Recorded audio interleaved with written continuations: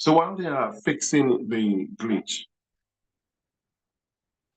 I'd like to inform you that, of course, you know, it is the February 25th presidential election first anniversary. Exactly a year ago, the presidential elections were held. And so today we have a small lineup, but that will take us to into the evening from now in about 8 p.m.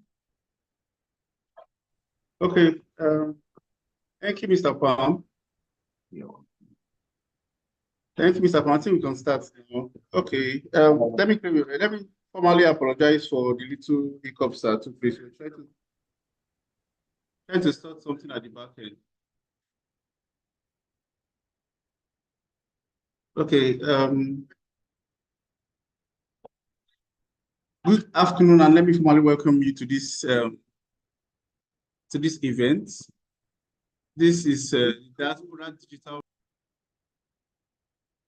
This is the Diaspora Digital Media special event on the February 25th presidential election in 2023 that took place last year.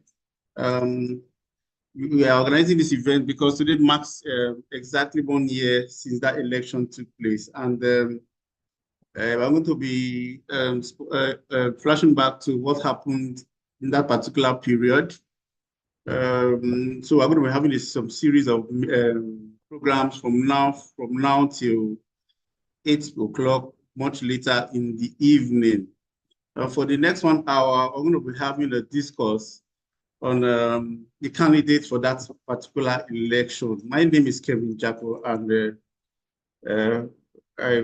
I'm standing in for DD Media for this 1 hour. So we're going to be spotlighting on the candidates in this particular section. Nigerians last year, on the 25th of February 2023, went out in their numbers to elect candidates that the parties put out there for the populace to choose from as their next president. Out of 18 candidates in that particular election, only 3 of them stood a realistic chance of winning the presidency on February 25th, 2023. Bola Ahmed Tinubu, Atiku Abubakar, and Peter Obi each believed they could win the election to become the president of Africa's most popular country. As the campaign period leading up to the February 25th presidential election got nearer, the ruling All Progressive Congress candidates, Mr. Bola Tinubu, Mr. Peter Obi of the Labour Party, and Atiku Abubakar of the opposition People's Democratic Party both held rallies all across the nation to mobilize votes and increase their chances of winning in what appears to turn out to be a very, very close contest. The Labour Party candidate, Mr. Peter Obi, at the march seemed to be ahead in most of the survey, or most of the opinion polls that he was actually going to win the election. In fact, he had a cult urban following, and that was going well for him. Bola Tinubu also had his own share of voters who were undecided. So did Atiku. So generally today we are going to be talking about these particular candidates, and they are going to be talking about their emergence and what they brought out there for the populace in terms of their manifesto, what they wanted to do for the country, and the way the populace actually took it. In this particular discourse today, I'm going to be having 3 panelists or 3 guests who are going to be helping me to discuss on this particular topic. First on the list, we're going to have Barrister Eze Iluchi, who is a health and human rights law advocate, and he's going to be talking about this particular issue. Barrister Eze Iluchi, I believe you are here. You are welcome. I don't know if we will have you in the audience. You can unmute your mic and so we can hear from you. We're also going to be having as guest. Thank you very much for the invite. Yeah, thank you, sir. Thank you. You're welcome, sir. Okay, we're also going to be having as guest our Kaduna State COPDEM chairman, who is also an associate professor and chief consultant a neurosurgeon from Kaduna State University. His name is Dr. Danjuma Sali. Dr. Danjuma Sali is our Kaduna State Problem Chairman. He's also the Associate Professor and Chief Consultant Neurosurgeon from the Kaduna State University. He's also the Kaduna State Secretary of the Labour Party PCC and a member of the PCC Medical Directorate. Mr. Dr. Danjuma Sali, I don't know if you are here. You are welcome, sir. If you are here, can you unmute your mic and speak, please? Dr. Danjuma Sali. I think you have muted your mic. But we can't hear you. Okay, and last but not least, we have Mr. Xavier Ekpe, who is the Chief Editor and Chief Editor at Newsfront Media.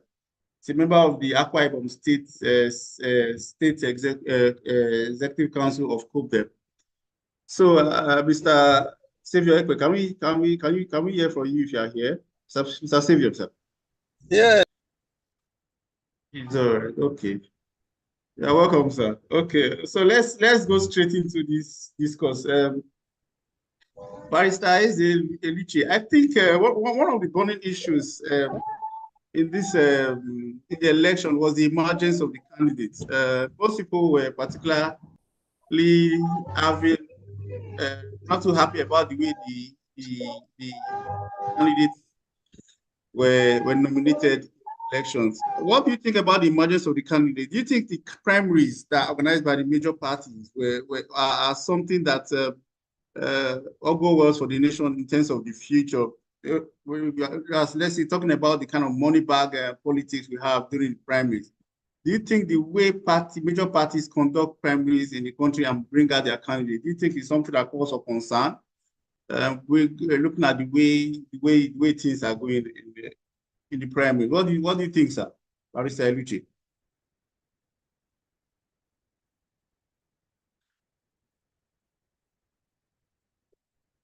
Barrister Eliche, are you there? Are you hearing me now? Yeah, I can hear you. I can hear you, sir. Okay. The primary is conducted by the parties. Do you think that they are the way to go for the future? Good. The fact is that we should be having more attention. We should be focusing more on the primaries, because it is from these primaries that the candidates will emerge. But what Nigerians do, even the civil society, is that they let the parties do their own thing, and then whoever emerges from those primaries is what we now have to deal with.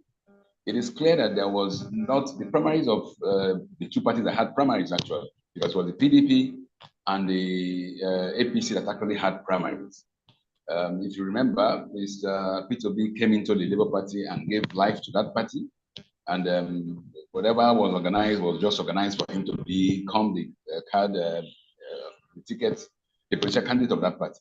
So there was virtually no primaries in the Labour Party. But for the PDP and the APC, the primaries was fraught with a lot of underhand dealings, which was not very good for party politics.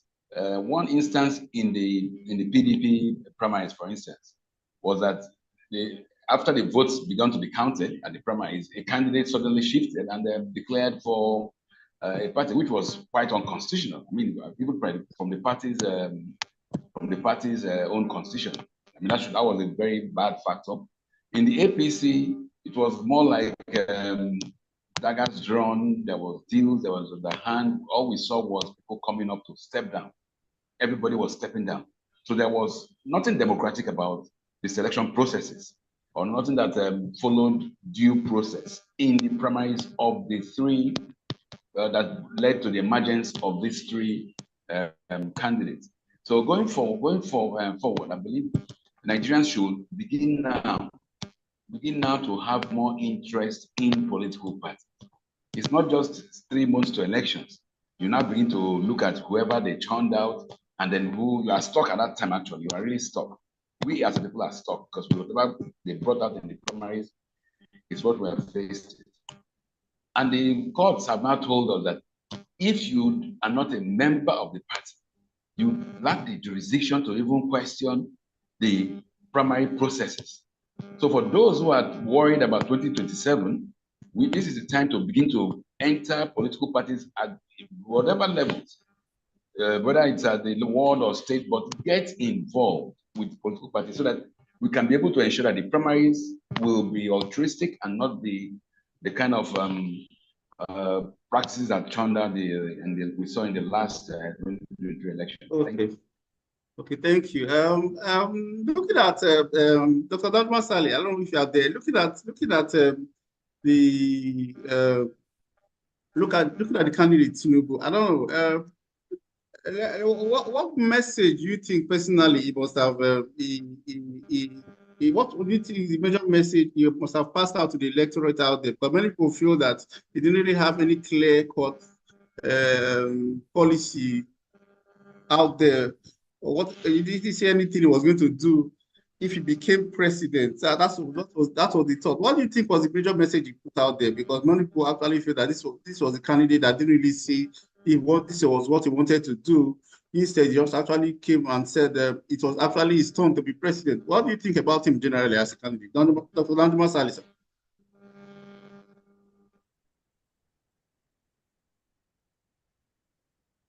Okay, I think we're having problems with his audio. Let's go to Barrister Mr. Savior. Mr. Savior, are you there, sir?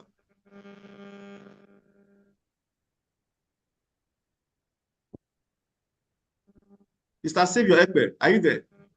Yes, I'm here. Yeah, looking at the candidate Tinubu, what do you think was the message he put out there in terms of his campaign? Do you think people actually got a grasp of what he wanted to do, or like most people said, he actually came and used the instrument of the state just to bully himself into power? What do you think, sir?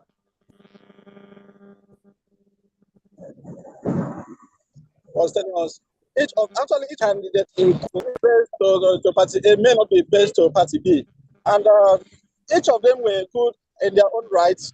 But I think in all of them, as we talk about their programs and their itinerary, they all had their own programs and manifesto. But you know one thing that is outstanding in Nigeria, Nigerians are good in, permit me to use the word copy. If you look at what they were doing, almost all of them, they were singing one song. They were towing one line, but in all of them, what the question now is, in all that you have said that you're going to do, what was, okay, you said you are going to do this, you're going to do this. What are the modalities that you are going to implement each of those things? You know, that is why Peter Obi stood out among all of them. Because Peter Obi will not only tell you, we are going to bring about this, but this is, he told us the state of things in the country, how it's going to change, and the modalities that it was going to change. That's the basic difference. Now, let's look at them one by one. Somebody like Alhaji Kwankwaso of our NNPC, NNPP. If you look at him critically, he had a spread across the country, but his message was not centric. Not centric in the sense that just like what Alhaji Atiku Abubakar, they were not centric. We are going to rule a whole country of over 200, and maybe with the present analysis, over 260 million people. It is your place to tell us how you are going to do. Okay, let's talk about corruption. What are the modalities? Peter B told us what he did when he was governor in Anambra State, that this is what he did, in the zone with this other set of people, and this was the result.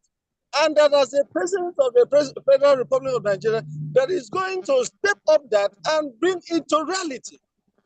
But our people, they only told us, I'm going to fight corruption. How are you going to fight corruption? What is your antecedent in fighting corruption? Now, you say they told us they are going to bring about, they are going to fight poverty and then to make sure that Nigerians are, what are the modalities? So it was like just a fanfare. It was just like a fanfare.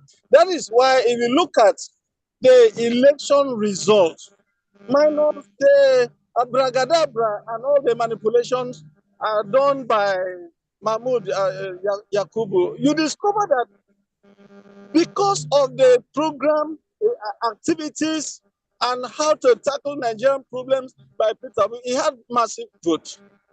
He had massive votes across the country. But the problem that we are having in this country is that the people or the right person is always denied the right position. That's why you see them bringing somebody who is who read maybe geology to come be minister of health. In which country? Whereas we have professionals, we have people because they don't have a good agenda. Whereas we have people, professionals, who could man those offices. Hello. Okay, thank you. Thank you for your input. Okay, so Mr. Barrister Izzy, I don't know, what do you think? Do you think the candidates among Peter Obi, Atiku, and Bola Tinubu, do you think they really pass their messages out there to the electorate? What do you think about the kind of campaign the SPA? Do you think it was issue-based or it was without substance? No, it was issue-based, very much issue-based. People who said Mr. Tinubu did not have a manifesto, he had a manifesto.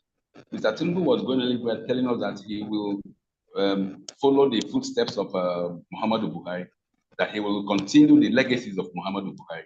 And those were evil legacies. Those were legacies of large-scale corruption, legacies of nepotism, legacies of hate, spreading hate. So he did have a manifesto, and that manifesto is directly what he's implementing now. He's building on those corrupt legacies. Corruption has gone haywire. Nepotism has not gone to the level whereby the CJ of the country nominates his entire families who are law professionals into virtually everything in the Supreme Court or in the judiciary. So he has built on Mr. Buhari's legacy. Now, those were evil legacies, that's what we're talking. With regards to Mr. P2B, Mr. P2B went a great deal. He went and explained, gave details. I mean, and he will always tell you, go and verify. I mean, he was very practical. So he also had his own manifesto. And again, that was why so many people keyed in. Nigerians keyed in because what they saw was not just what he was saying, but what he had lived through, his antecedents, what he did as governor of Anambra State. People saw it. And they said, okay, if this is a man who can, as governor, he will not have all those hordes of aides messing around him to escort him to the plane and whatever.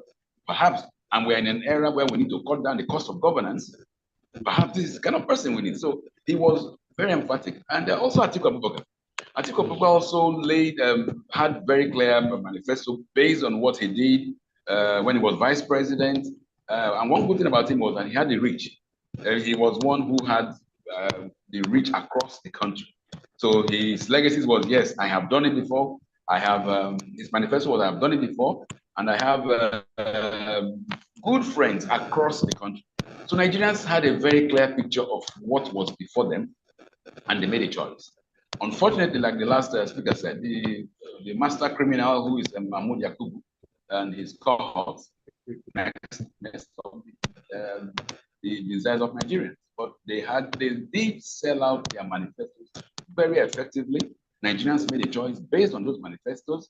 Now, whether the choice Nigerians made translated into the outcome of elections is another matter entirely. Thank you very much. Yes, that's another matter entirely. Thank you, sir. I don't know, Mr. Danjuma Sali, are you there? Your school of thought on this particular issue? The candidates, the messages they sent out during the election, do you think they really sent it out? Mr. Danjuma Sali, what's your take, sir? You're muted, sir. I think we can't still get him. Okay, let's look at the strengths of the candidate. Mr. Savior Ekwe, I don't know, looking at the three candidates, Tinubu, Atiku, and Peter Obi. Peter Obi, according to most opinion polls, he was actually leading in the race. If that could actually transmit into real vote, like like Barrister said, we had the problem with that when it comes to the electoral umpire. What do you think about the chances of the candidates in terms of their strengths? What do you think of the candidates nationwide? Mr. Savior, sir.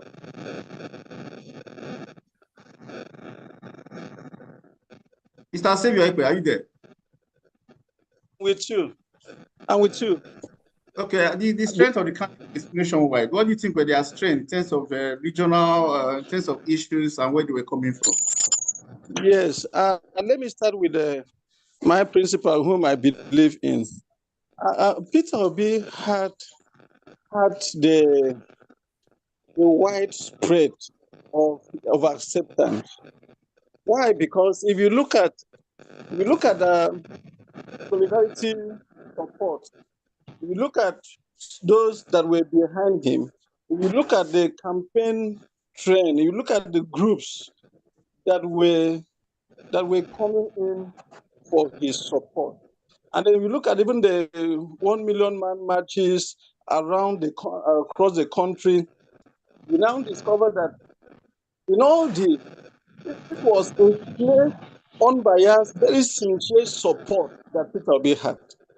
And these are people that were coming en masse, spending their own money. You know, in Nigerian politics, the candidate that will spend money on the electorate. But this one, the reverse was the case, where the electorate were spending their money in support of the candidates in order to emerge, because everybody actually was tired of the situation of the country. So we had a support based. I may term it as unsolicited support base. Now, let me keep that one for now. And then let's look at Kwankwaso. Kwankwaso, yes, it's true. He had some supporters across the country, but not thick. His core supporters were in the north, particularly Kano State, where he ruled for 8 years. Now, that is where, if you look at the trend of the present leaders in Kano, majority are of the NNPP. Now, he had his strength was there. That was his strength, his power base. But other countries, we had few support in other parts of the country. It's true, he had some few loyalists, but it was not so much that he could win an election in Nigeria. Now, let's look at Bola Ahmed Tinubu. It is true, he happened to be the power that be, the sitting government, as it were. Now, given that fact, they have enough structure across the country. But those structures, by my own assessment as a journalist, I discovered that most of those people were bearing name of APC, but with strong alliance. Some of them, they came in surreptitiously in support of Peter. That's what we have seen. That's what we saw. That's why when the election went otherwise, people were disappointed and surprised. So he actually had Bola Ahmed Tinubu actually had the structure, but he did not have the supporters because of the gain. Yes, if I can cut your people there, most people actually think that Bola Ahmed Tinubu actually had the strength of the state, of the government on his side. That's why he could pull off what he pulled through. No, I don't know if you can remember, but he actually declared his intention to run for president inside the Ashurok Villa. Remember, early January last year, he actually went to the presidential villa to visit the then President Buhari, and at the chamber of the State House, he declared his intention to run for president. So I actually feel that the instrumentality of the state was what actually helped him to become president. Is that what you think? That is school of thought, sir? No, not at all. else Jonathan would have won. I have been during the election as a journalist. I had the privilege of going around the entire state, my state, quite. So I saw and I knew that there were lots of APC people that actually voted Labour Party because of the man in question. But they were carrying the card of APC. So they knew that things could not go well with the structure which they were. So I cannot follow because if you look at it does without any inducement. It did not induce anybody.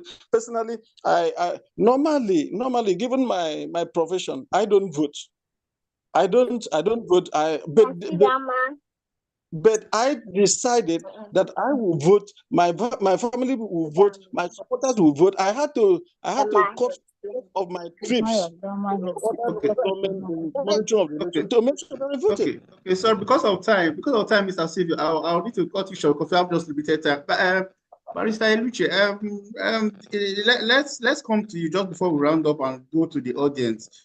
The obedient movement was phenomenal. If there was anything that was exciting about this election, in the fact that there was this group of people who seemed to break from the norm, mostly youths, who just wanted a candidate that was not part of the establishment, somebody unique, somebody they felt would actually give them hope. What do you think generally about the obedient movement and its role in the candidature of Mr. Peter? Open to the audience. Well, before I respond to that question, let me just talk about supporters base a bit. I mean, Mr. Tinubu had the supporters base of INEC and the security infrastructure. So, I mean, that was what bamboozled him into office, because INEC made the announcement despite the laws not being met, and the security also backed it up with necessary force of power. With regards to the obedient movement, it was a very unique social movement in the country. I mean, it was unique. It cut across ethnic, religious, political party divides. And what happened was Nigerians again showed that we are one, that we have shared and common values, which we appreciate. The values or the virtues of being prudent, the virtues of not being over flamboyant, the virtues of being able to have accountability. That was what the obedient movement was about. Most people who are in the obedient movement didn't even meet or didn't ever meet Mr. Pito. But when they heard what this man had been doing and how the kind of person he is, so they fell in love with the possibility of change. So that is what crystallized into the obedient movement, which was a very unique social bandwagon, had a social bandwagon effect in the country. But my worry with that movement now is this: having approached and reached, even surpassed its crescendo, because the nationwide turnout of youths and voters was massive. And then they didn't still actualize their goal. What will, I mean, they could have, if Mr. B had done the needful immediately after the elections, because these people were ready to put a stop to this nonsense. But there was fear that there will be social upheaval, social unrest. But for God's sake, what are we having in Nigeria now? It is worse than social upheavals, worse than because people are dying out of hunger. So, I mean, so that group, that youth that still came out for the obedient movement, what will now convince them again to come out next time at the elections and then to vote for somebody who they think is right, who may not have the willingness to go all the hog? Because it requires that willingness to say, you damn the consequences. You have lived a good life. You have lived your life. Because at the age Mr. P2B was, I don't know what else he was afraid of. I mean, I don't know what else he was afraid of. That was the same thing that happened to Mr. MK Abiola. Abiola knew that after the elections, if he entered that route, he will enter, I mean, by declaring himself the winner, then there will be consequences. And he took that route, and unfortunately, it didn't work out because he died in the process. But we got to that stage in this country. And again, for fear of social unrest and whatever, the person that was actually the instrument in whom Nigerians had deposited the trust reneged. That is the reality. There was a renege because the youths were there, just waiting for direction. But somehow it just didn't work that way. And then that is the trust. That is what needs to be built now. Because the issue is not, are you ready to vote for change? The issue is, when we vote for that change, will the person in whom they have deposited that trust be willing to say, look, enough is enough? And not say, okay, let us go to the court and look. What are you going to look at the court? Which court? Is it the court that has the CJ that the one we have now? Or the court of appeal that talks a lot of, I'm a lawyer for 35 years experience. A lot of the judgments during these appeal processes was absolute nonsense. Okay, Let me come in real quick, Kevin. Before we go, I think we need to go to the comment section. If you have any questions to ask or any comments to make in the comment section. Let me come in real quick. Kevin, can you hear me? Because our time is up. Mr. Femi, please go ahead with your comment or your question. Okay. To all our speakers today, I have a simple question.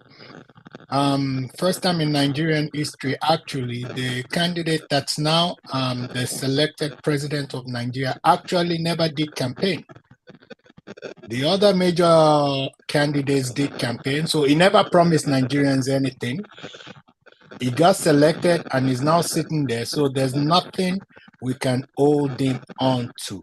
What's your take on that before we go to the our guests, our other participants here, please? Thank you very much. Let's hear from Barrister Eluche. Before you go to that, let's hear from Mr. Danjuma Sali. Are you there? Okay, I think it's still off. Mr. Savior Ekpe, what's your response, sir? Welcome to Barrister Eluche. Mr. Savior. Okay, Barrister Eluche, please go ahead, sir. Yeah, thank you very much. I mean, like what I said, we have somebody who was imposed, foisted on Nigerians, and what can we do? And some say there is no need to take to the streets. At this instance, that is what must be done. There is need to take to the streets and tell this rascal that there must be a stop to this nonsense of imposition of candidates.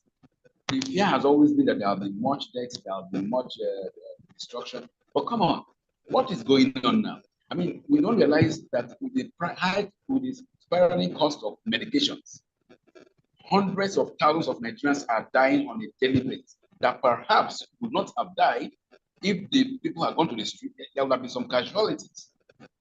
But then we'll put a stop to the nonsense. But then when we keep on saying that, yes, it's already done and we should all relax, 2027, guess what? 2027 will be far, far worse than 2023 because at the rate Mr. Tinubu is going, I wouldn't be surprised. Yes, if he let me land. I wouldn't be surprised if Mr. Tinubu brings out his son to be the INEC chairman. The law allows it. And we'll go to the polls and say, no, let us not upturn the policy. We have to realize that, look, if we don't take our destiny in our own hands, if we don't put a stop to this nonsense, it will keep on getting worse. And once you have that realization, you will know that those who get away with these coups, with this slaughter of Nigerians by taking away our mandate, which was deposited in somebody else, will continue to do it. But when they realize that, look, Nigerians are ready, and not just, we're not going to listen to anybody who says, take it easy, let's go to the court. Which court? The courts are useless. The courts that can't tell us the meaning of and. The courts that can't tell us the meaning of clear words in the Nigerian constitution. The courts that have lost faith. The courts that are populated by billionaires. Judges, several of those judges in the Supreme Court are billionaires. How do you become a billionaire if you don't steal? For one of them who was just sworn in, if you look at the judge's house, you think it's a drug baron's house. So is that a court that when we vote next time, the person that is giving the mandate of who will now say, let us take it, let's go to court. Now, if such a person is intending to come out, let him forget it. Let him forget coming out for the polls. If you're not ready to put a stop to this, let us know that they will just do a handover and there will be no voting. You can't bring people to the streets, give them hope, and then at the last minute, go back to the way. Thank you. Okay, thank you, sir. I actually also pray that we will have a very fair primary process in the parties in the country, because that's actually where these candidates are actually sift out and fronted as presidential candidates. So let's hear from Akko Christian from Niger. Akko Christian, sorry, please avoid saying "let us pray." Please, avoid saying "let us pray," because those who are that got us here. Those who are causing these problems, they have many of our men of God who are praying on their behalf, far more than you are doing. So God in His infinite wisdom has infused in us the capacity to demand justice. Yes. Yes. Good morning, everyone. Akko Christian, please go ahead. Yes, thank you. Welcome, Mr. Christian. You're audible, sir. Go ahead. I love the last speaker. I love his position. This is what we have been hearing, because I've always said it. Being gentle with this current dispensation will not lead us anywhere. We would have taken the chance. As a matter of fact, they were scared while they were pronouncing the judgment, but they came outside and they found very scanty population. Then they saw that the number was less than 100. So they knew they could do anything and get away with it. Okay, I woke up this morning and just found out that Keyamo made a statement that the masses should understand that it's INEC that have the final say. What is he trying to say? So the masses can go about to vote whoever they want, but the INEC will decide to pronounce whoever they wish to. That is what it means by that. So it's not all about the credible candidate that wins. We all know Peter Obi won the election, but he was deprived. We thought we had a court process that works. We had followed the process diligently to Supreme Court. It did not yield any results. So you don't expect an illegitimate government to give you legitimacy through the court in 2027. It will never work. So we need that candidate now that will come and convince Nigerians. It's not about going about, it's good, charity is good, but then if there is good government, there will be no need for charity. That's the position. If there is good government in place, there will be no need for IDPs. So we need a candidate this time around that will come and convince us. And we will go into an undertaking that, yes, come rain, come shine, I will be in the front to lead you out if the need arises. So that is the position. I'm very glad to be part of this discussion this morning. And it really makes my heart so glad this morning. So that's the position. The obedient movement, money cannot buy the obedient movement. Because the point you feel maybe you are tired, somebody is already warming up to do better than what you have been doing. So the obedient movement is organic, it's on standby, it has been working since election up to date, it has remained and it keeps expanding. So even like the speaker said, there are even APC supporters that voted for Peter Obi. Round up, Mr. Christian. So the point remains that Mr. Peter Obi need to convince us. In short, the idea of peace accord should be written off. We don't need any peace accord. Yes, people are right. We don't need any peace accord, please. Thank you. Thank you, Mr. Christian. Okay, your comment, Mr. Eluche, before we round up, because our time is up. Well, my comment is that we should, towards the next elections, we must tell whoever will be the candidate supporting that all these trips to London, to Chatham House must stop. Such nonsensical trips must stop, because we have realized now that even the British are not even interested in the well-being of Nigeria. If you recollect, soon after that elections, the then British High Commission, Mrs. Catherine Liang, or whatever her name is, had the temerity to come out and say Nigerians should be proud of that election. I told her online that she was stupid to have made that comment, because even the British can't take such nonsense.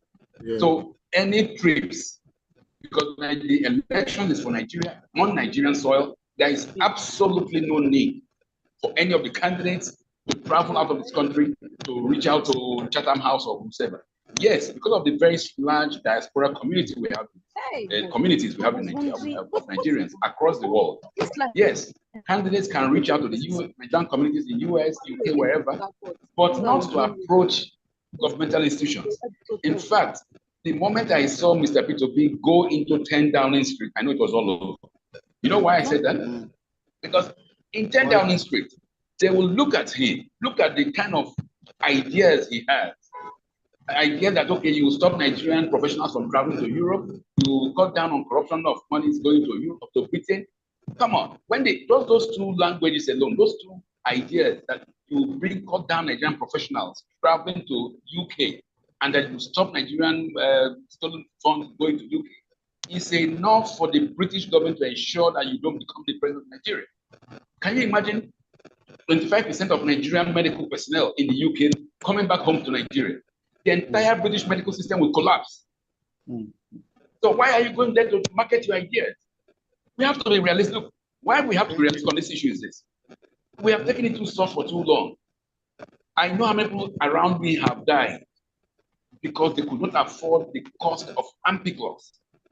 They could not afford the cost of inhaler. It's not. I'm not going to die soon because I can do those. I can afford those. But the reality is, many Nigerians are dying out of the wickedness and maladministration of this Tinubu administration.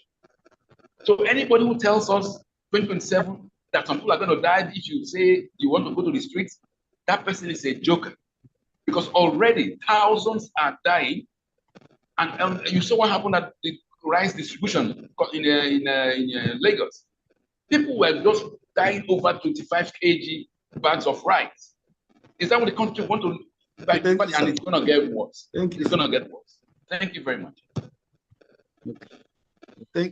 Thank you so much, sir. I want to thank you especially for joining this program as we conclude. I also thank Mr. Silvio Eke and Dr. Danjuma Saleh. I think he sent a message on the comment section that he was having serious problems with his network.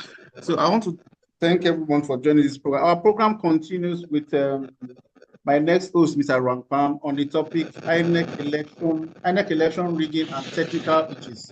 So I want you to stay tuned as he joins us shortly. But meanwhile, we have some people who took part in our video competition. They made comments. They sent in their video entries for comments about the last election. And we are looking out for you people out there to watch their videos and vote for them. Because the video with the highest engagement today will win some good prizes at the end of the day. So before the next program comes up, which is going to be on INEC, the election rigging, and the so-called technical hitches that INEC claimed to have taken place. Before that event, I want you to stay tuned anyway and watch this particular video from the contestant. From me right now, it's goodbye. Thank you for joining.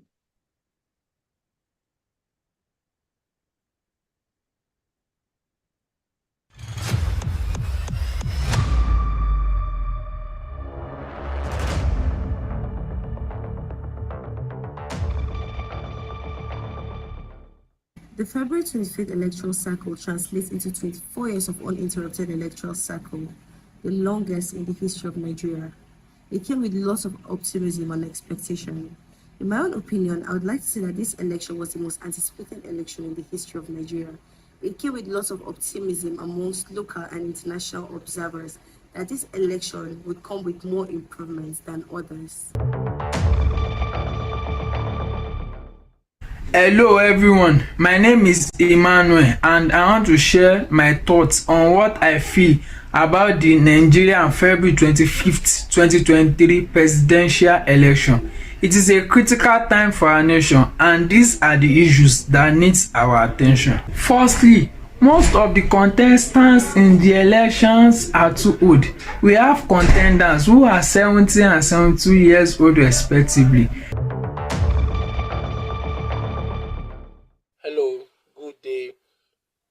My name is Dennis Ezechukwu Godwin.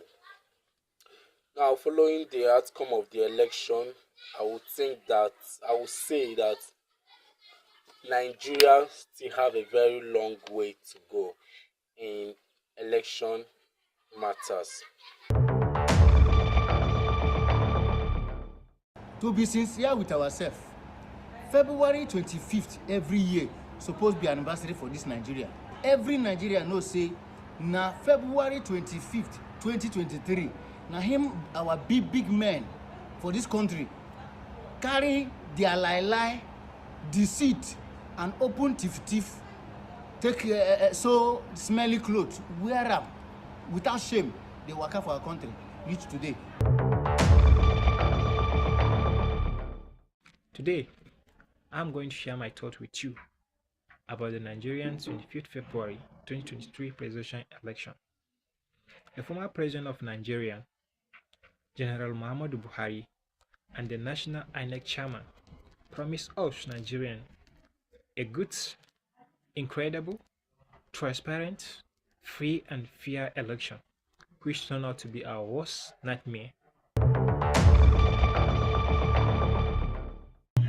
I'll be exploring the three prominent candidates, Mr. Peter Gregory Obi, Obedient of the Labour Party, Bola Ahmed Asiwaju Tinubu, Batified of the All Progressive Congress, Alhaji Atiku Abubakar, Articulated of the People's Democratic Party. So what's an election? An election is a formal process where people choose individuals to hold public offices or decide on specific issues. And we're not going to be looking at the aspect of deciding on specific issues or making decision. I'm going to be looking at the aspect of choosing individuals to hold public offices. Not talk about election.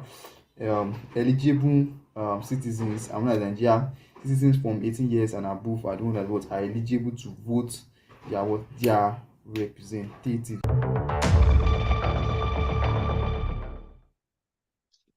It was an election that was so greatly anticipated by an average Nigerian with so much energy and hope that it's going to be the only vital avenue for salvaging the situation of the nation. Our president, they say there is nothing I can do. Oh. So me, there is nothing I can say. I will carry on. If I feel close my eyes, see myself for Canada, but I collect more. No. I don't come back. This country knows. Two things were unprecedented about the 2023 general elections. First was the stout political rallies held by Nigerians across Nigeria even before electioneering campaigns kicked off. Second was the use of beavers. Nigerians were given repeated assurances that beavers would not falter, that beavers would work. Unfortunately, all these were rendered completely useless when the electoral body intentionally refused or failed to transmit results online. This is the first DDM video competition. No glitches, no court cases, and definitely no human electoral empire. It is 100% transparent, free, fair, and credible. Why? Simple. Because the videos with the highest engagement on DDM YouTube, DDM Twitter, or DDM Facebook will win 100,000 naira each. That means good news. You can still participate in the competition and win the 100,000 naira. Just pick up your phone, make a video of not more than 5 minutes on the topic, what I think about the February 25, 2023 Nigeria's presidential elections. Send your video via WhatsApp or Telegram to the number +234 708 750 7299. Winners will be announced on the 25th of February 2024. It is the first anniversary of the 2023 presidential elections. DDM. Check out your history and rewrite your destiny.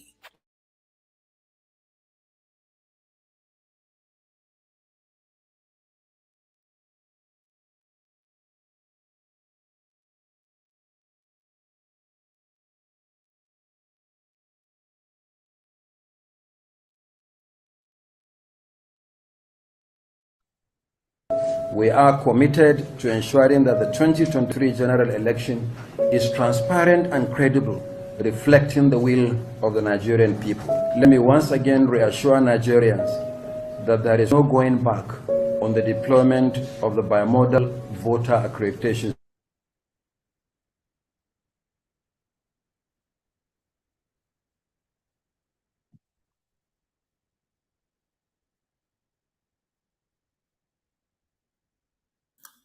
Mr. Rampam. Hello. Yes, good. Okay, I'm on screen.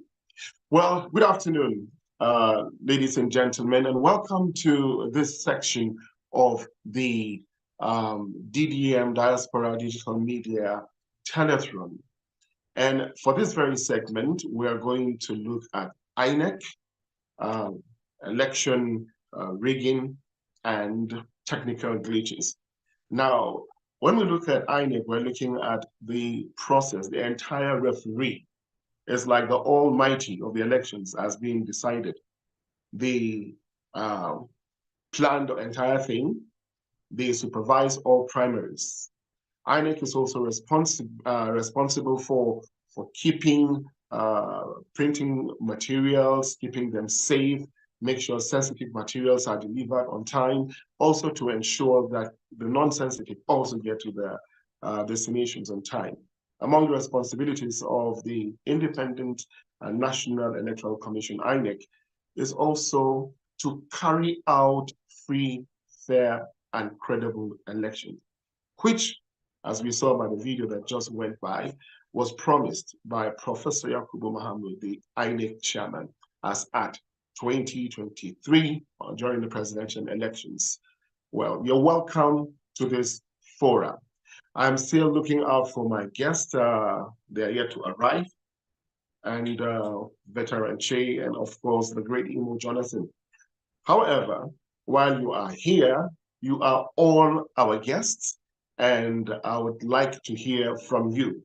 Right from the room, I can see within us here have some very, very prominent speakers. In fact, I have an ocean of them. So I would like to probably invite a few of us to start the discussion and see how it goes from there. This program is actually to enable Nigerians speak freely. It is non-partisan. It doesn't belong to APC, PDP, or Labour Party, or even and the Conquasias. Feel free to express yourself, and let's have fun while we're doing that. Femi, are you close by? And Dr. Moses Anongo, I would like to start with you. INEC. Hi. Thank you very much, my chair. How are you doing? How is everything? Have a blessed Sunday. I hope everybody's having a blessed Sunday. And this topic that we're talking about now, as far as INEC, is going to go down in history, and it's going to be studied for generations to come. Because actually, Nigerians, we were used to rigging, but how it came about and the glitches, technical glitches, quote unquote, is unprecedented. We never saw it coming.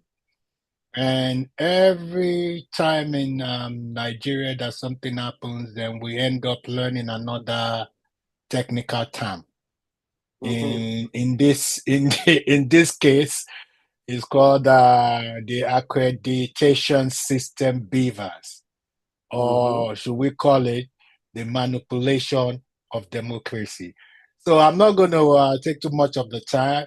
I want people to really put their inputs on this topic, and I'm all ears to learn and to listen. Thank you very much. That is brilliant. Yes, I can see Pius Ebong. What's your take? We are looking, first of all, as INEC, as the empire of the election. Before we go Yes, thank you very much, Mr. Pam. It's a pleasure being with you this afternoon. I'm reaching out from Calabar, the capital city of Cross River State. Calabar is peaceful for now. I thank God. That's good. Yeah, That's on this very topic of INEC, I know a lot of discussions have been going on concerning what to do with INEC, and I don't think there is a paucity of ideas what to do. To my own understanding, I think the electoral umpire in Nigeria, being INEC, is too bogus. The responsibility on INEC and their spread and power and authority makes INEC and whosoever heads INEC a demigod. I mean, whatever they want to do, they go ahead and do it, whether it is good or bad. INEC is too big and too powerful. I think INEC should be unbundled in the future. We should have a department that takes care of maybe the equipment and the preparation for the election. We should have a department that actually, not necessarily a department, how do I put it? We should have an authority, yes, that takes care of the preparation to election. We should have also an authority that actually does the election management system. And then we should have the authority that takes care of the technical aspect of it. If it wasn't the INEC chairman that had the power to order the technical department of INEC to shut down, because that's what happened, to shut down the whole system. If it was a parallel organization, it would have needed another compromise from somewhere for that to have happened. So I believe going further, INEC should be unbundled. Now, the election that that was conducted in 2023, exactly a year away from now, had three enemies. The number one enemy was the INEC itself. The number which I have just spoken about. The number two enemy were the political parties. Some political parties were fully prepared to wreak havoc. That was why they were talking about structure. Some political parties that came out with good intention did not have structure. Honestly, when Labour Party said people are our structure, it is not true. It is not, because in Nigeria we have seen that you can win at the vote, but you don't win election. So some political parties did not have the structure that will see to the monitoring of the election from the beginning to the announcement. So that was going further. Political parties who put themselves forward should make sure that they have structure down to the grassroots to monitor and protect their own votes till the end. Okay. Can you hold on a bit? Now, I would like you to look at INEC, the planning process and how they executed the presidential elections. Just give us flashlights on your assessment of INEC and how it carried out the February 25th presidential elections. Then we now come back to the solutions you're preferring. Right, so my opinion, my thinking is that right from onset, INEC was compromised. All these appearances on the television and assurances were just, I don't even know how to describe them. It is visible that, look, from the beginning, lying for this set of people comes very naturally. They were compromised right from the beginning. They knew exactly what to do. So though they had the capacity to deliver, but they did not deliver, they didn't do it sincerely. It was, some people will say that this was the worst election in the history of Nigeria. Yes, it is. In one sense, it was the best election, in the sense that Nigerians came up. People were determined to come and vote.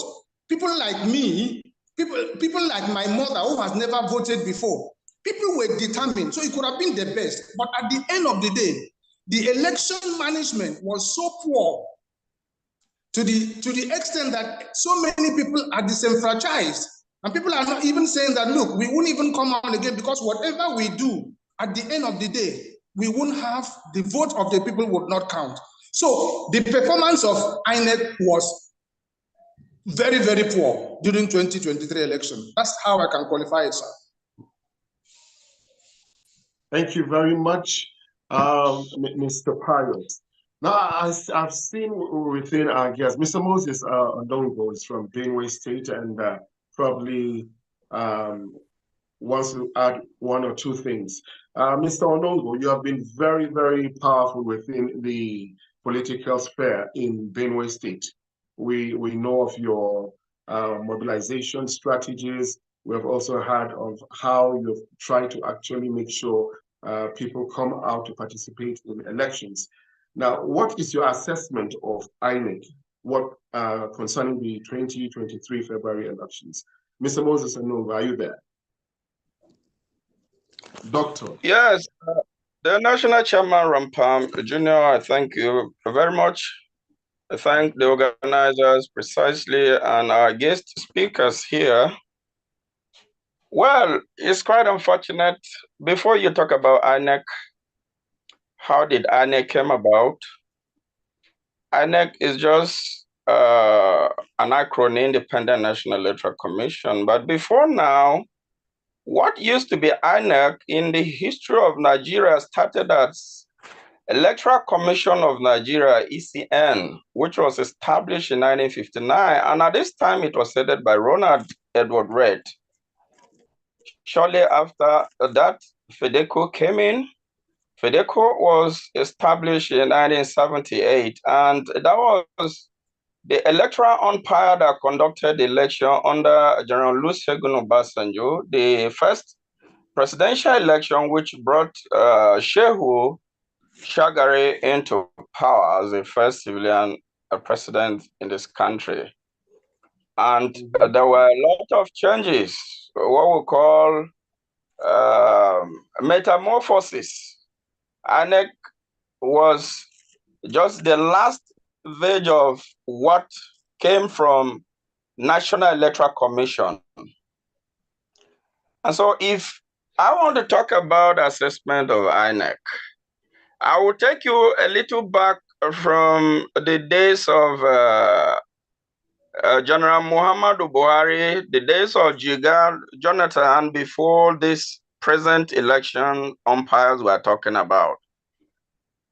I think some of the best innovations that we had in INEC were under Professor Atahiru Jigar, irrespective of the fact that the announcement of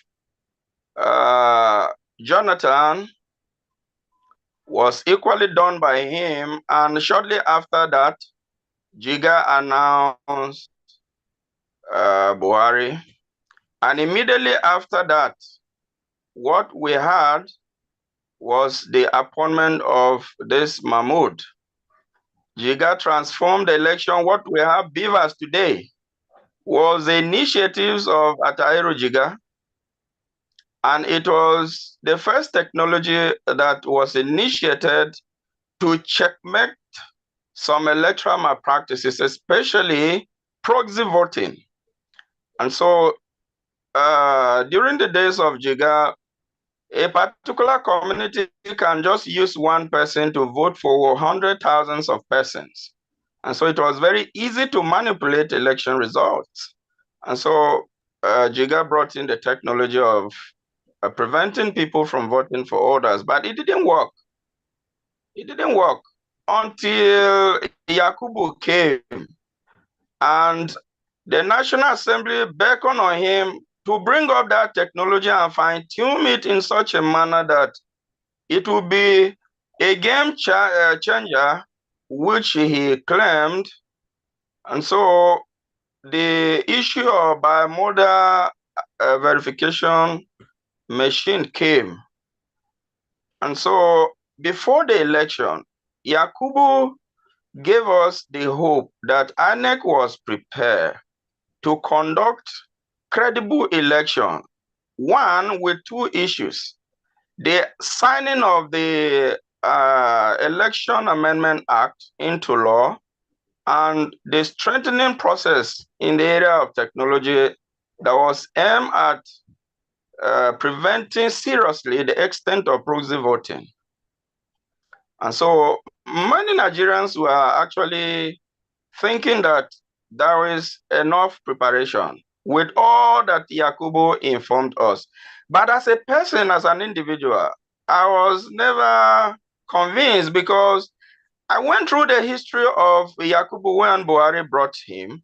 I went through the series of elections he conducted, and I came to realize that the man had more number of inconclusive elections under his regime compared to the number of days that Atairu Jiga sustained as the INEC chairman. So I started having problem with Yakubu.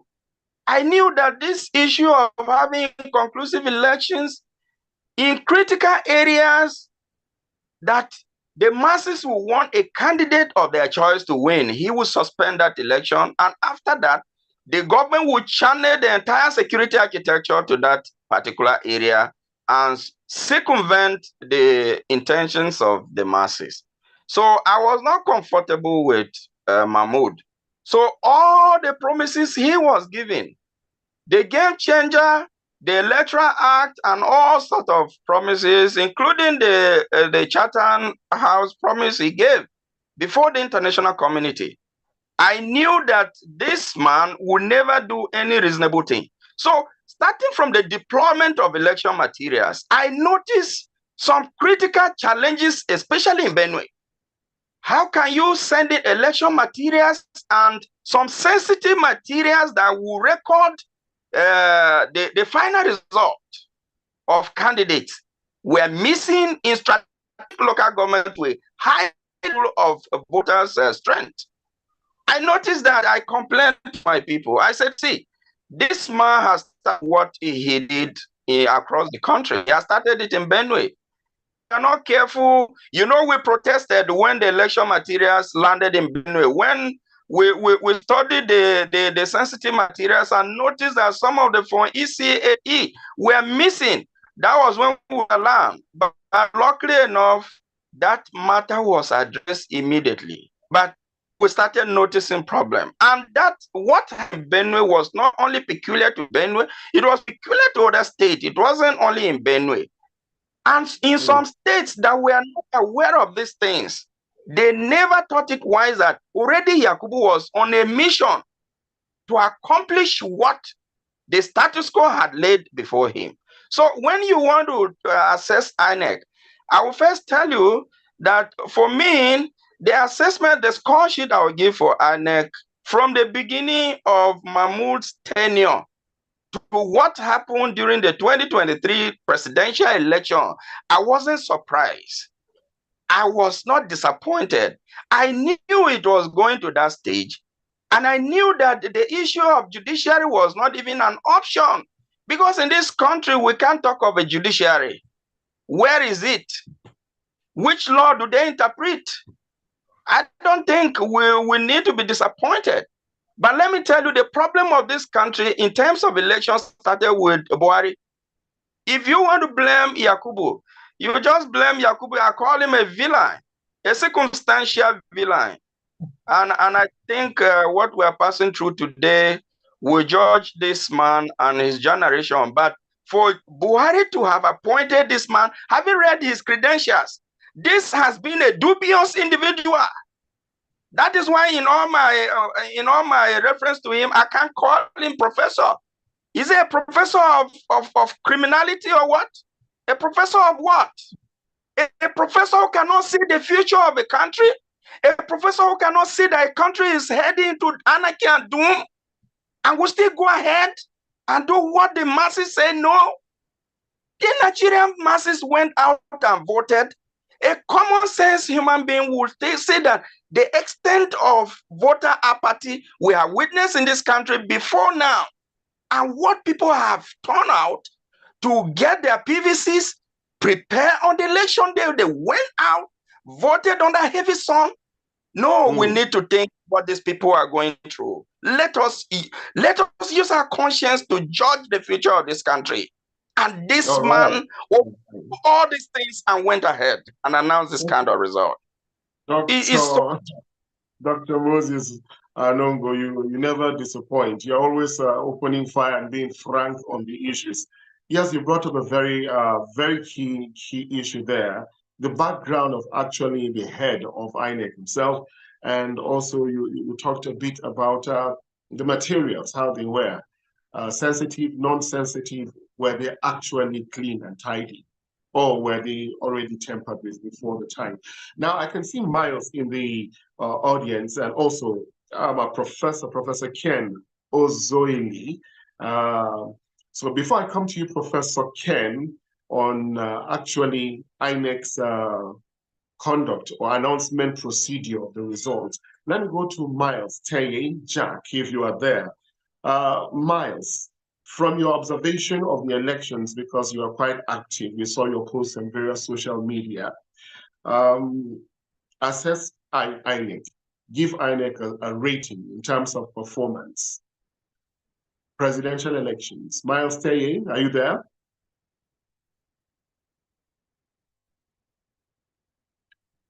Hello, Mr. Miles. Okay. Yeah.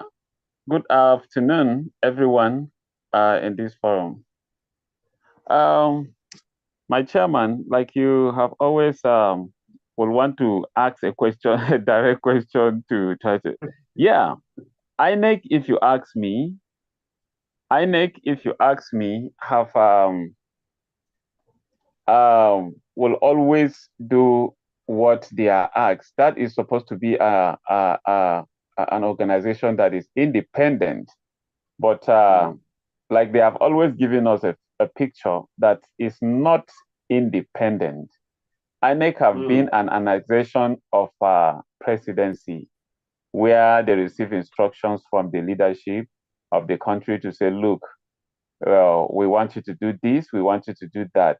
In fact, in so state, this is it's only in this our generation that I get to know that INEC presidency will tell INEC that is supposed to be independent, that we have interest in so state.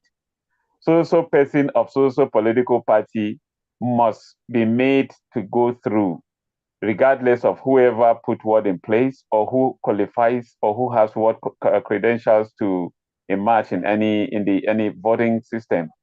But presidency will use INEC, who are supposed to operate independent of anybody's opinion, and then clear a preferred candidate for them. INEC, if you ask me, they are not. It's a beautiful organization that is supposed to be independent, operate independent of anything. But what we have recently, and with regards to the past elections of our 2023 February elections, it's clear that with the proliferation of sensitive materials into quarters they are not supposed to get to before the day, and with the activities of the INEC officials on the electoral materials, like the ballots, where you have ballots already stamped, ballot results already uploaded into the beavers, like you have the issues of the portals, two portals that we know, the one, in fact, three, the reading machines, the card machines that upload, that receive the information from the voting points and then send them through the machine to the first portal that receive before translating to the residual portal, which gathers everything. You know, the compromisation of the portals, where the first portal, the second portal was shut down, such that it will not be able to translate whatever the machines receive from the voting points into the residual portal. That one alone tells that something is wrong, and whatever comes out will certainly be a wrong information. It will just be left at whatever the INEC will translate to Nigerians. First of all, I remember before the election period, a previous year, the Professor Mahmoud Yakubu kept telling Nigeria, he read a communique to Nigerians that we are going to transmit this to everyone, so that whatever transmits or whatever happens at the voting centers will be seen by Nigerians at every instance. One, that was not done. Two, at the peak of the elections, we saw a difference, a different thing entirely from what he said he's going to. So that from that moment, I knew that this elections has already been compromised, and we will only be left with results that they feel they want to tell us, and that is why we get to where we are today. Thank you. In fact, the comment of Professor Mahmoud Yakubu that you just alluded to, in fact, I think we'll play it shortly after we have spoken with Professor Ken Ozoilu. Thank you very much, Miles. But Professor, in your opinion, was the presidential election rigged? And if so, who was responsible? 2023 presidential, was there rigging in any way? Hello, Professor Ken. Yes, good afternoon all. I hope you can hear me. Yes, we can. Speaking to you here from Abuja. Well, I think that question is, I don't know, a good one, because it is clear to the blind and clear to the lame, to anybody, that the will of the people was perverted on many different levels, Of course, in the past, we've had experiences of altering the will of the people, either by voters' suppression, vote buying, or outright manipulation of results on many different levels. But I think that this one was special in the sense that for the first time, there was a lot of interest, there was a lot of participation, as one speaker, alluded to. People actually mobilized. At a point in time, we used to make fun and joke. If you don't have your PVC, not be my friend, or not come and marry my daughter, or something. That's how we make fun in Nigeria. Yeah. But there was a lot of there was a lot of interest. People actually went out to register. People mobilized. People voted. But their wish was subverted. I like to take exception to people who blame Nigerians and say they have voted their choice, they have made their choice, now they should get the consequences. I think that is very unfair. Everybody knows who the people's choice was. So, going forward, I think that what we should try to avoid is a situation where the spirit of the people will be broken, because that's the other component of the manifestation of this election. Many people are thinking, look, what is the point? But we know that this thing is possible, and it's going to be possible because of technology. You and I stay in our houses and conclude transactions in the bank, and not one thing will be there. Even when it is inconclusive, automatically it's either reversed or we'll find a way, and all these things are based on electronics. So what I'm saying is that we should not stop striving for a clean, transparent election backed by ICT, because it is possible and it can be achieved. A lot of things will have to go in, and that is why I'm happy to be part of this discussion, because it was not just INEC that was the problem. There were many levels in which people were subverted, and so a lot of activism needs to go in to be able to mobilize the things that we want to take place subsequently, because the battle is not over until it's over. Thank you very much. Thank you very much, Professor Ken. I'd have said I would remain on you for expansion on who were the other elements responsible for the rigging, if you have a word or two on that. Because the question has always been, no, INEC rigged the election. No, it was the political parties that rigged, or no, it was just a cabal, or every party. Who do you think was actually I mean, who perpetrated most of the rigging? Are there any examples from your observation of the elections? Well, not to go philosophical, but I've always said that the biggest threat to democracy in this country, at least that I know, is the politicians themselves. When the military were asked to go back to the barracks and preach the scene, the greatest beneficiaries were the politicians. Because the biggest of democracy has not trickled down to the people, to the common man on the street. The biggest beneficiary was the politician. And today, the biggest threat to that system of governance is the politician. Okay, and it begins when, for instance, they weaponize poverty. You understand? You know, there's a way in which a man is hungry and it comes to him with 1,500. Money that he should have used to create opportunity for him to get gainful employment and all that. You take a fraction of it and share among them, you know, and they receive that. It's the same thing with the security agencies. A lot of these vote buying took place under in broad daylight. Those alterations were done. Security agencies were there. The police were there. The civil defense. Unfortunately, even our youth corps were compromised. You know, but this is just if you try to pinpoint them one by one, you do not do justice. Because underneath, you see, there's a certain degree of undermining that has taken place. Such as a constable with salary at 20, 30 naira, you offer him 100 naira for this, 100,000 for this. If he doesn't go, somebody will do. This is his mindset.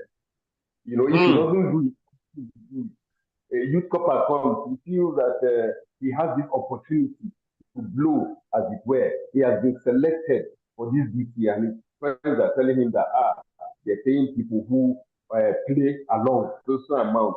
You know, so there's a level in which the pervasive poverty, and the poverty, what created the poverty is still the maladministration by the politicians. So the corruption. It's the corruption that created this degree of poverty that we're wallowing. You know, so this is why I say that, you know, I mean, even with the unofficial, everybody say Mahmoud Jega. Yes, but Jega was not there the following year. But there were results that were crashed and cancelled. That I'm not exonerating the guy. I believe that he is comfortable, and I believe that the box stops on his table, and I believe he promised and paid. You understand what I'm saying? But I'm saying that there is a system-wide provision, you know, of this undermining that took place, you know, and it's not just in one place. That's just what I'm trying to say. But I think that the solution lies technology. The world has gone much farther beyond what we are trying to do. I mean, imagine during that election, somebody was telling us they don't want BTC, used in their state because there was no network. You know, but the person goes there, he makes phone call that is based on the same ICT. He transfers money to people in the same village that is based on the same ICT, and so many things. You know, so it did not work because it was instructed not to work. It's as simple as if you don't want it to work. My people say that it's very difficult to wake up somebody who is pretending to be sleeping. It is actually sleeping, it can wake up. But if it's pretending to be sleeping, it is impossible to do. You know, so I think it is not work. Thank you very much, Rampanji. Thank you very much, Prof. Kevin, please, if you're there, can you replay that Professor Mahmoud's declaration, that very firm declaration that beavers, will be used for live transmission. I want to use this to engage Joe Eze, and let's see whether, how it went with INEC, because after making such repeated affirmations that everything will be transmitted, the results will. Yeah, Kevin, are you there? Okay. Now, while Kevin is getting that ready, Mr. Joe Eze, we're looking at glitches. Mahmoud came out, announced results by 4 in the morning. Before then, the whole day was spent on INEC was able to transmit National Assembly results directly from the same Beavers machine. The Senate result was smooth. The House of Representatives result was smooth with the same machine. It's like your handset. You are able to call or send a message to A, B, and C, but you're not able to send a message to D. And it was a glitch. Is it that the D off his handset? Please, can you explain this very phenomenon? Joe Eze, are you there with regards to and assess INEC's honesty in this regard? Hello, Mr. Joe. Joe Eze, are you there? Okay, while Mr. Joe prepares to, if you are there, you can unmute your mic and say a word or two. Okay, while he is preparing, I think I'll come back to you, Femi.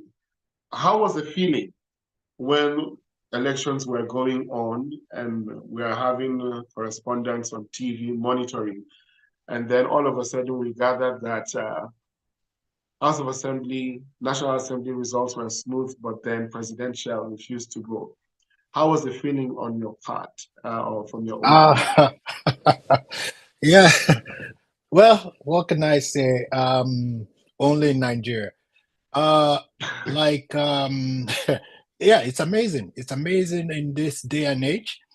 And we have to always contemplate what technology will play a role in the future of Nigeria, no doubt about it. And the role it will play has to be decided upon by us.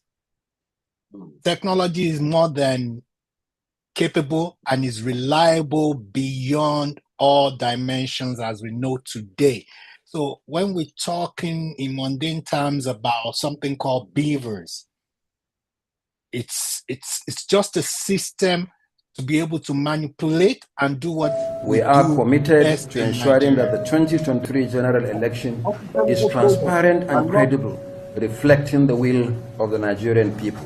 Let me once again reassure Nigerians that there is no going back on the deployment of the bimodal voter accreditation system, BVAS. There's no going back on the transmission of results on the INEC result viewing portal in real time on election day. Can you hear that? Real-time election. That's what I'm talking about. So there's no going back on corruption. That's basically what he said. Because with technology, as far as we know it, if you have your handset in your hand, you can do and undo as you wish, and everything is safe. So technology has to play a role, but we as people have to make sure it's not, we don't need a genius, we don't need billions like they spend to implement what has to be done. What is the alternative to beavers? That's simple, affordable, and that will work and make sure the electoral process in Nigeria is transparent. Okay, yeah, and exactly. And real quick, I think a robust testing and also a legitimate backup system should be shown to the people at a very low cost. Yeah, you know, so what I'm saying here is the same beavers worked for state for elections, for the National Assembly elections, both, no glitch, the same very machine, like the single one you're holding.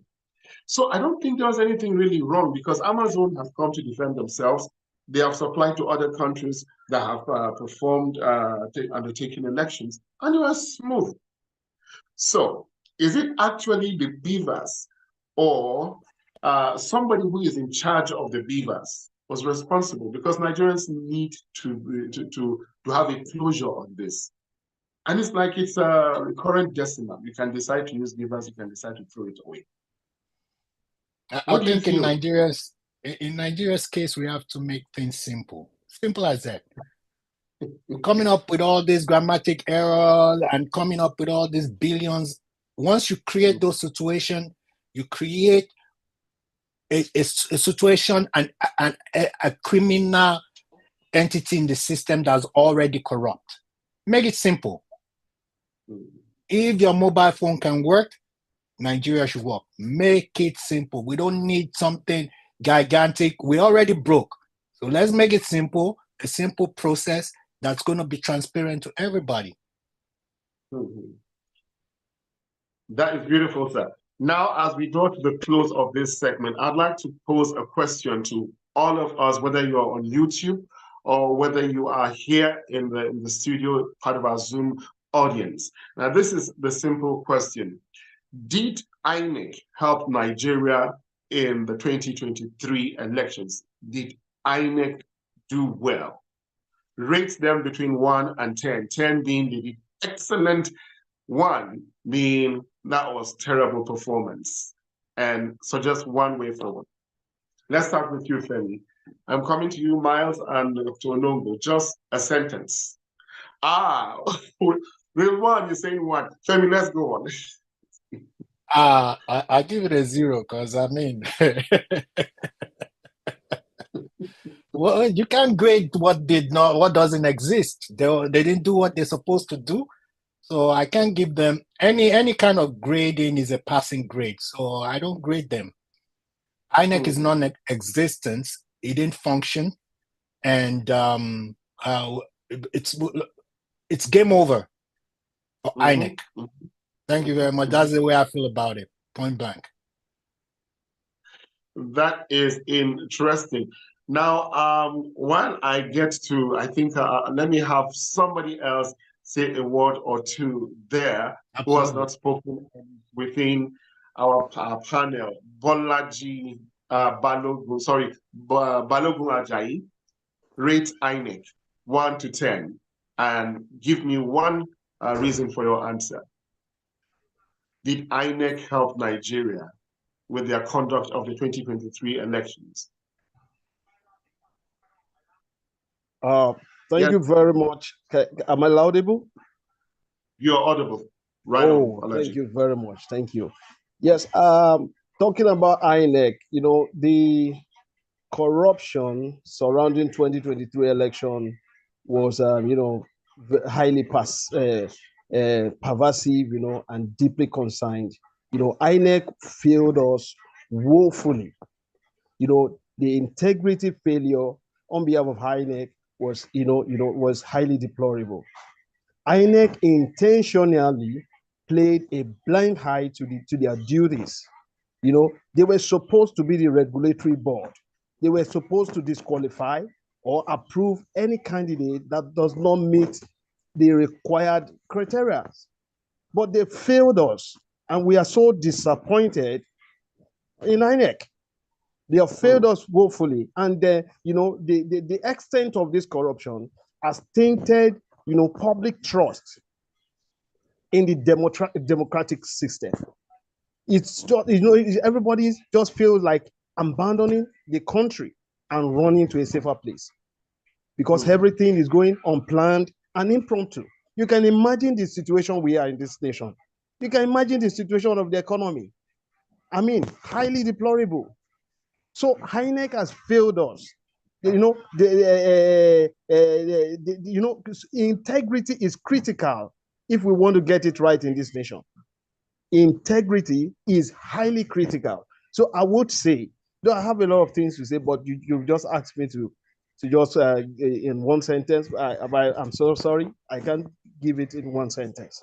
INEC has failed us woefully, and we are so disappointed in INEC. Thank you so much. Thank you for so much, Bolaji. I'm sorry, Balogun. I'll come back to you for the closing remarks. But let me just pick a few things we have on the chat room here. We have, this is Rachel, or Rash, rather, yes. It's saying it's called INEC 1. We have also Rwan saying INEC 1. The question is, did INEC rate INEC between 1 to 10? 10 being they did well in the presidential elections, 1 being it was terrible. Akwa Christian said they did 0. Joe Eze said absolutely 0. So it is less than even. So if INEC has been this good, quote and unquote, with the previous elections, why is INEC still there with the same structure? So coming back to you, Bolaji, can you hit on that just once more before we come to Prince Ridwan? Ridwan Hamza, you are here. So let me get to Bolaji and then you conclude on this one. You'll give us a final touch. If INEC is rated this way, because we can see also from the YouTube, they are having issues. People are rating them quite low. So if INEC has been this bad, why are they still conducting elections in Nigeria? Malogun, are you there? The national chairman. Yes, yes. Let me just make a brief sentence. Yes. Do you mean Bolaji or Balogun? Sorry, Balogun. That's Balogun, and the name here is a bit confusing. So let's hear you. Then we come back to Hamza. Okay. Please, can you repeat the question? If INEC, as the rating we have seen so far, is 1 and 0, even on the YouTube, it's just 1 and 0. If they have performed this poorly, why is INEC still in charge of Nigeria's elections with the same structure, the same person? That is just the question. That is the question. There should be a regulatory board that should be able to regulate INEC. Even the court that was supposed to step in and restore our pride and dignity, they failed us woefully. You know, these are the things we were talking about.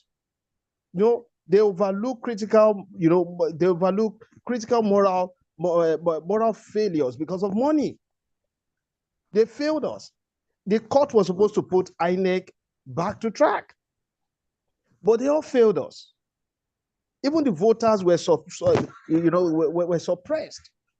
So, you know, INEC has, the court has failed us, INEC has failed us. So we are just left, you know, just like that, and which is not supposed to be. You know, even majority of the voters were not given their PVC. So they failed us. INEC failed us seriously. And then the court was supposed to put us back to track, but they also failed us. So that's the question. What's the way out? We are all stranded. Thank you. Thank you very much, Balogun. So Hamza, please, in one sentence, what is the way forward? And as he says, gives us his own opinion, we are wrapping up on this segment. So we move into the next hour. Hamza, good afternoon, and everybody listening. Good morning, good afternoon, good evening from wherever you're listening, all over the world. Mr. Chairman, I thank you for this, and I thank DDM for this kind of, let me call it summit, because what we have seen, there had been no serious review of the failure of INEC during the past election. One thing I would like us to correct is let our people be sincere whenever they are making contributions. You cannot give a 0 when you are told to give a 1 to 10. Yes, you don't agree with what INEC did. Give your 1 and go, because INEC actually conducted the election. But if you are saying 0, that means nobody was in charge of elections. So who then covered MC Oluomo when he threatened and said whoever they born were to come and vote Labour Party at a particular polling unit? Who was the umpire when that woman in Lagos was beaten at her polling unit? Elections held, and somebody announced the results. So people should just let us agree, understand, and make it known that INEC is a failure under Mahmoud Yakubu. From what even Anongo had said when he gave his own submission, he acknowledged that Jega was actually a super contributor to all of these things. But then Jega did not come up with all of these things to give the results that Yakubu gave. So let us commend the technological introduction, even though our people have used it against us. So how then do we progress from all of this? It is also still through technology. And that is why people like me are saying that we should not stop at that. We should look at how do we secure voters at the venues of the elections. Thank you. Bye-bye. My prince, thank you. You're not going yet. That song that you always sing when you come out, you say Nigerian people, you still remember our song? Chairman, those songs are always there. If your conditions today make you shake and you still did not talk the way you feel, make you open your ears very well to the hear the truth talk way that they talk. Listen, make it they agree for me every day and night. You they hear me talk. One day you self go agree with me to the act the way as you they feel. Remember if you know out your own one day, of course, you must die. Not finish. Election story. Obasanjo plan very well. Election story. Jonathan plan very well. You're not going anywhere yet. You sing this song to usher the next section, which is going to be on what do you call it? Vote buying and electoral violence. Now, on behalf of all of you who have stayed tuned and participated within this segment, which was on INEC, election rigging and glitches. In fact, we don't have enough time for it. I will say thank you very much. Don't go yet. Remember, voting for the video competition is still going on, and we are trying to look for a way forward. Thanks for being there. Now, hold on for Kanin and Silas doing as they come up in the next few minutes. Meanwhile, my Prince Hamza, fire on. I'll join you in the song anywhere I can. The rest, Mr. Chairman, I have them loaded. Thank you so much. Sarampam. Yes. Policeman go slap your face, you know, go talk. Army man go whip your yash, go they look like donkey. Rhodesia don't do their own, our leaders no talk anything. Redwan is hit. Listen, no tears and blood. Anongu, you know, say na hunger they leave us now. I understand. Thank you very much. Yes, Mr. Silas, are you around? KRP? Yes, hello. If you can. That's interesting. So, Kevin, can we have our video so that Mr. Silas could introduce the next section?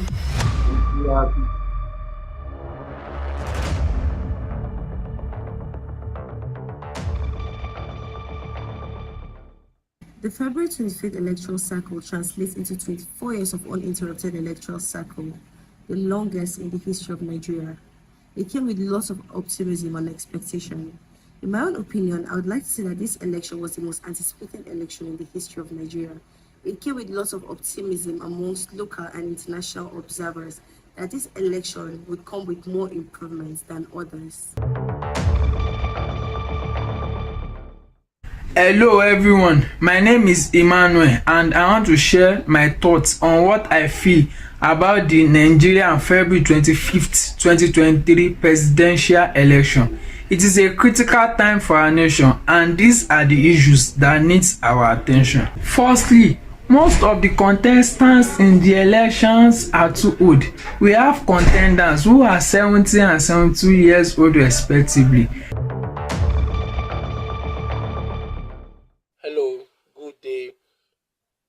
My name is Dennis Ezechiku Godwin. Now, following the outcome of the election, I would say that Nigeria still have a very long way to go in election matters. To be sincere with ourselves, February 25th every year supposed to be anniversary for this Nigeria.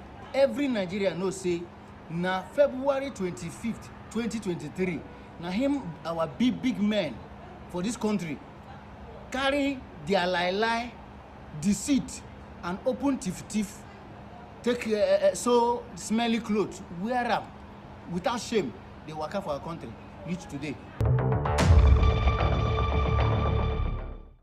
Today, I'm going to share my thought with you about the Nigerian 25th February 2023 presidential election. The former president of Nigeria, General Muhammadu Buhari, and the National INEC chairman promised us Nigerians a good, incredible, transparent, free and fair election, which turned out to be our worst nightmare. I'll be exploring the three prominent candidates, Mr. Peter Gregory Obi, Obedient of the Labour Party, Bola Ahmed Asiwaju Tinubu, Batified of the All Progressive Congress, Alhaji Atiku Abubakar, Articulated of the People's Democratic Party. So what's an election? An election is a formal process where people choose individuals to hold public offices or decide on specific issues. And we're not going to be looking at the aspect of deciding on specific issues, you're making decision. I'm going to be looking at the aspect of choosing individuals to hold public offices. Not talk about election.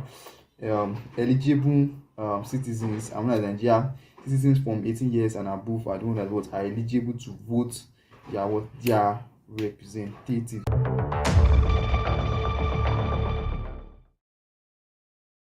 It was an election that was so greatly anticipated by an average Nigerian with so much energy and hope that it's going to be the only vital avenue for salvaging the situation of the nation. Our president, they say there is nothing I can do. So there is nothing I can say. Carry on. If I feel close my eyes, myself for Canada, I collect small. I come back. This country knows.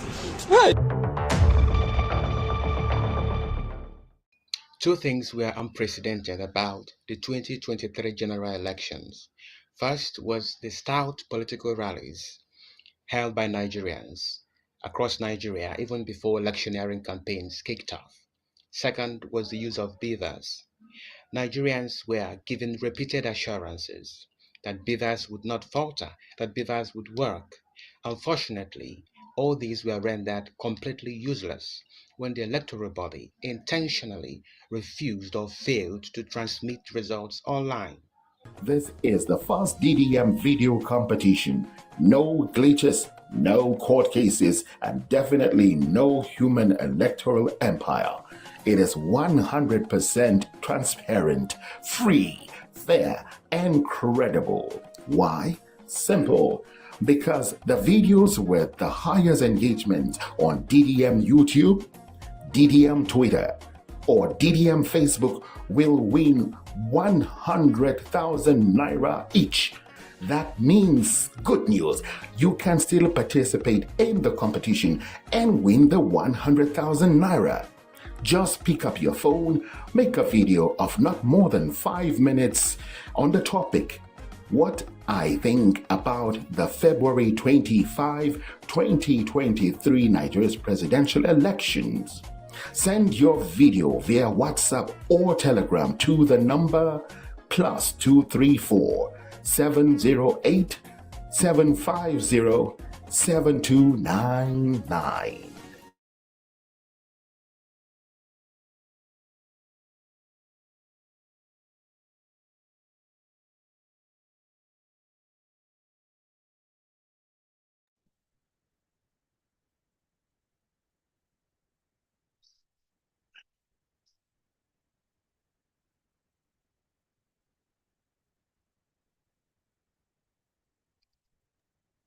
Hello. Yes, Mr. Silas and Karen Palm, it's over to you guys. All right, a very good afternoon to you, and thank you so much for joining us on DDM, the Nigerian Diaspora Digital Media. My name is Silas Dung, and alongside with me, with anchoring this event, this segment of the engagement will be Kaneng Rangpam. I hope she joins us pretty soon. It is Zombie, zombie, zombie, zombie. This one. It seems to be.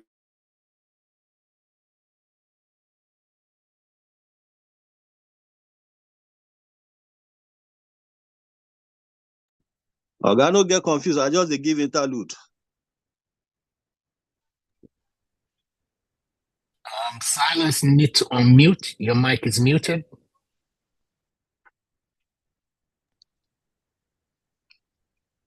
Hello, a very good afternoon to all of you. I'm sorry for starting behind time. This segment was supposed to start by 2 p.m. Nigerian time. My name is Silas Dung. With me to anchor this segment of the engagement will be Kaneng Rangpam. I hope she joins us pretty soon. And I most welcome you all to the Nigerian Diaspora Digital Media, DDM. Today marks 1 year into the election, the 2023 general election that ushered in the present administration. And of course, it was more like a 3-horse race in the last general elections. We all know where that ended. In this segment, we're going to be looking at violence and vote buying in the Nigerian election system. I once again welcome you. And now I can have that interlude if you don't mind. Can you hear me, please? Perfectly, we hear you. Yes, the one on Mahmoud, or which of them? The one on Professor Mahmoud. Okay.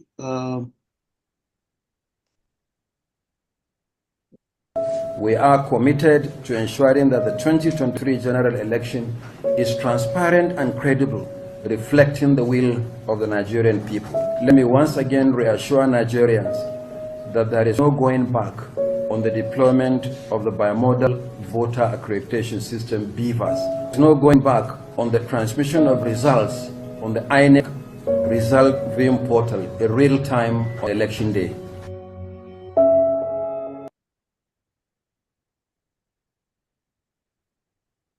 We are committed to ensuring that the 2023 general election is transparent and credible, reflecting the will of the Nigerian people. Let me once again reassure Nigerians that there is no going back on the deployment of the bimodal voter accreditation system, BVAS. There's no going back on the transmission of results on the INEC result viewing portal in real time on election day. Again about society, batification. Welcome back segment of the engagement. And to help us do justice to the topic, vote buying and election violence, I will be joined in this segment by Dr. Onyekachi Obiari, a renowned political analyst and social commentator with extensive experience in research and analysis of the Nigerian political and social issues. Joining me also this afternoon is Comrade Osagi Isaac Emmanuel, a dedicated human rights activist and an election observer with a proven track record of advocating for free and fair elections in Nigeria. Thank you both for joining us this afternoon, Dr. Emmanuel and Comrade Osagi.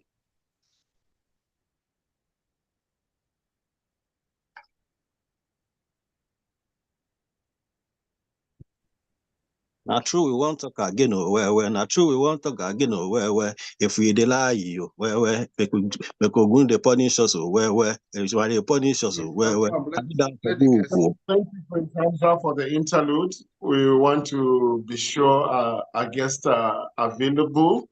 So thank you very much. And it looks as if Dr. Onyeka Obiarieri is yet to join. Please, if you are around, you can indicate Dr. Onyeka or Comrade Isaac.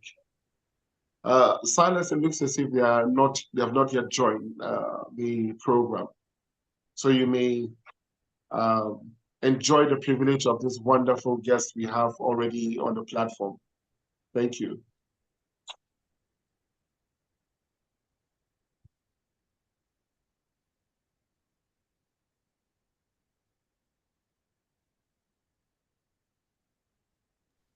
You're muted, Silas.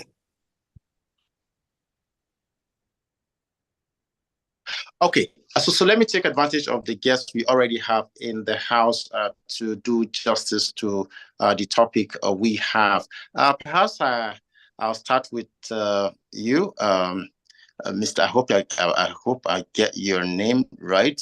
If you can hear me. Hello, can you hear me? Perfectly, we hear you. Yes, loud and clear. Is Comrade Chidi still on here? Yeah, Comrade Chidi is still on. Yes, he's around. Oh, okay, fine. So let's start with you. Of course, events that happened in the last 1 year, especially as regards the 2023 general elections, were such that Nigerians were optimistic, going by what we heard the INEC chairman, Professor Mahmoud Yakub, saying in that short video we watched a while ago. What would be your take so far before we delve into the problems proper? What would be your take on the last general elections? Nigerians were optimistic, like we said, and there was this zeal to go out and participate in the process. And of course, that showed in the number of people or Nigerians who registered to vote, and the turnout too in the presidential election, was good, even though not up to 50% of the number of registrants came out to vote. But would you say that what we saw was a reflection of the hopes of Nigerians going into the poll in 2023?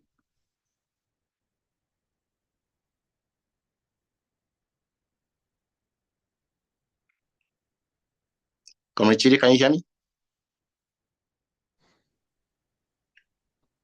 Good afternoon, and happy anniversary to each and every one of us. My name is Comrade Chidi Nzekwe. I'm the state chairman of COPDEM, Anambra State.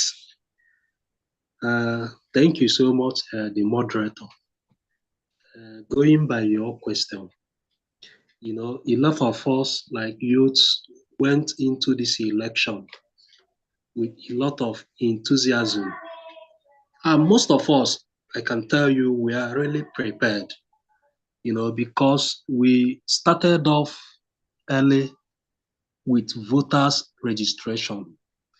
Some of us were running around across villages, communities, and towns conducting voters registration as prescribed by INEC. So we were equally assisting INEC staff. At that level, they were kind of cooperative because they equally trained some of our people. So we were working in harmony with them. Unfortunately, lo and behold, the hell let loose on the day of the election because the outcome, even the process of the election on that day became a different thing altogether. So I will have to say that INEC performed below our expectation because they made several promises. They made several promises to us, which, most of us, especially the introduction of IRF. So, but unfortunately, they failed us. So they performed below our expectation, and that is what we are here to discuss today. Thank you. Okay, but would you say, like I mentioned in the other part of the question, perhaps you didn't get that proper, that what informed, in your opinion, the turnout we saw in the last general election, especially the youth of Nigeria, which you just pointed out that you were disappointed because it was a process you wanted to really be a part of it, even after being trained by INEC? Okay, thank you so much. The turnout of youths, especially at the presidential election, was very massive and impressive because I don't believe, the number of youths that came out for the election, we've not witnessed such at previous elections. So a lot of youths, came out for the election, and they are mostly prepared. So I don't know whether that answers your. Okay, so let me put it this way then. Would you say, now, this is the opinion of some people, but not necessarily mine, that we had a lot of youth participating in the last general election, especially the presidential election, because of the third force effect, talking about the Labour Party's candidate, Peter Gregory Obi. Would you say that actually was a factor that influenced these young people to turn out en masse for the last general election? Okay, I will categorically say that is a prime motivating factor, because there is this section of youths. Most of them were not interested. You don't even need to talk about politics. Even when they talk about politics, they are not interested in participating, voting in particular. Like if you come to Southeast, region, people have, a lot of people, some people feel because of the experience they have in the past. So they don't like to participate in anything election. But this last one, almost all of them, came out and participated.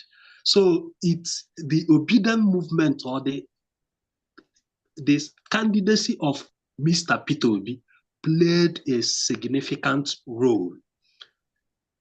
He played a significant role, in youth participation, or rather youth's interest during the last election. In fact, he is the prime. A lot of youths, they were so enthusiastic. A lot of youths wanted to see him lead Nigeria as a president, and that is why they were interested to put him there.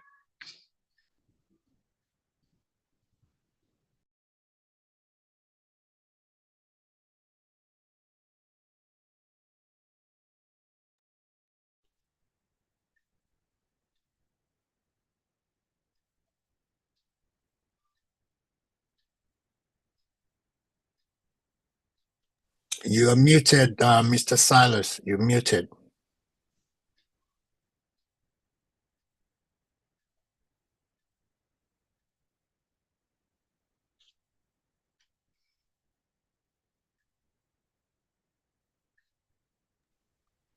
You still muted?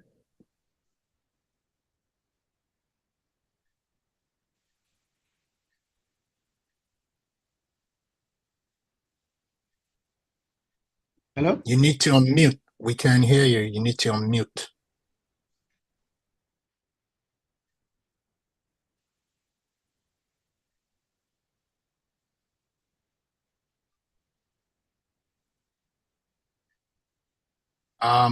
So I think we lost. We can hear you. You can go ahead. You can go ahead and comment. Can you hear me now? Absolutely. Very clearly. Okay, thank you. All right, so I was asking if Pastor was still with us so that we can go straight into the conversation alongside Comrade Chidi. But let's start. There were allegations of vote buying in the last general election. This was due largely because of the frontline runners. Some say the big political parties, talking about the People's Democratic Party and that of their candidate, the former Vice President of the Federal Republic of Nigeria, Alhaji Atiku Abubakar. Of course, they said the party is, according to them, the largest in Africa. So they've got all the kind of monies they can, buy votes with. We also heard same allegations with the now ruling party, the All Progressive Congress, with their own candidate, Siwaji Bola Ahmed Tinubu, whom many have questioned, the source or the capacity in terms of resources to deploy into a general election. What would be your take, Chidi? Do you think that, contributed because of the personalities involved as the candidates of those front runners, political parties, informed this vote buying that we allegedly witnessed? And I don't know, did you witness anywhere you voted in the last election? Okay, thank you so much. Perhaps I will say that vote buying is not a new thing. Me, as someone that have participated in several elections and equally in politics severally, so it's not a new thing. It has been there all along. Yes, and the vote buying we are talking about,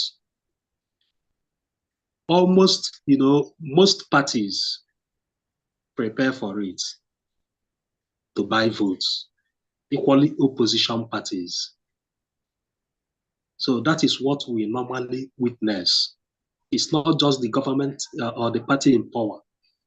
So vote buying, per se, is an act, whereby these politicians entice a prospective voter for them to gain a vote. And let us remember, vote buying, although the enticement may be in form of, finance, it may equally be material or a promise, maybe for a position. So, but generally, the most ones we would normally witness, is that financial enticement to buy votes. And mind you, vote buying does not happen only at polling units. Most times it starts before the election day, maybe previous day to the election, a lot of meetings, both at community levels. Yes, some community leaders will call the community and things will be distributed to them. Monies will be given to them and they will be, given direction where to vote. So meanwhile, on the day of the election, you see those people. You won't see the party that called them the previous night. You won't see them giving money again. They have already mobilized them on the direction to go. So they will just come to deliver. So vote buying have already happened a day to the election. So why some equally do the vote buying during election, when the election is going on? Why others, are done after the election? When you vote, you may be given a tag because they have already seen, where you voted. You will be given a tag. Then you go to the other side or to a directed residence to go and collect maybe your money or your material or the balance or whatever. And especially the one that goes on at the polling units, there is always a collusion. One, with the security agencies, because they are there. There is always a collusion. Equally with other electorates, because this party will be buying, another party will be buying. Everybody will be there. They will be trading, negotiating. So it is something all of us witness during elections. So I will have to say, so let me just conclude on that aspect, because it's what politicians do. They check the one that is convenient for them, whether to use vote buying in this polling unit or to use election violence, depending the one that will be beneficial to them as a politician. Thank you. Okay, very quickly before I bring Evangelist Ben Okmwaji, Comrade Chidi, I did ask you earlier, did you witness any of this, things that you just mentioned, where you voted? Because these are allegations. And so as we speak here, we can't substantiate them because you can't say there was violence because you didn't witness any. So I want to ask, did you witness any, either vote buying or violence that disrupted maybe voters, maybe trying to cast their votes and then ballot boxes were stolen, like we heard in some polling units across the Federation? Did you witness any as Comrade Chidi? Okay, during the last election, I'm speaking from experience. I witnessed a lot of vote buying, majorly from the APC and equally the PDP. They were the ones, buying votes or trading money for votes very boldly. Us that are the obedient, we know they give shishi. We didn't give anybody anything. And people were casting votes for us. Yes. Okay, so Comrade, what would you say is the implication of vote buying in our electoral process? Honestly, the impact is too much. And what it implies that it throws out wrong leaders. The poverty rate is much, especially at the rural areas. So they will always fall for it. So the implication of vote buying is much because a lot of people will go for the higher bidder, thereby compromising the process or compromising us having a competent leader or electing a competent representative. Okay, so how do we stop this? You mentioned poverty level in the country as one of the factors that leads to vote buying in our electoral process. So how do we stop this? What would be your suggestion this time around to be able to mitigate these kind of issues or challenges that our electoral process is greeted with? Okay, to stop it or to mitigate it, it must be a multifaceted approach because the integral society need to be involved. If not, even the security agencies cannot succeed in stopping it. The society need to abhor vote buying. The earlier we start seeing vote buying as, something, I don't know, uncivil, because in our police, it's almost civilized. So the moment we start discouraging people so that they will understand the implication of this. So all of us need to get involved, the civil society organizations and everybody, so that we can dissuade, especially at the community level, so that the security agencies can now work freely. Because when they sense that the community, the people are not, nobody is agitating or people that are agitating are just few. They won't react. But when more people agitate against it, you will see them reacting. Thank you. Okay, so I was going to bring in Evangelist. Can I say something regarding this? Please go ahead. Please go ahead. I'm Dr. Cordelia Udo. I think also that we need to consider regional, whereby things are done in turns.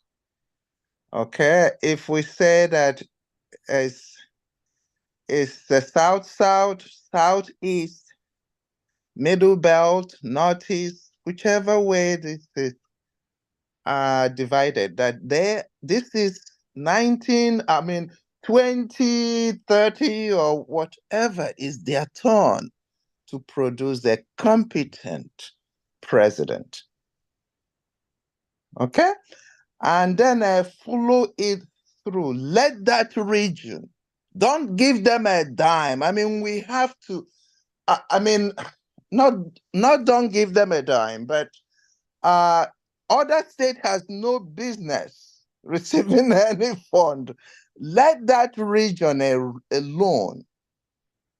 Okay? Let them manage it and find penalty for not running a clean election.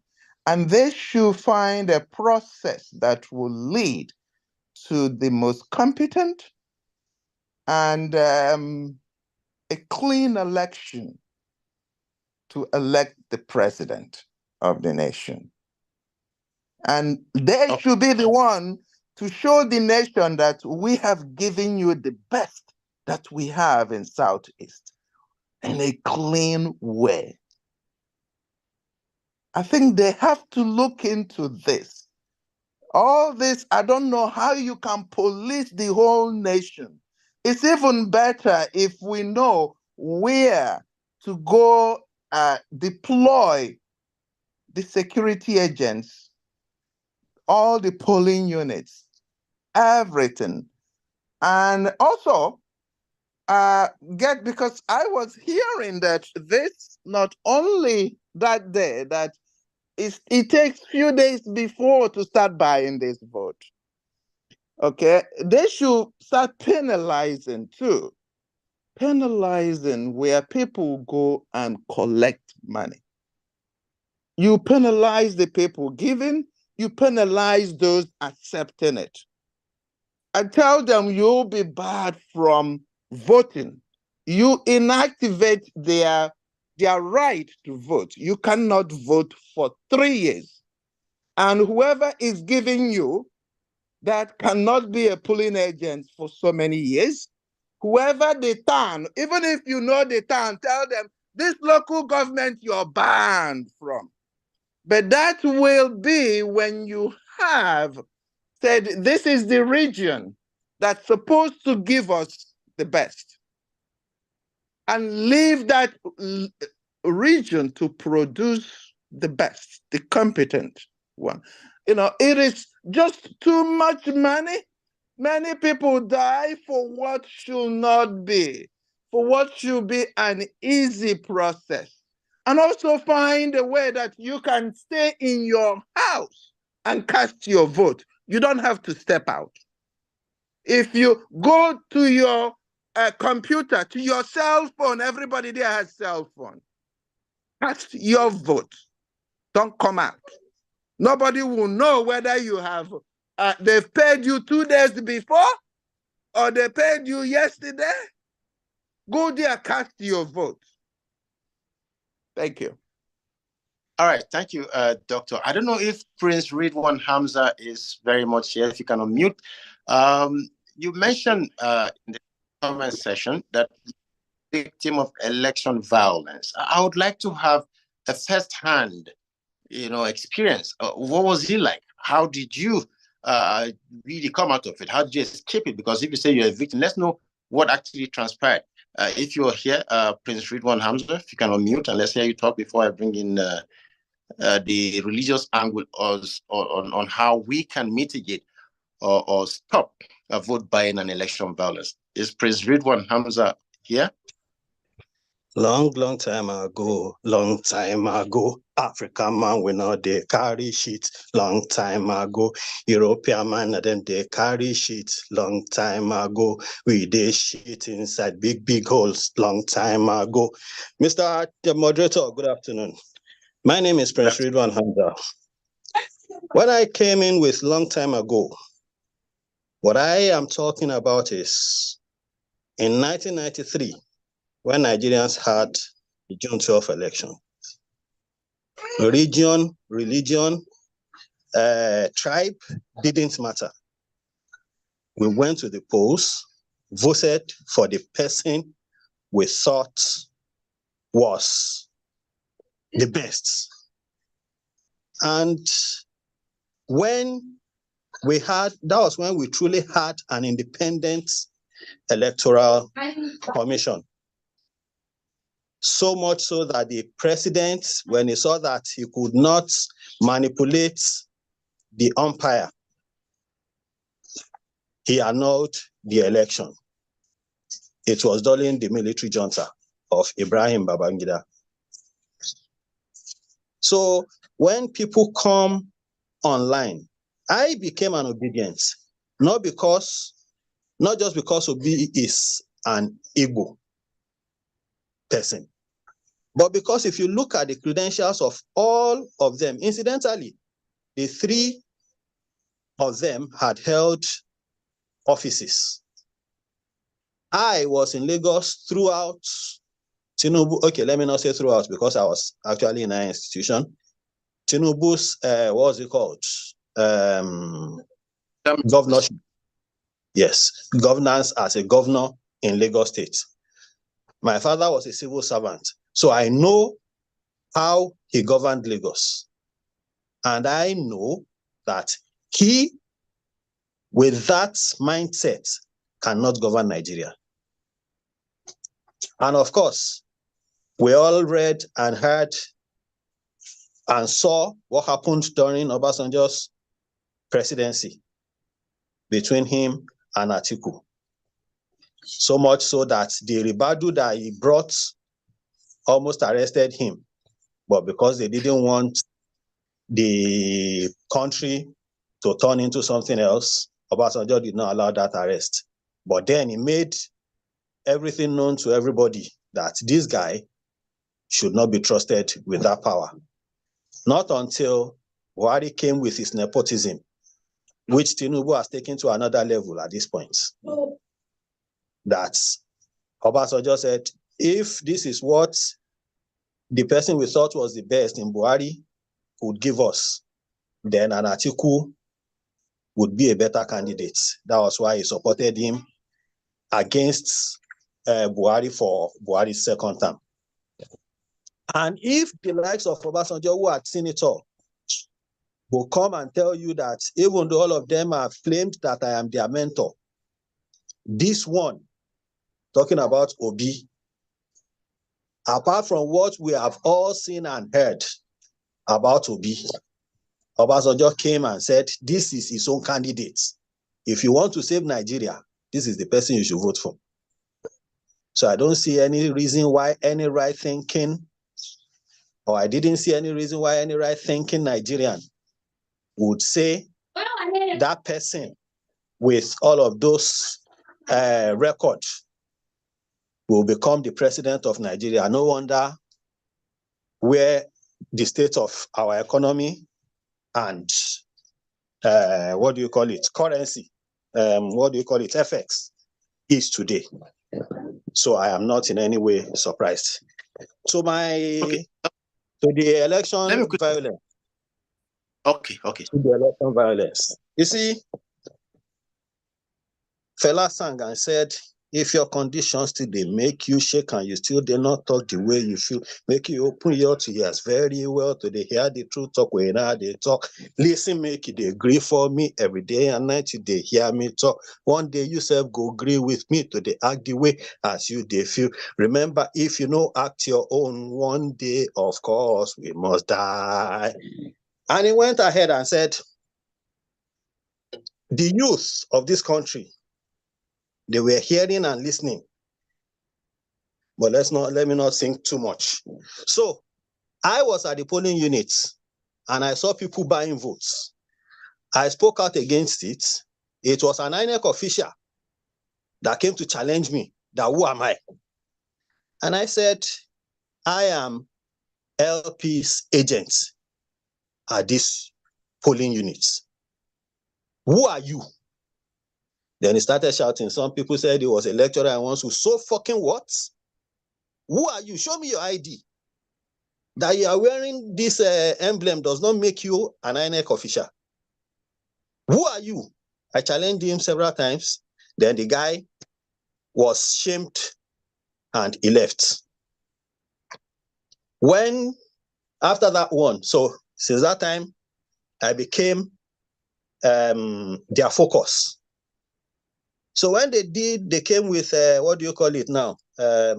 Spaghetti. Because he left from cash to spaghetti. I also went there. What are you sharing? In fact, the house where they were giving them the money, I even went there myself. That, oh yeah, come and give me my own too. If it is not for votes. Maybe you are giving people money for free. Yeah, give me my own now. They said, no, you are a rich man, this, that, this. Oga, I will call the military. They will come here and they will burn this place down. Eventually, at the end of the day, we were counting votes. So I now spotted a particular ballot paper. That ballot paper was completed in 2 places. But the most conspicuous one was for APC. You have cancelled my own votes, my own ballots that, okay, this one was not properly completed, this one was not properly completed. Why would you not count this one? Suddenly, one of their thugs just said, sorry, since morning, he has been doing like that. He just went into the boot of his car, brought out a brand new cutlass, and said he was going to behead me. He actually charged towards me. He charged towards me, but I now pushed somebody. The person now, I think the person colluded with one of the policemen. So that policeman now held the guy. So he now started pushing me away. If not, the prince one you are talking about today, my brother, it will be RIP. Prince, let me quickly butt in here. I hope you can hear me. Loud and clear, sir. Okay. Would you mind sharing that location, that particular polling unit where this happened in the last election? Boso is the location of Boso in Zamfara State. The only polling unit in Igala quarters. What were other voters, or say other, what you call them, party agents? What did they do? Was it just looking at you? Someone was trying to behead you, and no police there, nothing. I mean, you just said you were going to call the military. So, did you report that to the police while at that polling unit? The police, I reported to. Of course, they observed everything. Everything that happened was in the presence of the police. I think, immigration officer that was drafted as one of the military representatives or paramilitary. And of course, the civil defense. They were all there. So eventually, of course, because I have some people in the military, I brought in the military. I had to, when they pushed me away, that I should leave the place. In fact, as soon as I left, people were calling me that, don't come back to your house. Don't come back to this area for the next 1 week. I said, me? They said, yes. So as soon as I got to the military barracks, I just spoke with them, and they came with me with 2 vehicles. Of course, the guy had left to for backup. He went to get backups. So by the time they came back, I had come in with my own military men. So some of the APC, some of the people that assisted him, that aided him that time, they arrested one of them. The other one, they just gave him maybe 2 slaps and he fainted. So they just left him there. So that was how I survived. That time for the rest of that week, I used military escorts in the state. Okay. Your thoughts. I would like to bring in if you don't mind, Uncle, ask real one. This is during the presidential election. Also asking what happened during the governorship election, because can he share with us his experience as well? Okay, I was going to bring him back, but I wanted to quickly bring in Evangelist Mwaji. Perhaps we'll have another perspective. This is vote buying and election violence we're talking about. Looking at people from that demography, being an evangelist, perhaps there's something they get to teach these voters, that when they now go to the polling units from the religious angle, they do what they feel like doing. Have they lost it as religious leaders who should preach justice. I don't know if you can hear me. Unmute your mic, Evangelist Beno Kwaji. Okay, thank you very much. Can you hear me? Yes. Okay, good. Good afternoon, everybody. And I just want to say congratulations for the anniversary of the election. Like you have said, you see, let me go straight to what your question, what you have asked. You see, one of the basic things about vote buying and election violence, I believe one of the basic fundamental solution to it is proper education, voters' education. And that is what is lacking here in Nigeria. You know, all the time we prepare for election is only towards the campaign time. You see people coming out, but after the election, all the organs, all the authorities, they will go and sleep, okay? And that is wrong. I believe the best thing to do is that voters' education must continue throughout the year. And that voters' education should be at the units, at the chapters, okay, level. Let me give you an example. If you know what happened in the last election, presidential election, you will see that Labour Party performed beyond expectation in Delta State, where I come from. Delta State is a place where you have PDP governing, and also you have the vice presidential candidate also come from Delta State in the person of the incumbent governor then, or the past governor Okowa. But with that notwithstanding, you could see that Labour Party did excellently well, beat PDP hands down in Delta State. Why? Because the obedience in Delta State did well. We went down to the grassroots. We brought election, education, election issues down to the grassroots. And we were able to make people to understand why they should vote for Peter Obi, a man that we have seen a different character, a different human being, as if he's not a Nigerian, okay? Everything he said, some of us verified it, and we found out that it was true. There was no iota of lie in him. That is what brought most of us, especially from the spiritual or religious angle, into politics. Because we found in a man, like Jesus Christ said, the Bible said about Jesus Christ, that Satan came to him and couldn't find anything against him, and he went out for another time, you know. So that is exactly what happened. That is where some of us, men of God, we went down and started preaching this in our various churches, in our various chapters and units. And that is why you see that most of them, like I told them in my area, I say, if they force you to collect, but don't vote for them. That is a slogan we started preaching at the time. Yes, because they will come and induce you. Sometimes if you refuse, they already know, oh, this one refused, that means it's against us. So for you to avoid issues of violence, issues of timing you against us, collect it. It's your portion. Take it.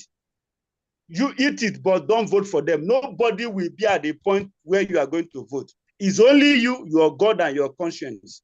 So that is what happened, that you see that at the end of the day, many people collected things, collected money, collected rice, collected this in Delta, especially in my area, and they did not vote for PDP or APC.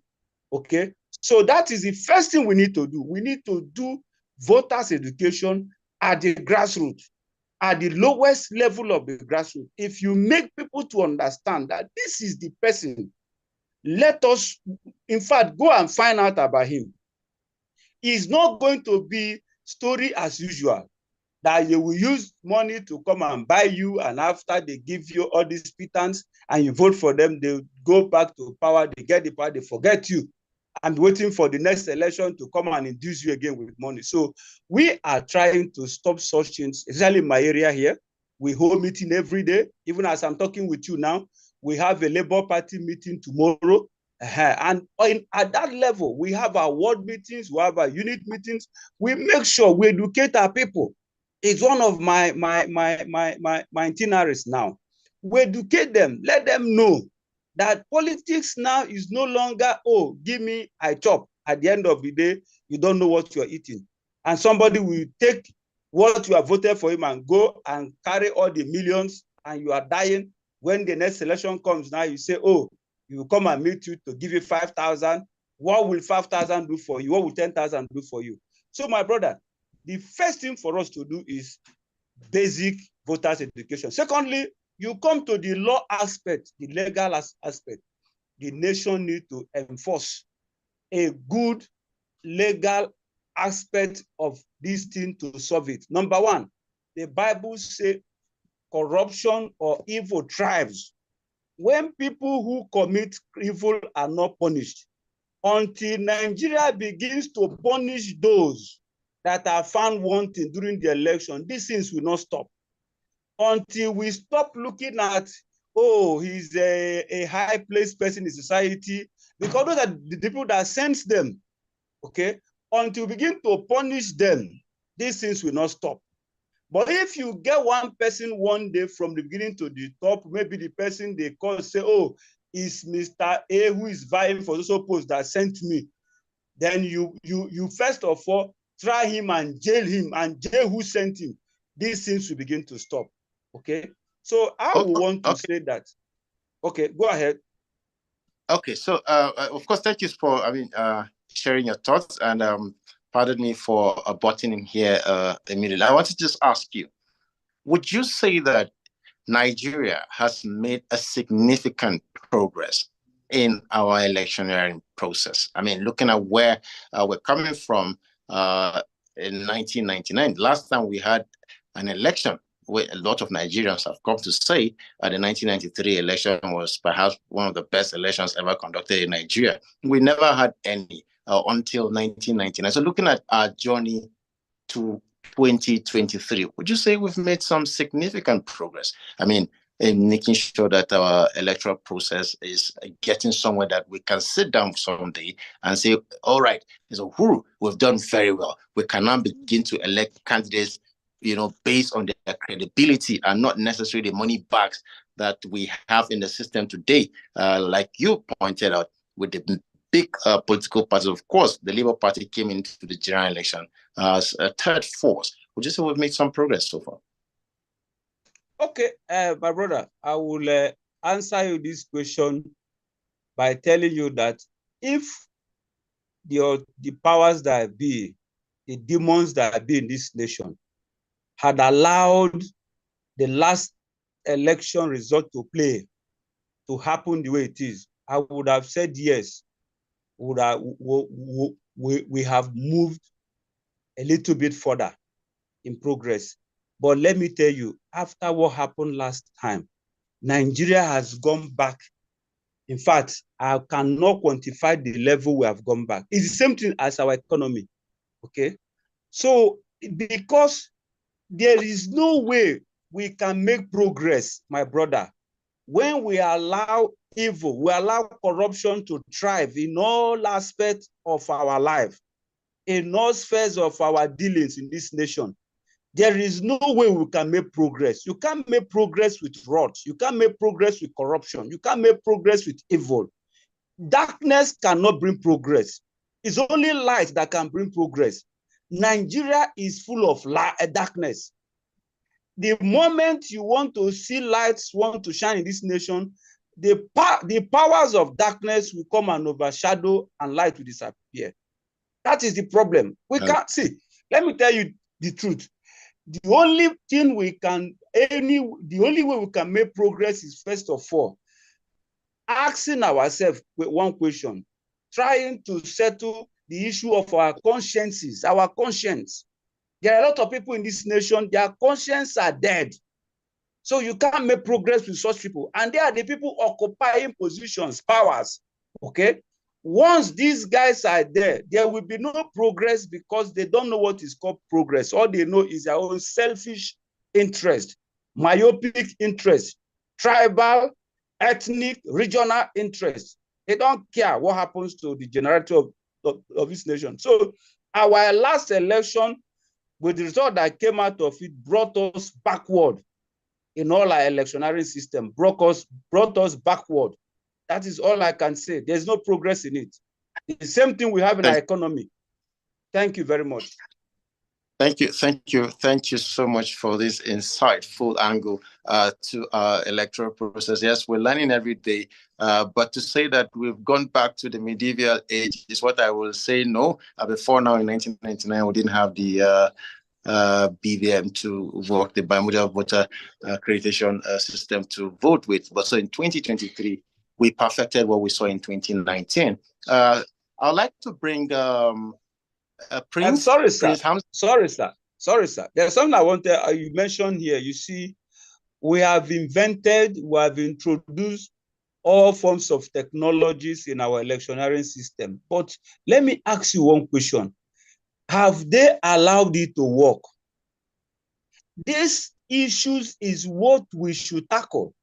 Yes, if we say technologically wise, we have introduced things, but the issue here, like I told you before, when people's conscience are snared, a technology cannot work because technologies are manipulated, are controlled by human beings and their consciences. Okay, so I agree with you. Yes, technologically we have introduced things, but have they worked? Have we used them to work? We are still talking about manual collation of results. Manipulation of manual collation is one of the first evil that happened to this election. We never allow technology to work, and that is the problem we have. Thank you very much.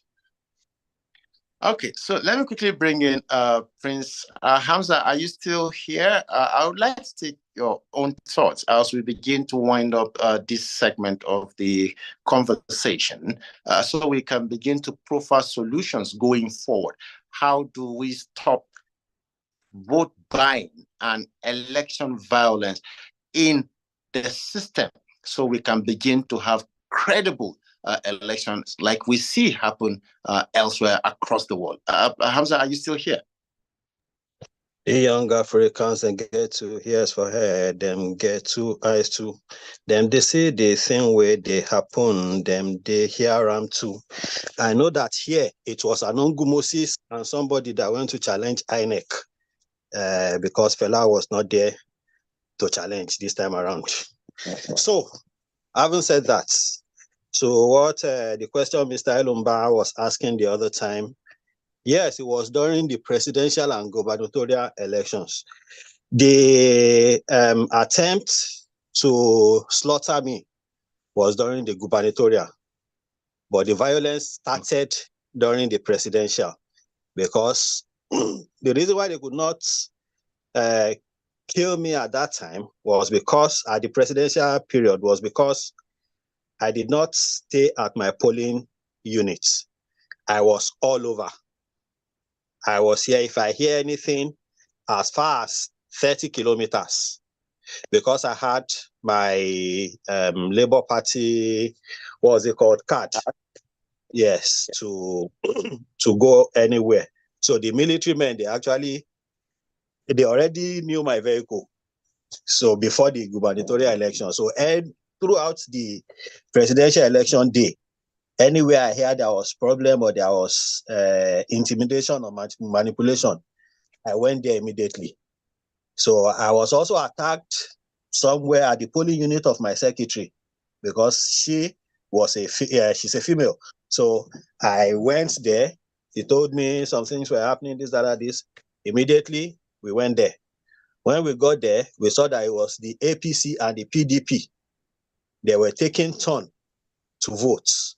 If the APC votes, their agents stood in the booth, in the polling booth. When the voters come, they pay them whatever they are going to give them for gratification and thumbprints. So we now went there to challenge them. What are you doing there? That was the first place they attacked me. But because that place happens to be the family house the family house of my secretary, so it was a controlled thing over there. So, but then that was when this thing started. So, talking about way forward. Way forward as we wind up. Yes, you see, the way forward is just like I keep telling people that whatever Tinubu or whoever is in power feels about Emefiele or the immediate past governments, all these things that Emefiele is going through today is strictly because of a change the color of the naira. Full stop. Okay, please, your final moments, please. Yes. In one minute, please. Can you just? Yes, that's what I'm trying to do. So, and the reason is because it was an attempt to stop or to control vote buying. Vote buying happens everywhere. I mean, everybody knows what happened in America when this guy was to come to power, Biden. Trump tried to intimidate, but it failed because their system did not allow it. So it is about us actually making our system grow to a certain level where those things will not matter. And I think if we do some of this, just like somebody earlier said that you can vote from your home and you vote on your system or your phone, I think we will make better progress. Thank you. Thank you, Prince Hamza, and thank you so much for Thank you for mentioning Trump. Trump still had to be punished. Doctor. Okay, look at how big he is. Yeah, Doctor, we have to wrap up this segment. There's another segment coming after this one. I must say a big thank you to all of you who have contributed. Sadly, we didn't have Dr. Onyeka Tiobiari and Comrade Osage Isaac Emmanuel joining us, but with the guests we had in-house and the analysis were very in-depth. And going forward, of course, we know how we begin to put some of these things that will make our electoral system a better one, like we have in big democracies like the United States of America. From me, Silas Dung, a fantastic engagement, and hand you over to Pastor Lawrence and Prince Chan Rampam Jr. Please, Mr. Lawrence, before.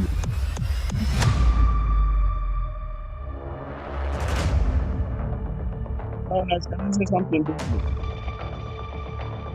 Yeah, good afternoon, everybody. You're welcome to the next segment.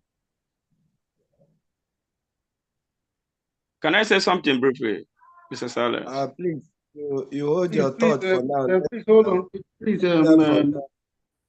Pastor Lawrence, go ahead. The next session is on now. You're on now. Go ahead. Yeah, we are entering the next section.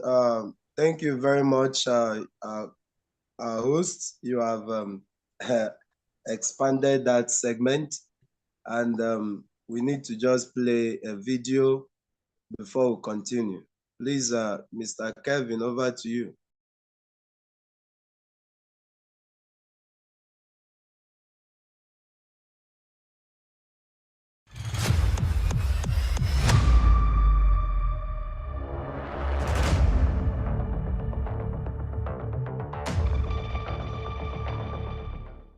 The February 25th electoral cycle translates into 24 years of uninterrupted electoral cycle, the longest in the history of Nigeria.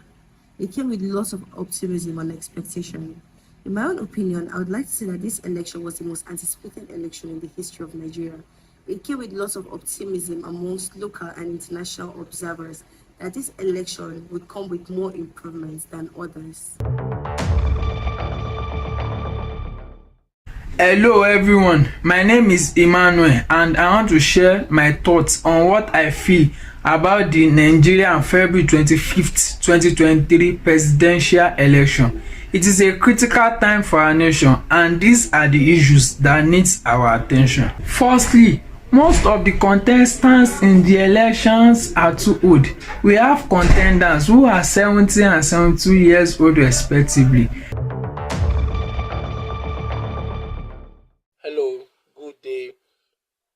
My name is Dennis Ezechukwu Godwin.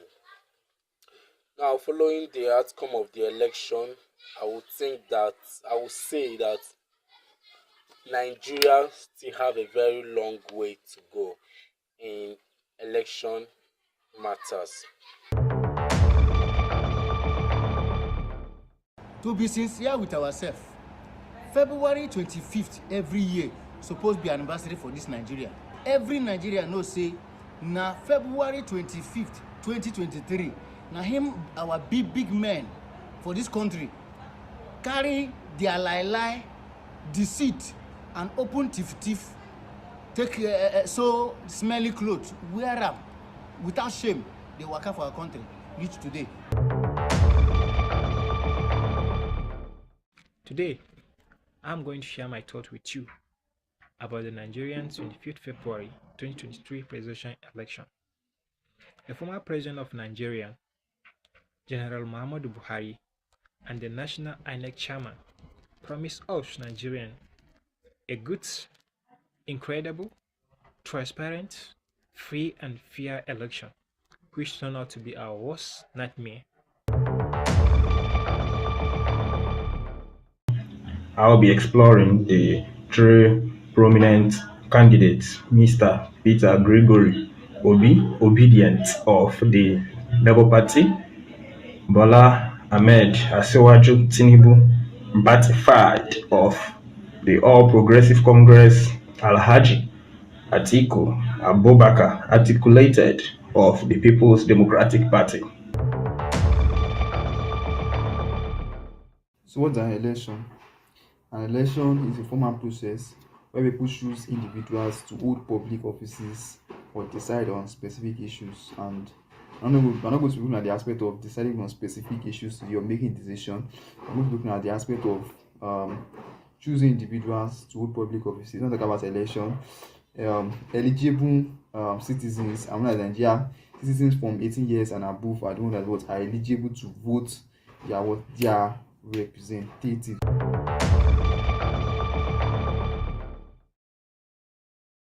It was an election that was so greatly anticipated by an average Nigerian with so much energy and hope that it's gonna be the only vital avenue for salvaging the situation of the nation. Our president, they say there is nothing I can do. Oh. So me, there is nothing I can say. We'll carry on.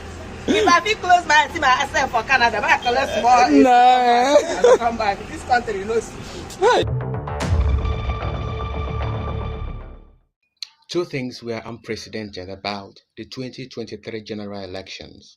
First was the stout political rallies held by Nigerians across Nigeria even before electioneering campaigns kicked off. Second was the use of beavers. Nigerians were given repeated assurances that beavers would not falter, that beavers would work. Unfortunately, all these were rendered completely useless when the electoral body intentionally refused or failed to transmit results online. This is the first DDM video competition. No glitches, no court cases, and definitely. Okay, thank you very much and welcome back. These are our contestants on this DDM contest. Please, I'll advise you to go to the YouTube and vote them, and let's have a winner by this evening. We're going to have a winner. The topic we're looking at today is the judiciary. The topic said the judiciary, a defector, electorate umpire. So looking at defector, I have to check because I'm not a learned colleague. I have to check my dictionary. I find out a defector is a person that abandoned his cause or country in favor of opposing one. So this topic is very crucial. Looking at the presidential election 2023, we're going to have two guests. One, Mr. Obum is a learned colleague from UK, and also our learned senior colleague, Emmanuel. So once they come in, we are going to receive them. But before then, we shall be together looking at what happened in 2023. You see, because of what happened, what the judiciary did, there's no light. You can see I'm finding myself, you see, and everywhere is lousy, noisy, cost of things are going up. But let's go at it critically. On 25th of February, we had the election, we all knew. And September 6th was the judgment day. The judiciary, the tribunal gave their judgments in favor of President Tinubu, who is the current president of Nigeria. And then on October 26th, being Thursday, the Supreme Court upheld the judgment. Hello? Especially at the presidential election was very... Go ahead, sir. Okay, so on October 26th, the Supreme Court upheld the very judgment that the tribunal gave.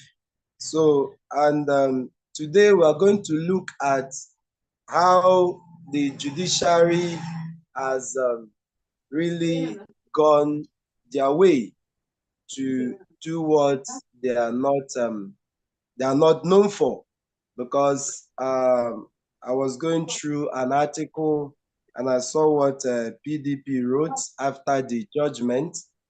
They said the judgment by the Supreme Court has evidently shaken the confidence of Nigerians in the judiciary, especially the Supreme Court, as the last hope of the common man. PDP okay, excuse me, Pastor Lawrence, just a moment. I think probably Barrister Emmanuel Ogebe might be available, if we can check. I don't know if he's the one with the global concept from US. Yeah, if it's yes, available. I'm here. I'm available. Okay, sir. This topic is your topic, sir. And we would like to welcome you to please talk to us on this topic. The mic is yours, sir. All right. Well, thank you very much for having me on what is undoubtedly a very sad anniversary for Nigeria. In the annals of Nigerian elections, I think the most infamous one was June 12, 1993. And 30 years later, this last election. It was not just a flawed election, it was a fraud election.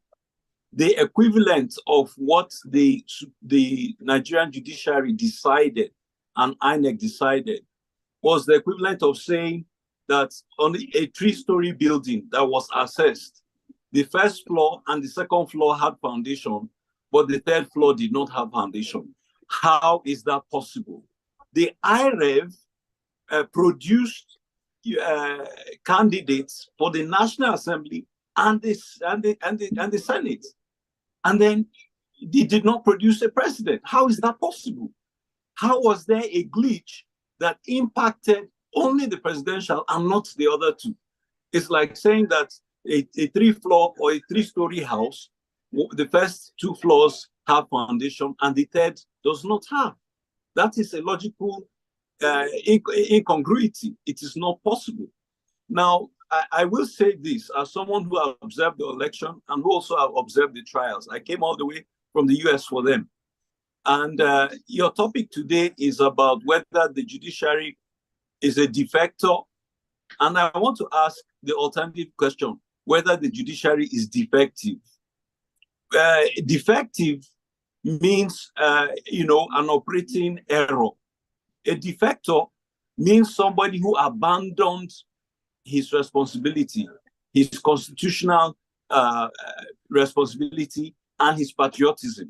So it was a very interesting question you asked, and that's what we'll be addressing.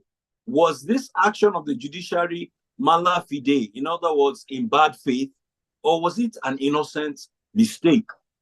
Now, I want to say that that election and the actions of the courts that followed brought to me a new term. We have the judiciary and we now have the judiciary. Now, judiciary is witchcraft. You don't know how it works. And the funny thing is that I learned this concept from a retired justice of the Supreme Court who lamented that the court is now similar to miracle workers. He told me that he told the pastor that the courts are now like you. They perform miracles. We don't know how it happens. But it is no longer the law that is at play. Let me show you how extremely, illogical what we saw happened. We saw, like I said earlier, that the same elections and the same IREF that produced National Assembly members failed to produce a president. Similarly, in the state elections, the same primaries in Plateau states that produced a governor failed to produce members of the National Assembly. In the same country, it makes no sense. But what is interesting is that when the Plateau matter went up to the Supreme Court, at this point, the Court of Appeal had completely decimated the PDP candidates. When the case came up for the governorship at the Supreme Court asked the lawyers that already, if a mistake has been made at the Court of Appeal and those PDP legislators no longer have an option, why should we at the Supreme Court grant your prayers for the governor? And the counsel for Plateau State, one of the counsel, said, look, the fact that the mistake was done before doesn't mean it should be corrected. It should not be corrected now. We have to start the correction somewhere. And that is why the decision of the Supreme Court in the governorship case of Plateau is different from the decision of the Court of Appeal in Plateau State for National Assembly.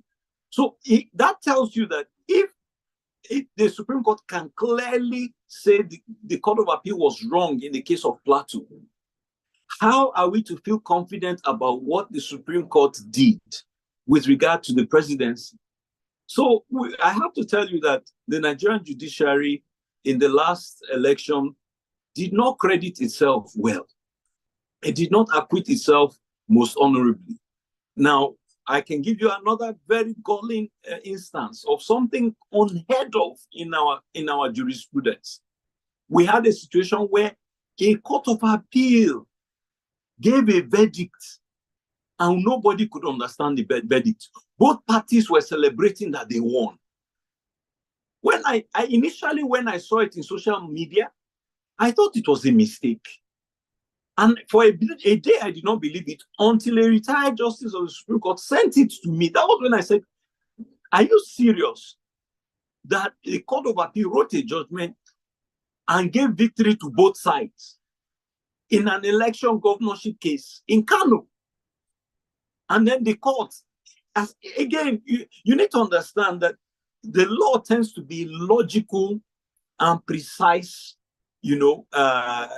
discipline. So some of these things are mind-boggling. Can you believe after they issued the judgment, the court registrar asked the parties that they should bring the judgment back so that they can correct it? No, just think about how deeply destabilizing this is to a system and an institution. If we have to start correcting judgments with TPEX.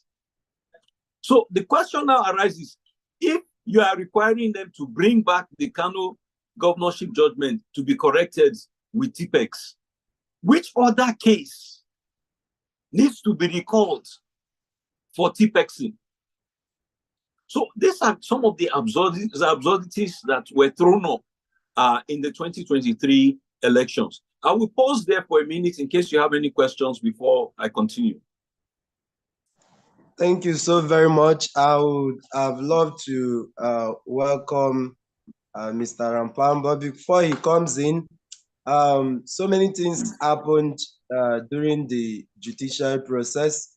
First of all, Nigerians lost hope when they said they declared Tinubu winner. I personally met so many people, and we saw some people say going to court is useless. Why are we going to court? And at the end of the day, it was more or less useless. Do you think Nigerians will ever have hope in the judiciary again, based on what happened in this past election? That's presidential election. So that's a very good question. And I have to tell you that all of the elements for the disqualification of Tinubu as a presidential candidate, virtually all of them existed. The evidence was there, the facts were there. In fact, he was his biggest witness against himself, because the INEC form that he filled out for governorship and the one that he filled out for presidency were both opposites. In other words, he claimed institutions he never attended. So just exhibiting his two affidavits alone would have established him as a liar and as a forger, and he would have been disqualified. So what we saw was a very systematic abuse of the Constitution, abuse of the rule of law, and abuse of any level of human decency or logic. Now, let me tell you this. The court read an 800-page judgment. Now, I had attended a lot of the hearings of the courts. I flew to Nigeria several times, to monitor the trials. And I can tell you, I didn't have enough notice to fly for the judgment, so I decided to watch it. I woke up at 4 a.m. in the US. I started watching this judgment. My children went to school and came back after 6 p.m. and I was still watching judgment. They started pitying me. Can you imagine? They gave a 13-hour judgment, which was one of the longest judgments in the history of the world. In fact, I asked my assistants to research and find out if there's been a longer judgment in the history of the world. And the bottom line is that judgment amounts to what Shakespeare called, a sound of thunder and fury, signifying nothing. At the end of the day, what that judgment did was to perpetuate election mischief and to actually, legitimize criminality. Because there's no two ways about it. There were clear indications that criminal elements had infiltrated the system, and the court shut its eyes to this criminality on the basis of technicalities. So what I'm saying is this: if the election of 2023, if nothing was wrong with that election, then there needs to be no election again in the future. Let INEC just go and announce people at 4 a.m. and let's continue and save the money that was wasted on having elections and on having litigation. Because all the objective elements for the annulment of that election existed.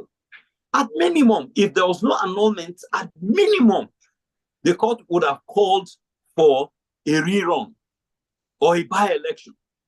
So we have a situation where the courts signally failed the nation of Nigeria. And I don't think that going forward, anybody can have faith in any election in Nigeria. At this point, it is the people who have the money to steal elections, who have the terrorists to bastardize innocent human beings, that will carry the day, because the courts have certainly not shown themselves to be the guardians of the conscience of the nation. And that is truly a tragic phenomenon. So thank you very much, sir. Moving forward, are you saying that there's no remedy or there's no way to to bring back the judiciary to their rightful place so that they will remain focused and do the right thing. Are you saying that 2027 next elections, there's no need going to the court, seeing what happened last year? No, I think this is the last straw. It is all over. There's no, we literally, the judiciary is no longer the last hope of the common man. It is now the last hope of the desperate con man. We need to understand that, you know. Now, let me say something, you know, because some people have compared the 2007 election with this election. And those are not the same things. In 2007, Yaradua was sued by Buhari, Atiku, and Odumegwu Ojukwu. And I observed that election as well. Let me make something very clear. I knew it was a historic election, and I flew to Nigeria to cover that election as well. And here's what happened. In the case of Odumegwu Ojukwu, his case was thrown out because he had only one witness, who was his secretary. And his secretary came and testified that there was election in some local governments in Plateau State. Were you there? No. There was no way a credible court could give attention to that kind of testimony. And so the case was kicked out. Another case that came up was the case of Buhari. What was fascinating was that Buhari's exhibits were all attested to by a notary public who was his own lawyer. This is an elementary principle of evidence, that your lawyer cannot be the one before whom you swear to an oath. So they went to court, they asked the witness who gave evidence, where did you attest to this your evidence? He said, before a notary public. Who was the notary public? He mentioned the name of the lawyer. He said, well, he's in the court today. Yes, point at him. He pointed at his personal lawyer. That was how all their evidence by affidavit was kicked out, because they did not follow the rules of evidence. So the third case, and the most powerful case, which would really have changed everything, was the case of Atiku. In Atiku's case in 2007, what happened? He made a fundamental mistake. He argued that he was excluded from the election. And then he also argued that, oh, his votes were rigged. Those two arguments are mutually exclusive. If you are excluded, you cannot have rigged votes. Do you know that that was a major lawyering error that cost him that case? Why? Because as at that time, exclusion from an election was fatal. Once you prove that you are excluded from an election, the court will annul it and give you another opportunity to run. But because Atiku's lawyers said he was excluded, then tendered ballot boxes showing his name and votes he got, and saying, no, his votes were cheated, they annulled each other because they disproved his exclusion. Now, let me point out that in that 2007, honestly, Atiku litigated a lot of things, and the court was very dynamic. He won. Remember that he was battling his boss, Obasanjo, who had indicted him in an effort to unseat him from running. Do you know that Atiku went all the way to the Supreme Court, and the Supreme Court ordered that he should be allowed to run, and the election had to be postponed, and the ballot boxes that had already been printed were voided, and they used fresh ballot box for him to contest. So part of the reason why he ultimately lost was the court had done everything they asked him to do, including allowing him run, postponing the election and all of that. But then he did himself in by claiming he was excluded and that his votes were rigged. That is not the situation with this case that happened in 2023. And let me explain why. In the 2023 case, the Court of Appeal said that the affidavits and the exhibits should have been filed along with the petition at the time of the filing of the petition, and that the parties did not do that, so it threw away all of their evidence and their case. But let me make something very clear.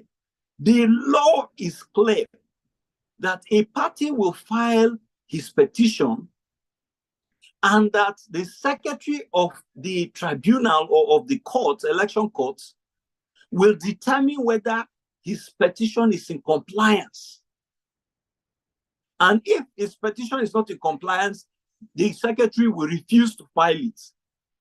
What happened? The parties filed their petition and the secretary of the election tribunal accepted it. That means that she found it to have met the criteria for acceptability. So the court could not come around later and refuse to accept what they submitted because it's official in the person of the court clerk or the court secretary had reviewed it and come to the determination that it was acceptable for filing. You see, our law allows the secretary of the election courts to do the initial review, and the punishment for not complying is that it will not be accepted, not that the case will be thrown out, based on our election law. And so what happened in this case was truly a travesty, because a court decided that non-compliance with court rules was more important than court non-compliance with election rules. And that is an unfortunate message that it has sent to Nigerians.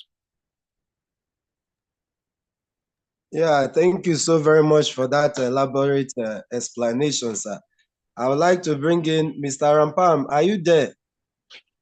The National Chairman, are you there? Yes, Pastor Okay. Lawrence, I'm right here. I'm right here. I'm enjoying the conversation. Before you take over, I would like to chip in the 25% of FCT. Maybe you take it off from there, sir. Look, you see, again, this was another constitutional fraud that occurred. It was a constitutional fraud that occurred. I repeat that. Because the framers of the Constitution were very clear that we needed 25, we needed a percentage of states and the FCT. And the philosophical underpinning was that Abuja is an artificial creation, and people from all over the country are here. So it does not have any dominant composition. It was not like Lagos, where, you know, whether you like it or not, when Lagos was the capital, it was predominantly a Yoruba city. Abuja, till today, most people don't even know the name of the tribe that owns Abuja, the Bagi. Most people don't know the names because they have not been assertive and, you know, loud as Lagosians tend to be. And so in their wisdom, they felt all of the people who live in Abuja are there as indigenes, as citizens of Nigeria without tribal coloration. And they should be given a casting vote, so to say, to recognize their effort in being there. Now, the second constitutional reason why Abuja has that casting vote is Abuja does not have a governor. It's a territory that does not have a governor. So they do not elect, they do not have they do not elect their own governor. Their governor is actually the minister for FCT. And the minister is appointed by the president. And so to give them a sense of belonging in the country so that they do not feel like a colonized people, they said, okay, at least let them be able to decide who the president is, who will give them their minister.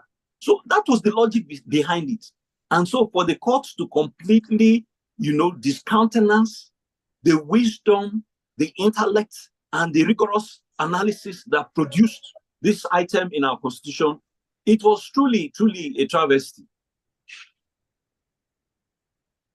And some people said they actually killed the constitution. Mr. Rampam, over to you, please.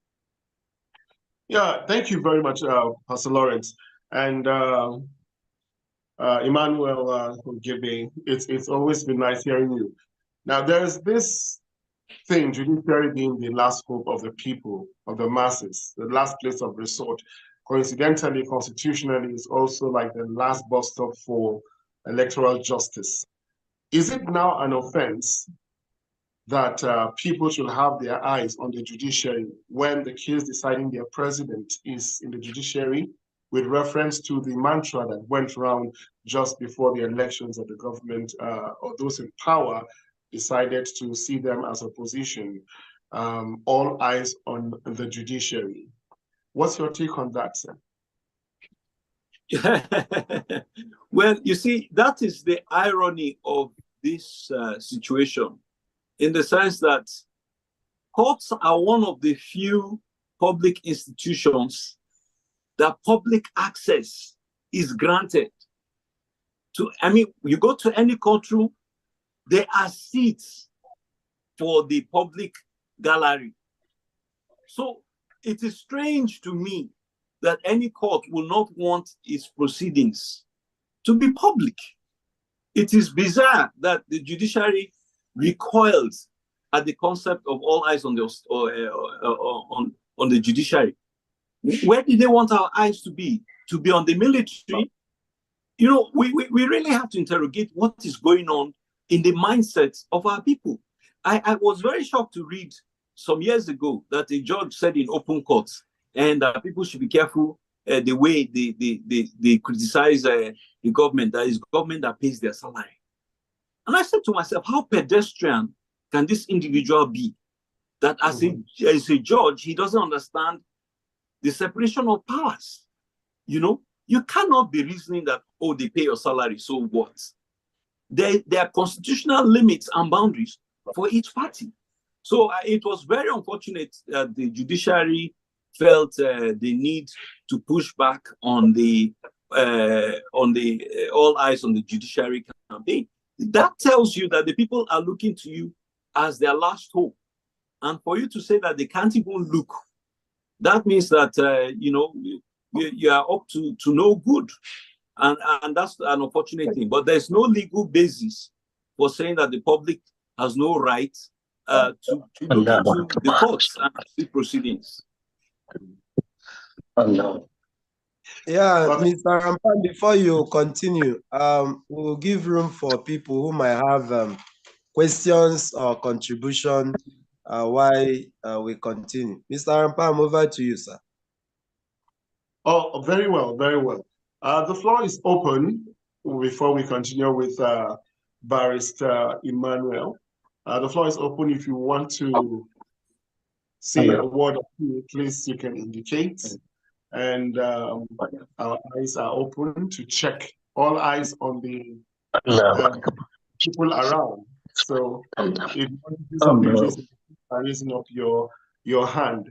And while that is going on, I'll just go back quickly to Barrister Emmanuel.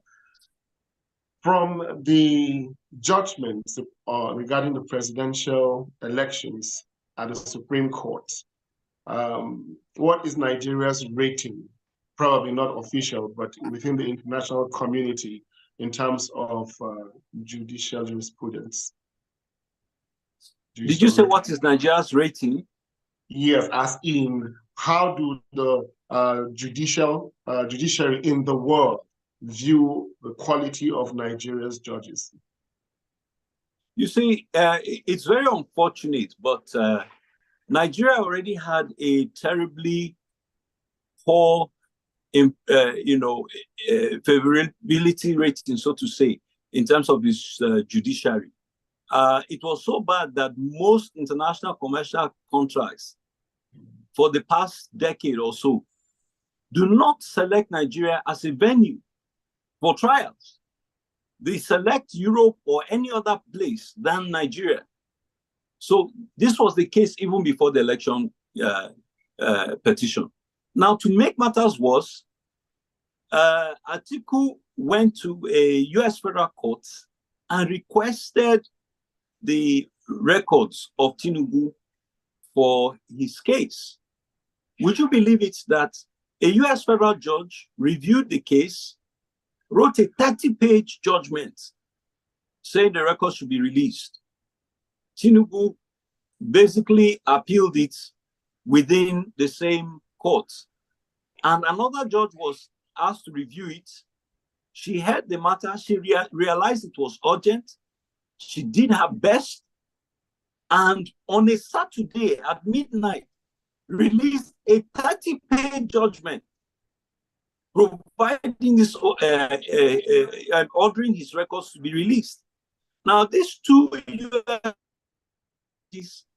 did a rapid turnaround on these cases because they realized the importance of producing this valuable evidence to the Nigerian people so that the Nigerian courts could do what was right.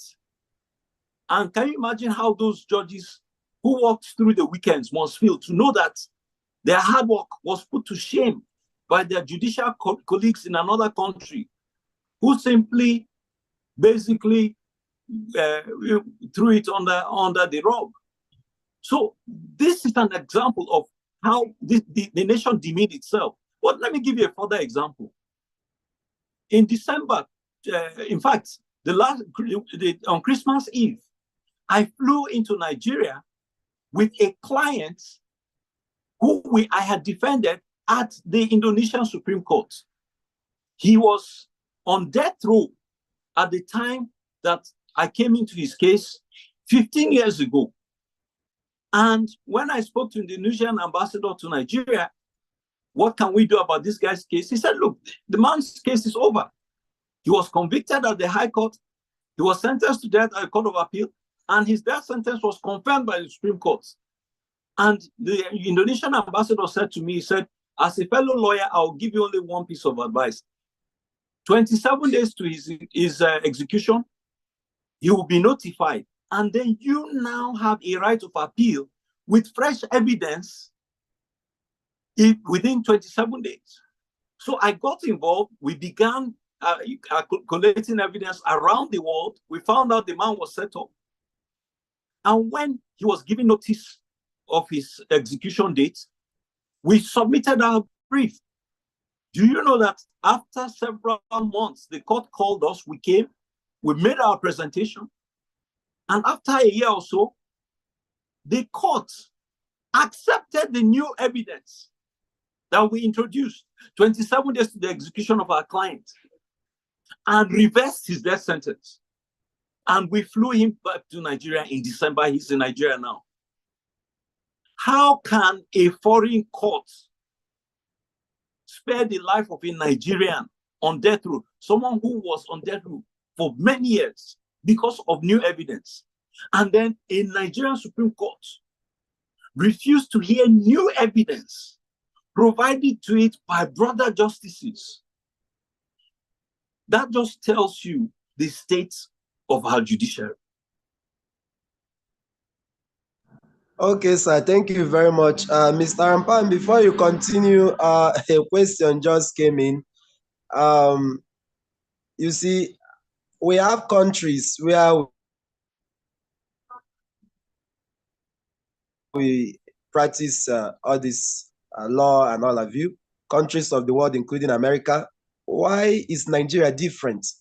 What do you think is the problem, and what will be the solution? I think as we begin to round up in a few minutes, since we don't have contributors, that question I think is important, sir. What do you think about that? You see, we are in trouble in this country. The justice sector is basically finished. It is like playing Kalu Kalu. It's a lottery. You don't know what you get at the end of the day. Now, interestingly, one of my staff was recently called to law school.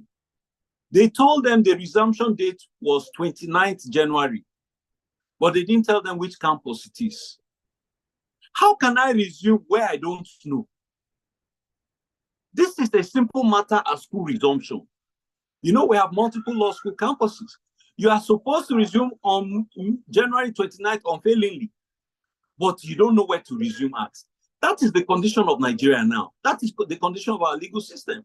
In fact, I feel that as if the law school should be abolished. Why? What will they teach them in law school? Will they teach them the judgment of the Supreme Court on the Plateau primaries, or the judgment of the Court of Appeal on the Plateau primaries? Because the same facts in the same primaries of the same party had two different results. So what are they going to teach our children? I think that at this point, they should cancel law school. Just go and try your luck. And just let us know that we've turned the legal system into gambling. Because you walk into a court of law and you don't know what to expect. Mr. Rampam, are you there? No longer 4, it is 22. So when you say, how do we correct that? You cannot correct that. You simply cannot. We have to have a fresh start, because this current country, as currently constituted, is nothing more than a penal colony. That is why people are trying to run out. Nigeria is a prison. Law enforcement are prison guards. That is why we're suffering every day. In fact, elections should be abolished in Nigeria. Why? Because when you have an election, you come in with somebody new who now makes life hard for you. If there was no election in May, we will still be suffering Buharism.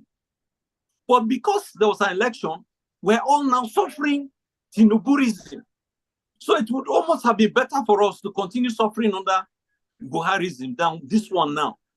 You see? So, I'm sorry to say, right now, there is simply no hope. There's simply no hope for Nigeria. We have to restart the country from ground floor. However it is done, whether it's a revolution, whatever, right now, there's no law in this country. This is a lawless country. There's no law. That's a very strong way of putting it, and it is really, really pathetic for us in Nigeria. Very pathetic, very serious issue. This is we will even be having elections this year. We have local government elections, we have off-circles elections, before even the main elections, Pastor Lawrence. This is Sorry, Mr. Rampam, somebody is raising hand so that you take notes. Oh yeah, please go on. Yeah, it's very, very enlightening. Your contribution, sir. That's it's sad. The truth is bitter. Everything you said is quite honest, and it's a sad state that we are in today. And I do agree with you. Nigeria needs a reset, because how can you expect this level of criminality to bring about change? We open and praying for an impossibility. And you expect this same man that stole, somebody that did not campaign at all, that has now been selected. So actually, you cannot hold him responsible for anything because he never made any promises. When he wasn't in power, he was able to steal the election. Now he's in control of the entire system. And we're looking forward to a fair election. So reality, we need to think and see the way forward. Thank you very much, sir, for your contribution. Yeah. Well, thank you very much for your remarks. And you see, a few days ago, I gave an interview and people were asking me, what is my advice to this government on the way forward? And I said, listen, I am in a dilemma. I used to advise and criticize the Buhari regime because they were stupid. Buhari lacked any intellectual depth. He was basically a moron. So you felt a duty to advise them. How do you advise the criminal? Because this man is criminally intelligent and he has captured the state. I want us to be very clear. We are under state capture. A band of criminals sat down together, devised the abduction of a criminal. And I have to tell you this is the truth of the situation in Nigeria. It is better to be a politician than to be a bank robber. If you rob a bank today, you have to go and rob another one next month when the money you stole is finished. But if you're a politician, you can rob daily for 4 years and rob daily for another 4 years. And so a lot of criminals changed their business model, and instead of risking their lives at the bank in case police might shoot them, they decided to risk their lives at the poll because the risk was lower and the reward was higher. It is kind of the way that Fulani herdsmen discovered that trekking up and down with cattle is not as profitable as kidnapping an infidel. And that's why the Fulanis are the biggest, kidnapping franchise in West Africa right now, because it is more profitable. A cow, how long will you take to fatten a cow? But when you kidnap somebody, this same week, you collect ransom. So that's the same principle that the politicians and criminals are applying. And if you look at the top election echelon of this so-called government, they are criminals. The top echelon, people who in different jurisdictions have been indicted, suspended, expelled, deported. Those are the people running your country right now. And if you know the level of looting that is going on, that is why the Naira has crashed against the dollar. Because they're buying all the dollars to export their money. Sorry, we have to pause you for a moment. We have Mr. Okoye. Please, your hand is raised up. Can you give us your thoughts? We have 2 minutes to round up. Thank you, Pastor Lawrence. And my question is really about the Supreme Court judgment that was delivered. Can justification for that judgment be that the Supreme Court is not just a court that delivered judgment, but legislative sort of making institution also? They sort of look at things not just from the legalese sort of point of view, but look at it in a constitutional sort of wider sort of implication of their decision. Can that be the justification of how that judgment went? Yeah, you see, so there are a couple of things. There's a general understanding that we say that the law ends at the Court of Appeal and the Supreme Court is a policy court. Now, recently I was speaking to a retired Supreme Court judge, and he was of the view that there was a mechanism to fix the Plateau State dilemma, where the Supreme Court ruled one thing on the same set of facts and law and validated the governor, but the Court of Appeal ruled the opposite on the same facts and law and invalidated the National Assembly members. And so his lordship showed me a few examples of actions that could be taken to address it. And I said to my lord, I said, sir, I like the idea you're mooting, but the problem is once we do that, we open the floodgates of litigation. Every politician will come out and insist that the same thing must happen to him. Now, in the last election, there were about 1,700 election petitions filed, just this 2023. And I think it's exceeded the number of petitions filed in 2007, which was 1,400. But can you imagine how overwhelmed the courts will be when things of that nature happen? So there's a policy component to the way decisions are made. And frankly, I do not see any policy component that the Supreme Court made. In fact, their decision basically weakened the Constitution of Nigeria.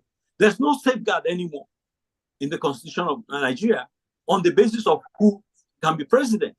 They have watered down and devalued the potency of the Constitution. Now, every criminal Dick and Harry with a terrible past can just come and use that judgment as the basis for contesting and not the Constitution.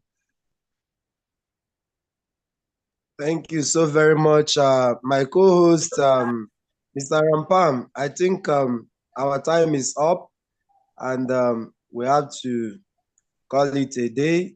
Team Elumba is already standing by to take over. Mr. Kevin, I'm going to sue you for my 10 minutes that you took in the last segment, which you did not refund to me. It is not fair. Okay, I dash you. I To do yield. with the justice. To temper justice with mercy. Thank you very much, and condolences to you on this pathetic day.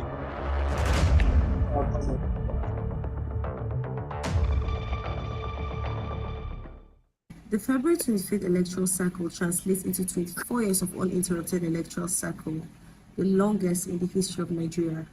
It came with lots of optimism and expectation. In my own opinion, I would like to say that this election was the most anticipated election in the history of Nigeria. It came with lots of optimism amongst local and international observers that this election would come with more improvements than others. Hello everyone, my name is Emmanuel and I want to share my thoughts on what I feel about the Nigerian February 25th, 2023 presidential election. It is a critical time for our nation and these are the issues that need our attention. Firstly, most of the contestants in the elections are too old. We have contenders who are 70 and 72 years old respectively. Hello, good day. My name is Dennis Godwin. Now, following the outcome of the election, I would say that Nigeria still have a very long way to go in election matters. To be sincere with ourselves, February 25th every year supposed to be anniversary for this Nigeria. Every Nigerian knows say na February 25th, 2023, na him our big men for this country carry their lie, deceit and open thief, take so smelly clothes, wear am without shame. They waka for our country reach today. Today, I'm going to share my thought with you about the Nigerian 25th February 2023 presidential election. The former president of Nigeria, General Muhammadu Buhari, and the National INEC chairman promised us Nigerians a good, incredible, transparent, free and fair election, which turned out to be our worst nightmare. I'll be exploring the three prominent candidates, Mr. Peter Gregory Obi, Obedient of the Labour Party, Bola Ahmed Asiwaju Tinubu, Batified of the All Progressive Congress, Alhaji Atiku Abubakar, Articulated of the People's Democratic Party. So what's an election? An election is a formal process where people choose individuals to hold public offices or decide on specific issues. And we're not going to be looking at the aspect of deciding on specific issues today or making decision. We're going to be looking at the aspect of choosing individuals to hold public offices. Not talk about election. Eligible citizens, I'm not Nigeria, citizens from 18 years and above are the ones that are eligible to vote their representative.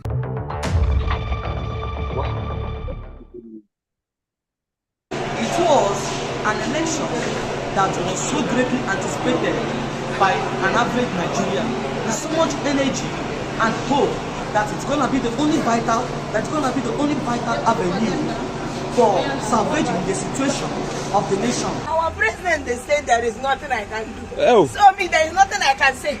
I will carry on. If I feel close my see myself for Canada, but I collect more. I will come back. There is nothing I can do. Two things were unprecedented about the 2023 general elections. First was the stout political rallies held by Nigerians across Nigeria even before electioneering campaigns kicked off. Second was the use of beavers. Nigerians were given repeated assurances that beavers would not falter, that beavers would work.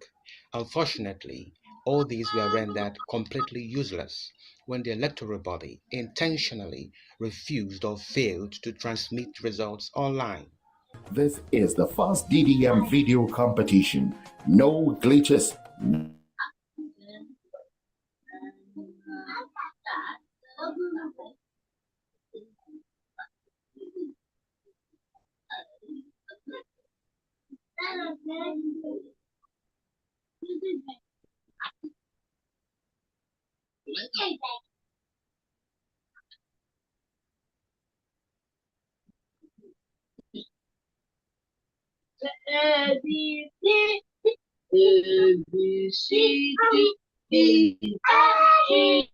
Can we move on, please? Hello, some people are singing. Hello, some people are singing on the program. Oh, some people are singing. Hello, some people are singing. Hello, some people are singing. Hello, some people are. Person has been muted. Person has been muted. You can go on, sir. Okay. Good evening, ladies and gentlemen. As we are already aware, this is the Diaspora Digital Media Special Nigeria 2023 Presidential Election Anniversary Telethon.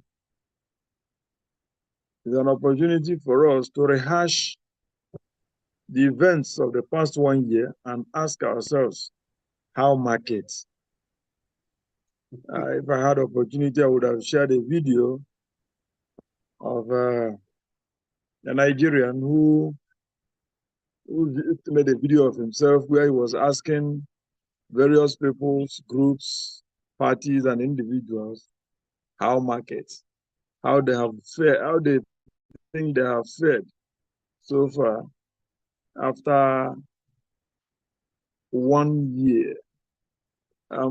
Joining us on the program this evening will be Dr. Tanko Yunusa. He was a spokesman of the Labour Party during the 2023 presidential election.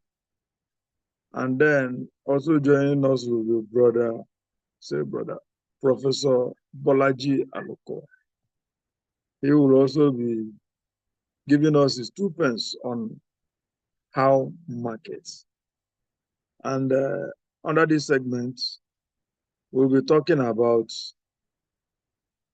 precisely what, one second, yes. We'll be talking precisely the obedient movement versus the Emiloko and Agbado politics. Nigerians, now that you have tasted both, you are in a position to give the verdict. Our guest speaker, I also invited another guest speaker, but I'm here to observe his presence in the person of Barrister Frank Tietie. Barrister Frank Tietie, please, if you are in the audience, can you make us know you are present? If not, we'll find a way to reach out to him. In the meantime, Dr. Tanko Yunusa, please, can you unmute yourself and tell us how markets with the obedient movement versus the Emiloko and Agbado politics? Okay, good evening, distinguished ladies and gentlemen. First of all, let me apologize for my background. I'm actually in Kefi. Kefi is in Nasarawa State in north central Nigeria. Interestingly, I also just left Warri. Warri is in Delta State, south of the Federal Republic of Nigeria. So just to tell you that even as part of the lesson learned, we are still crisscrossing Nigeria to see how we can make it better. Now, in retrospect, if we are to go back and to what we were before we got to where we are and what the future looked like, we may go back in a little bit of history.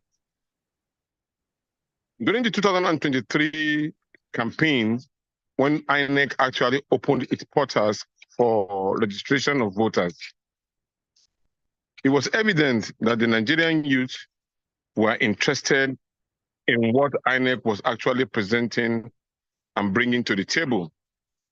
A while ago, I was just reading the documents that INEC was defending so vociferously as regard to the process of the election, which was highly documented and highly acceptable by all. I remember with nostalgia when INEC was actually practicing reporting of results to the general public. And at that time, they used the Vivas machine as a way of reporting results in Edo State and Ondo State. It worked so marvelously well. Results were transmitted as real time. Many people who became reporters at each polling unit, creating all kind of insinuation as regard to who won election and who lost election at the polling unit, were almost like out of market because INEC was reporting the results accordingly, and it all tallied with the expectation of the people. That was like 4 years ago. So with that euphoria, a lot of people were so determined that, okay, INEC might do the right thing under the leadership of Professor Mahmoud Yaqub, whom I know very well to be interested in using the instrumentality of the law as a defense for him to establish result of elections. Unfortunately, that did not play out after the election in 2023. But the point I hear is, during that particular registration period, the Nigerian youth came out en masse, irrespective of their religion, tribe, and creed. They came out and registered. According to the record, 12.5 million of them actually registered to vote. But don't forget that at that time too, many of our clans came out in mobilizing towards having an egalitarian and sustainable political party under the leadership of Professor Pat Otomi.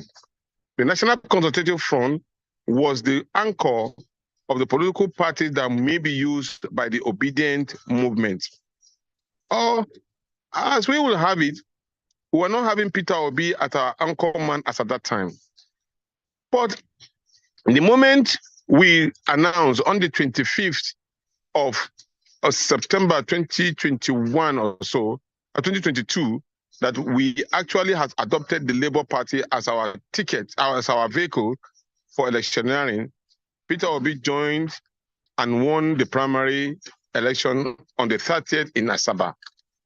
On that day, a new leadership, a new political spectrum was born, and the obedient movement moved in gallantly into the Labour Party.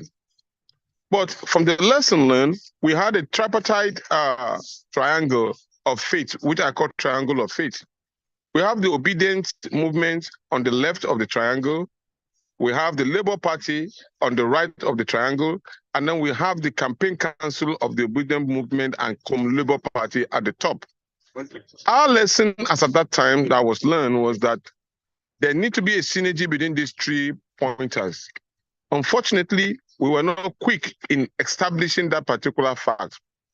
So other political parties who are our adversary took advantage of it and went to the market and tried to tout us at that we don't have structure, that is actually just 3 persons on the internet trying to mobilize Nigerians to win election. But behold, that 3 persons that they were talking about become a giant movement that they could not even contend with. Interestingly, where we found ourselves was that we were able to mobilize Nigerian youth, and even the ladies, the younger girls, were more interested in actually having an Obi as the president of the Federal Republic of Nigeria. So the movement galvanized a lot of support and love. You may be interested to note that while we were mobilizing on the social media and trying to galvanize Nigerians, a lot of people also blacklisted us names like Obidiot, Biafra, all kinds of names that we are very, very decorous and antagonistic to anybody who is against the obedient movement. But I actually differ. I differ because the Nigerian youth have been used for a very long time and been weaponized against the sovereignty of the Federal Republic of Nigeria. And how do I mean so?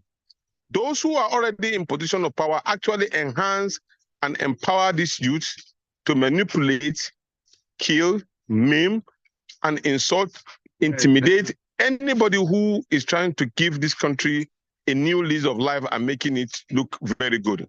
And so the people who are on the positive side decided to really say, okay, enough is enough. And we're going to go against anybody who decide to make life miserable for us. So therefore, during that registration, what happened was that many of these youth were intimidated, were being attacked, stabbed, called all kinds of names, and nobody did anything about it. That was the beginning of the pointer of the revelation of what happened in the election in 2023. I was in Lagos, and I saw how our members were being attacked. Some were being killed. Some were being maimed. Some were being intimidated. Use any negative word that you can use to describe how we were being dehumanized just because we want to vote for Peter Gregory Obi. At the end of it all, they manipulated the system brazenly, unbelievable, with a lot of disdain and disgusting attempts. The question is, how can you have 3 elections on the same day? These elections were Federal House of Representatives, the Senate, and then the presidential election. Using the same server, using the same process of reporting the result. And at the end of it all, you were only able to report the Federal House of Reps, the Senate, and then a glitch, the powerful glitch, God knows where it comes from, happened on that day of the election against only the presidential election. And that was mischievously, meticulously calculated manipulation of the will and vote of the people. So I saw the ingenuity on their manipulative system. But then my question was, that particular act couldn't have happened if somebody was not held responsible. Because somebody is in charge of that particular transmission of results, who is in charge of the technology that was installed. Huge sum of money were being introduced into this particular election, both locally and internationally. Yet one person decided to manipulate the system. You know, before in our electioneering, it is actually the individuals that have been always been bought. Maybe like they call it stomach infrastructure. But this time around, we witnessed the bizarre purchase of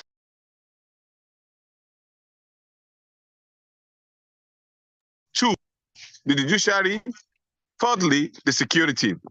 So while the institutions were completely being manipulated and being bought over, it becomes so easy for the Lord of the Sky to take over the structure of all elections processes in Nigeria. And that was how the mandate of the Nigerian people was stolen on the 23rd of February 2023. Ladies and gentlemen, my historical background and what we found ourselves is just to remind us of the challenges, of the drawbacks, and the level of insanity that we found ourselves. Going forward, a lot of people will have been saying now, what do we do? Because I've always liked to present a situation where I look in the past, I look at the present situation, and I try to provide a solution as the best way as I can. I have observed with serious, deep scholarly thinking, I observed that the Nigerian situation has been deliberately been made so because of the interest of those who enjoy the power game. And believe me, it is not about tribe or religion or where you come from. It's about power. When they want to get power, they don't think about religion. They can use it as a weapon to get to where they want to get to. But once they get that particular power, go and see them in the middle of the night when they share the loot. They don't really care where you come from. As long as they can share the loot, and steal the mandate of the people and our collective resources. So for me, what I would advise strongly that we should do as a people, number one, we must advocate strongly too. I've seen a lot of issues on protests about hunger and the rest of them. I agree perfectly well. But what solution? We can only do a protest for 2 or 3 days, and then they come up with their misgiving palliative, and then the Nigerian people will keep quiet, and then it is roller coaster, and they continue. We must demand. This will be a very strong debate. A movement. We must demand for a constitutional reform. The constitutional reform should be vis-a-vis the Electoral Act.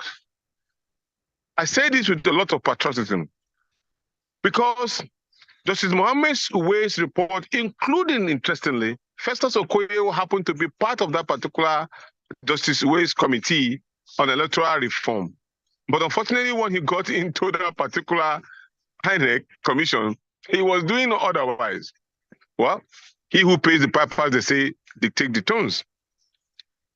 We must demand for a constitutional review vis-a-vis the Electoral Act. The process in which the INEC and Independent Electoral Commission is institutionalized must be revisited. Must be revisited.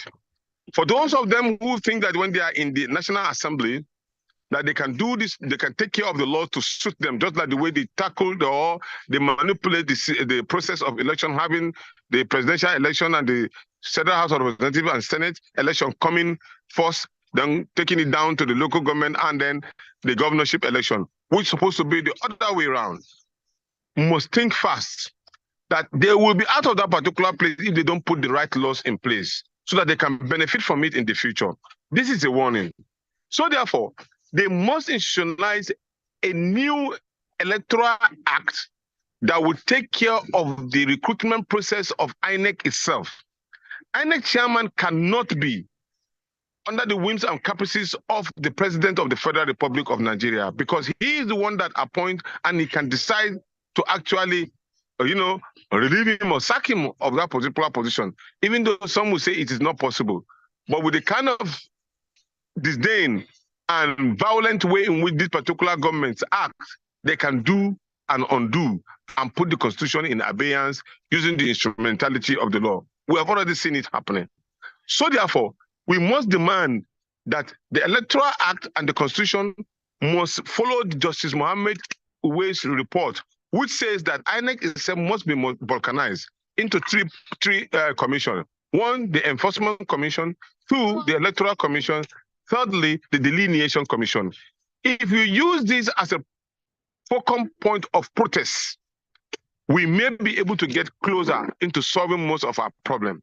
And the Electoral Act itself must also be made in such a way that it does not give room for any form of lacuna that can be manipulated by our judiciary, so that elections should be done and dusted at the polling unit, not creating job for the boys, where the legal angle will not benefit so humongously. And then at the end of it all, giving power to those who do not deserve it. This is an angle that we need to really, really face as collective as possible. Yes, some are also saying that we should look at the issue of parliamentary system of government against federal system of government. Well, for me, both can play out if they are being effectively being put into place. Yes, I agree there will be a check on balances when you use the parliamentary system of government and the rest of them. But when or how do we make this particular process happen? Changing it from a deep root to a reality that we are hoping. Maybe in no distant time, if the debate starts, and I know a lot of people will shoot it down, before we go to the state and then agreeing on that position. Then thirdly, there must be a serious advocacy to the electorate about our divide. People should know that election and selecting the person that will lead us does not necessarily have to be. Sorry, hello team. We have 3 speakers on this platform, on this segment, and they are all here. Okay, I would have been guided if I was given a particular time. Then I will know that I will be speaking just for a few minutes. So forgive me for when you interrupted me. The host will have just given me a particular time. But in the interest of the timing in which you have just postulated, I yield the mic. Thank you.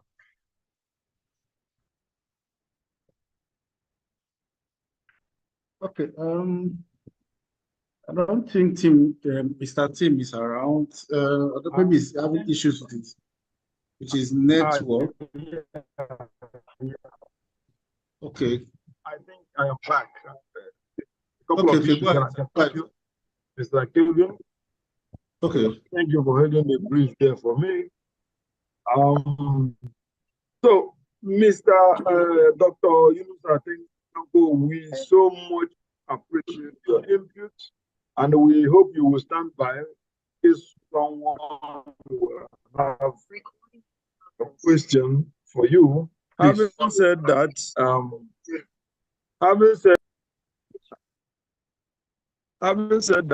I want to inform us that two of our guests, Barrister Ifeanyi Nriandike and Barrister Frank Ketie, and the block. So I think we have a full house here. Before we move on to, can we quickly invite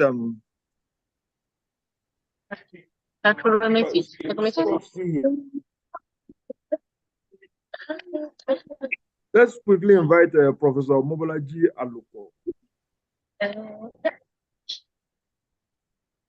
Good evening, everybody. At this juncture, I will beg you. Thank you. Prof, am I on? Am I on? Yes, you are, sir. Please go on, sir.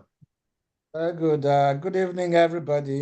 First, I want to thank Daniel Elumba for inviting me to this, I guess it's a summit or a dialogue. Yeah. I have known Daniel for quite a while. I don't think I've ever met him, but we are long-term internet chatters, let's put it that way. And all through the election process, I knew him to be on the other side of the divide. And I was firmly on the APC divide. I am currently a commissioner for infrastructure and public utility in the APC government of Ekiti State. I have known the President Bola Tinubu as a pro-democrat since 1993, 1994. I am a strong supporter of his presidency. I've also known Alhaji Atiku since he was actually an ACN or presidential candidate. If there was anybody, any politician I've taken money from just once in my life, it was Alhaji Atiku. I also know Peter Obi when he was governor of Anambra State. I was abroad then, and I had a friend who we had some commercial engagement with him when he was governor. I state all of this to put my presence here in context, that in general, even the title of this piece, the obedient movement and a Milokan/Agbado politics, indicates that I'm in fairly hostile territory. But I'm ready for that. I think I was hearing Emmanuel Ogebe speak earlier. Again, Ogebe is a longtime friend. Just this past Sunday, I was in Asaba with several other commissioners for water in the country, trying to come up with how best to improve the water situation in the country. Tomorrow, I will be in Abuja. I'm speaking from my room in Ado Ekiti Tomorrow I will be in Abuja with 35 other power and electricity commissioners on Tuesday and Wednesday, discussing on how the electricity situation in country will improve, especially in light of the Electricity Act, in light of the Electricity Amendment signed by Buhari and the Electricity Act signed by President Tinubu. We will be discussing for 2 days how the states will ensure that things go well. I'm saying this because a year after the elections, while some people are still, yes, unhappy about the outcome, still wishing that their candidate would have been president, the country is moving on. The country has to move on, despite all the challenges that we have. Foreign exchange challenges, food challenges, electricity challenges.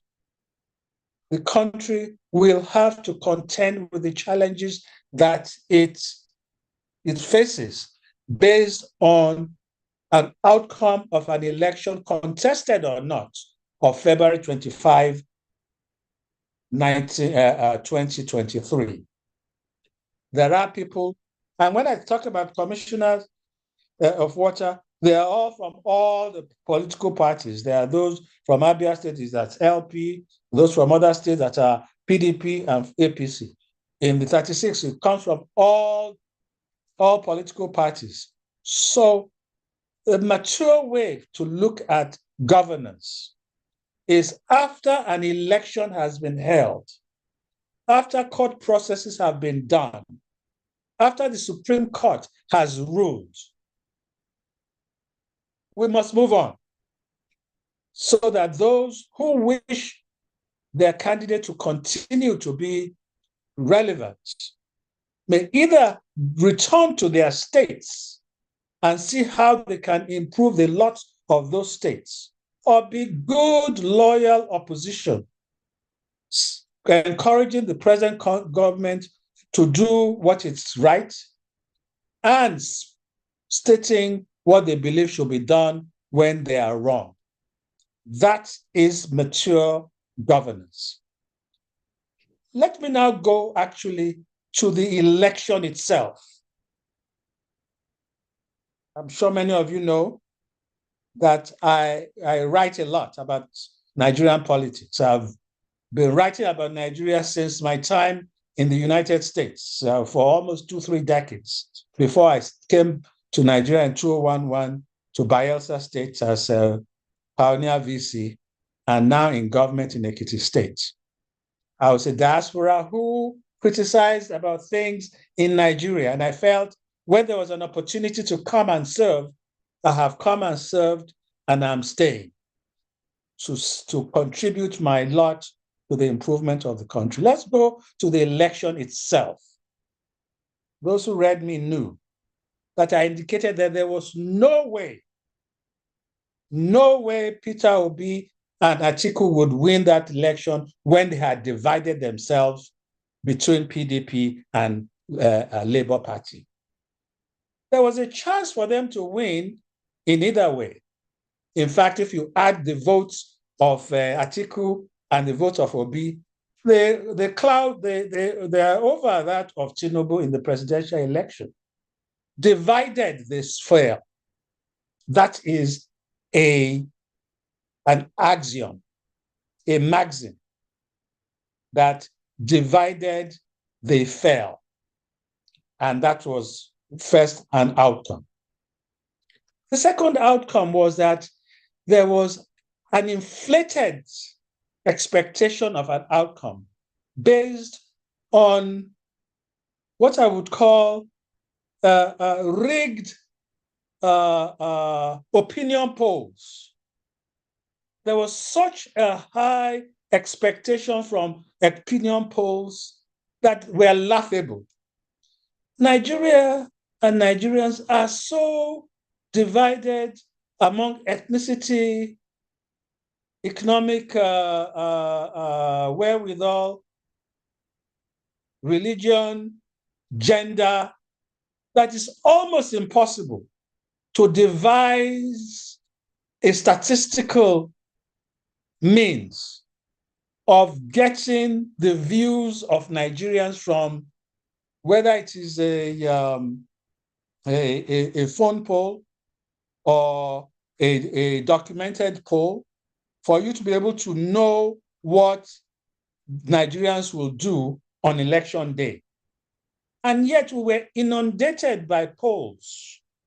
Peter, at Edo Peter site, this, that. So Peter Obi is 34%, 43%, 80%. Laughable. So there was an inflated expectation of winning, so that when he did not win, there was also a big depression about loss. There was no way he could have won based on those polls. The third issue had to do with beavers. Beavers, IREV. And I would end a little bit there on beavers and IREV. Leading up to the election, first I would blame Professor Mahmood for also giving an inflated view of the impact of what beavers would be or the IREV will be relative to this process. Okay, he gave an inflated view of the actual impact of beavers, of IREV, relative to the process. IREV was an assurance mechanism. It was not a certifying mechanism. The fact that IREV worked or not had nothing to do with the real results. They could have been rigged, they could have been correct, but IREV itself had nothing to do. It was just a mechanism to let those who are watching to see what was going on. It did not change the results on the field. If the results were rigged, IREV did not change it. If they were not rigged, IREV did not change it. And the fact, and I will tell you that leading up to that election, there were lots of, what will I say, probably childish assertions that they were going to ensure that nothing would happen to IREV, that we're going to somehow get into the INEC records. I mean, I read it.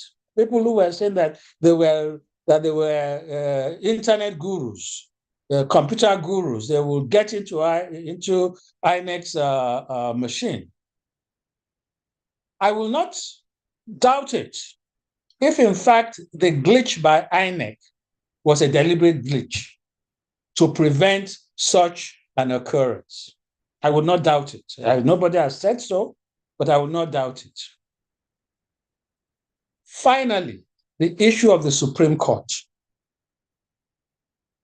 A Supreme Court or any court only rules based on what is before it.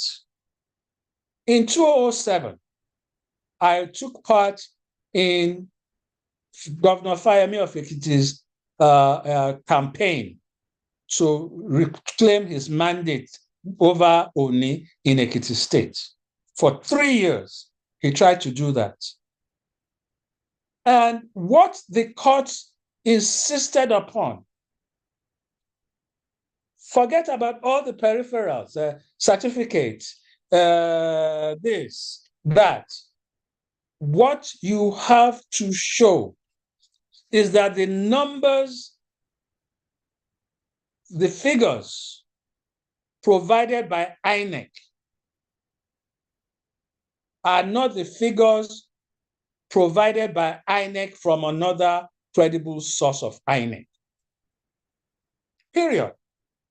You have to use INEC's figures to disprove INEC. You cannot use your own figures, or you cannot ask the court to go to the market to look for new figures.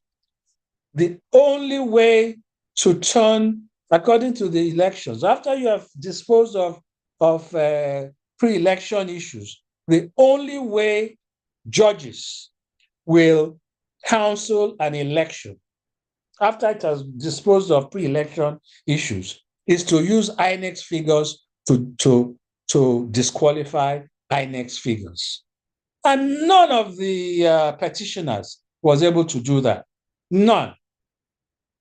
There was not OB, not Atiku could give, there were, I don't remember, 176,000 polling units. I did not see any figures or enough figures to disqualify what INEC had presented. So the petition was dead on arrival, even to a non-lawyer like myself, not to talk of Emmanuel Ogebe and other people. My final question has to do with the fact we do not have much. Yeah, just the final issue has to do with how we go forward. I believe that our elections will be credible when we remove human intervention. We must go to full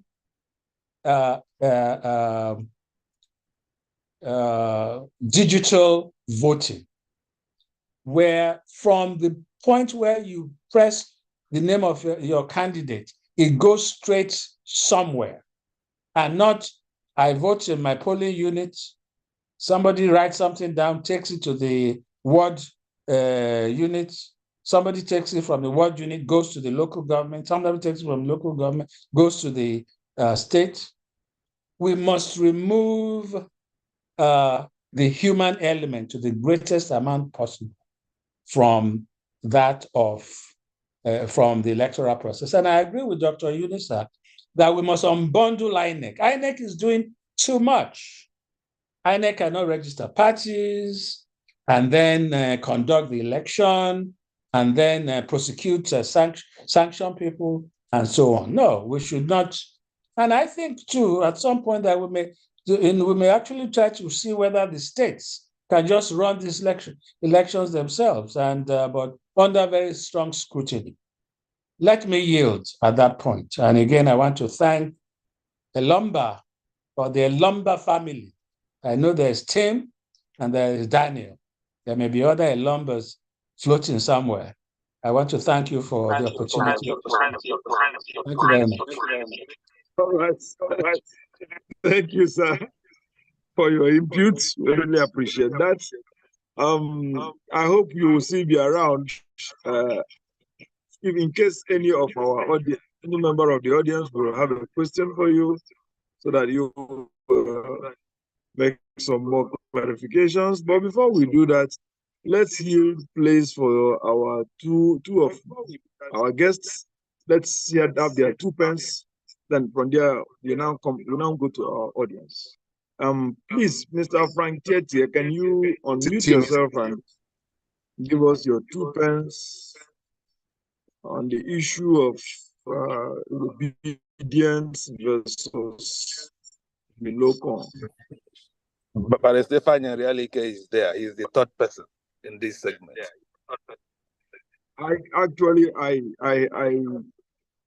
There is a mix-up somewhere. Stefan Realike was originally on your list, not on my list. So by the time I saw that, it was already late.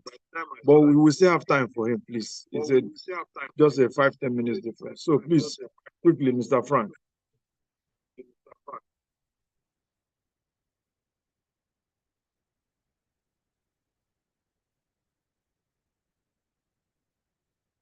Mr. Frank Tietie? All right, I can hear you. I'm just trying to struggle. I'm actually using the tablet. All right, thank you. Thank you, team, for this opportunity. I hope you can hear me. Yes, I can hear you clearly. Go on. All right, thank you so much. And I listened keenly to Dr. Yunisa on YouTube before I switched to Zoom. He is as usually as spirited as possible that he can always be. And I thank him for the balance that he usually brings to the conversation, not necessarily because of the official role he had in the Labour Party in the build-up to the election, but the standpoint he holds are quite nationalistic and patriotic. So this gives me opportunity to directly commend him.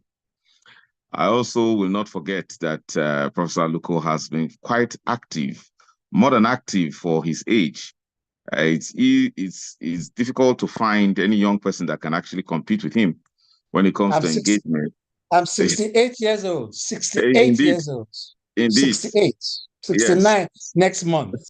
I know that, Prof. I know that, Prof. I'm commending you because this is the second time I'm seeing you actively engaging when people of your mates and people who even have greater responsibilities in government take it as an opportunity to always run away from engagement with young people, but you're always available. The last time I hosted a meeting on the state of Nigerian universities where I copiously referred to your time as Vice Chancellor in Niger Delta University was quite engaging. That was when your friend in California, Tony Daudu, actually invited and organized that meeting. So thank you, Prof, for all of this. Dr. Yunisa and Professor Aluko have made very fine points, but I'd like to speak to briefly to the topic we're discussing. Well, obedience, Milokon, and Agbado. I think what's important is we need to tone down the vitriolic rhetoric about our politics. I like when Professor Aluko steps up his intellectual standpoint and then he engages. And on that basis, he's unafraid to engage any matter. I think the acerbic nature of our politics is destructive to the idea of nation building. The contestation for power has become something that is akin to literal war, and we become permanently divided. In addition to the divisions that have torn us to the point of that torn us apart, even to the point of civil war. So our politics presently, in the emergence of the obedient movement and the self-entitlement mentality of Milokon, together with the principle of an Agbado politics, even in the current midst of hunger that is inexplicable, because I believe that our country does not have any reason to be hungry. So the team had said, well, we refer to it aptly as my 2 cents. In this regard, considering that as a practicing lawyer and then mainstream news analyst on Arise News, the goal has been objectivity, lack of not taking sides. But I owe myself and those who I am privileged to be listening to me the duty for truth, the duty to truth. We are missing the big point, as I conclude. We're missing the big point of nationhood. We are so disunited. And I cite the example because I lived through vividly and with so much strong, vivid memory of 1984, when General Buhari and Tunde Idiagbon took over power. I recall the days of General Babangida, General Abacha. I recall the emergence of the new democracy we practice very strongly as a lawyer under Olusegun Obasanjo. What we have seen so far is that there's a degeneracy in the current politics we're playing. And we must learn. I'm watching the American politics going on in the build-up to the November elections. I'm seeing the banters being thrown between Trump and Nikki Haley, and then even as the fights between the dirty politics between the Democrats and the Republicans in trying to bring down Donald Trump. Donald Trump believes that American politics has degenerated, has descended to that of the third world third world countries like Nigeria, where opposition is obliterated. That is an indication of the fall of the great United States. Professor Aluko can attest to that, having been someone who went to school in the US. I close by saying that we cannot continue to live as if the end of our existence as peoples, and then ultimately as a country building towards nationhood, we cannot conclude that the end is tussle, power for power, struggle for power at all costs. We cannot afford that. If we do, we will be a country that is only united when it is playing football, or either in the AFCON or the World Cup. We must begin to try to create certain convergence where all of us can agree, especially in the determination, in the definition of our Nigerianness, in order for us to be able to have some peculiar, ethics. I would refer to as ethos, national ethos, that will bind us together first. And then we have a set of standards by which we can judge all of us, so that we can clearly know when the INEC chairman is deviating, when the president is deviating, when presidential aspirants in their contestation for power are actually becoming enemies of progress, all in the name of grabbing power. I think we have a major challenge in nation building. I will rest at this point in the hope that we will have Dr. Unisa and Professor Aluko coming to address the various various issues that we have this opportunity to raise at this time. Thank you very much, team, and the organizers of this Diaspora Digital engagement. Thank you very much. Thank you, Mr. Frank. We really appreciate that. And well, I want to apologize to my audience if you're having a crackling noise at my background. My neighbor just turned down generator. The generator nation will be kind to please bear with us as it is. Meanwhile, okay. I'm still waiting to hear from our audience. Okay. Before we call on Mr. Reality, there is a little quick movements going on at the background, so we will wait a little before we have a decision on that. So for now, please, we want the members of the audience, if you have a new question for three of our guests that have spoken so far on this, can you indicate by raising your hand? We already have some hands in the air. We have Mr. HTM Okoye. Please tell us who you are directing your question to, so that the person will respond. Yeah, my question. Mr. Okoye, you have our ears. Yeah, thank you. My question goes to the Professor Aleko.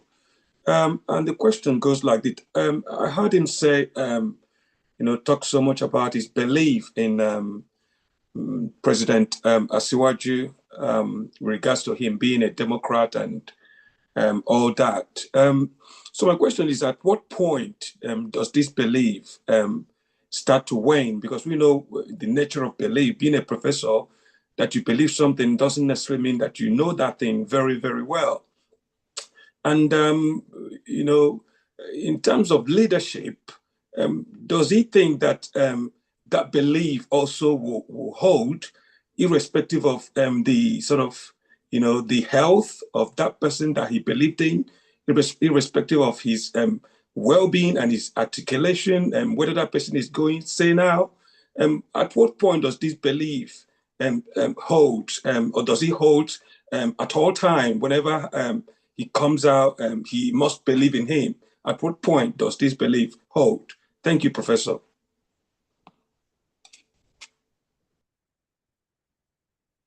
I smile. If I can, should I respond?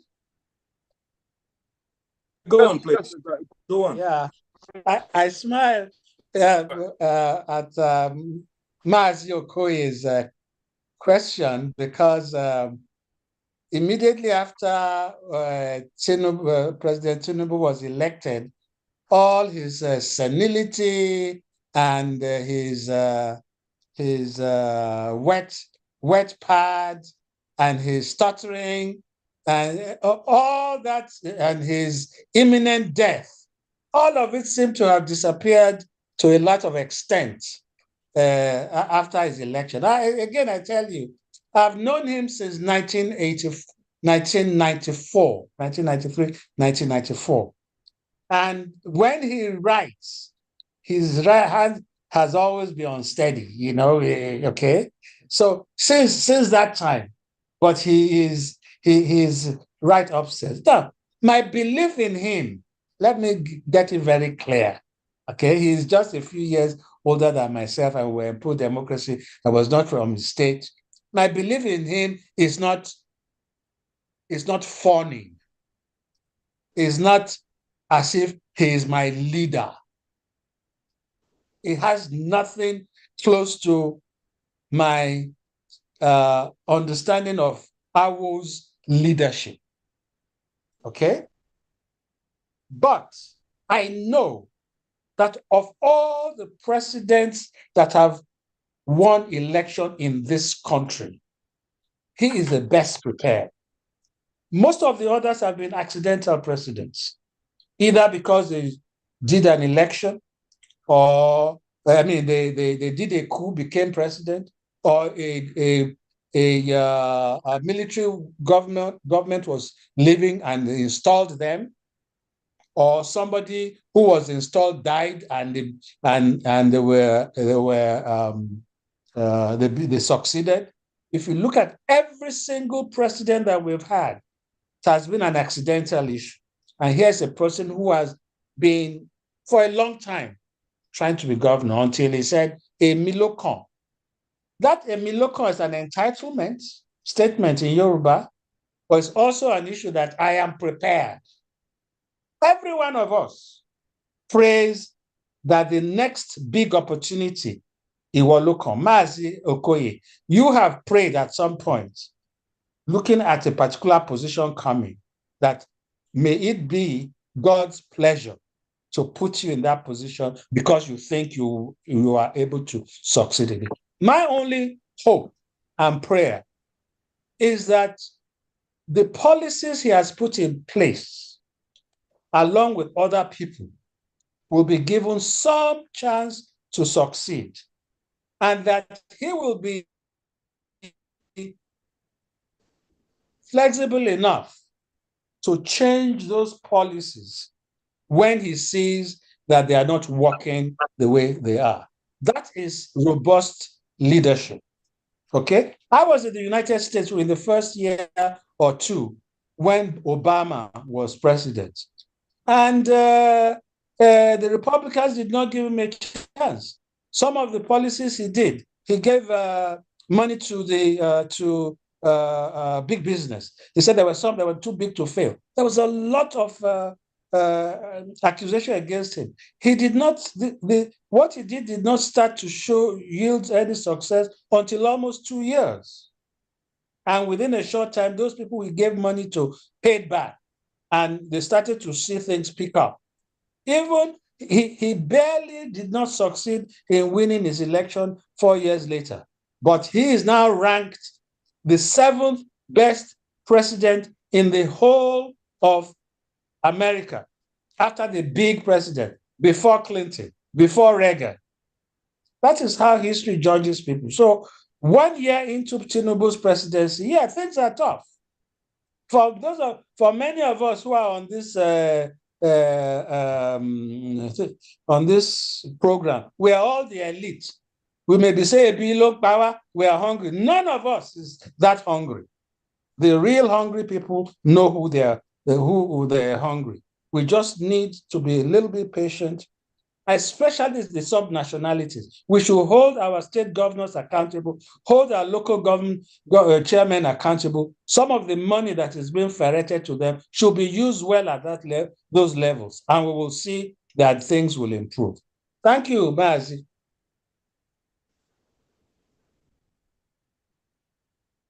All right.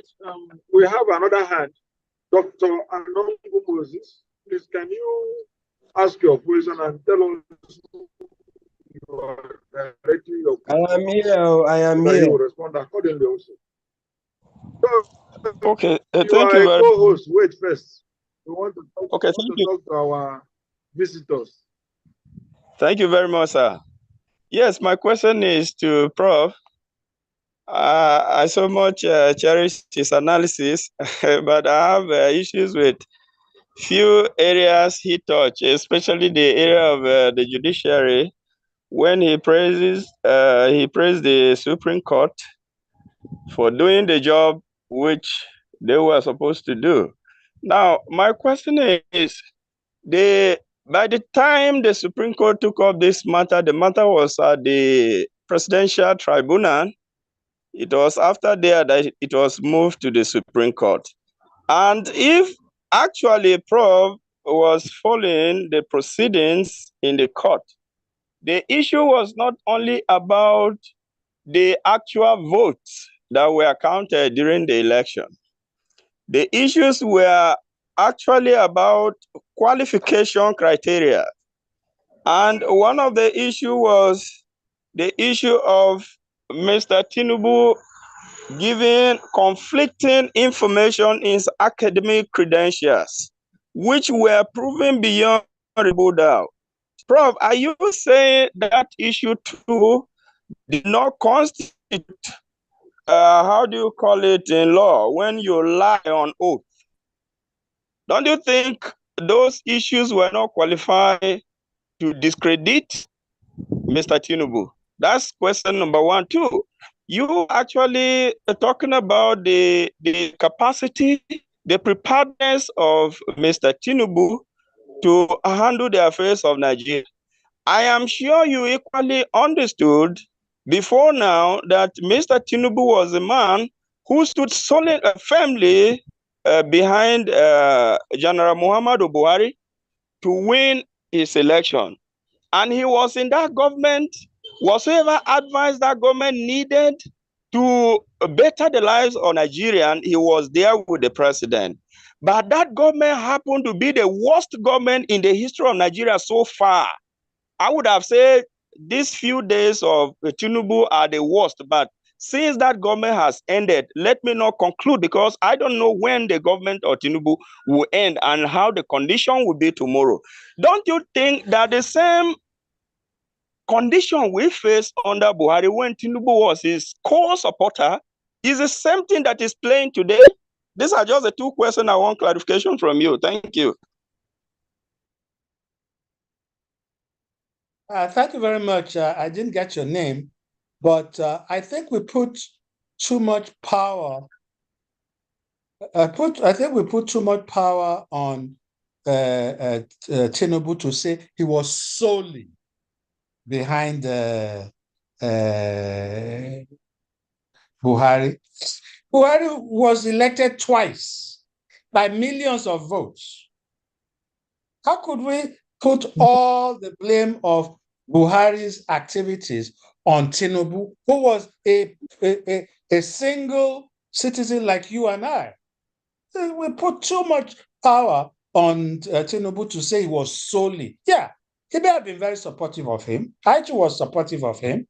I was disappointed by some of the things that occurred, but to solely blame him is wrong. In any case, despite all of that, people made a judgment that despite some people thinking he was the one who caused Buhari's issue, despite the fact that Buhari was APC, despite all of that, they went to vote and he got the maximum number of votes.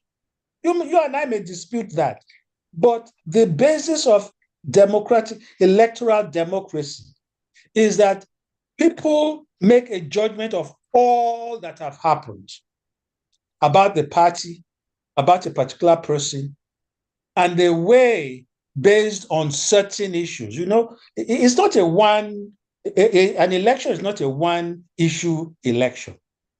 You look at the person, the programs, the policies, his past, all of those things. You put weight on all of them. You compare with the next candidate. Then you go and put your vote for that one person. So this is not a papacy.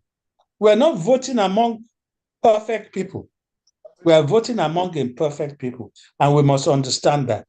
Final point has to do with the Supreme Court. I don't want to relitigate. I'm not a judge. I'm not a lawyer.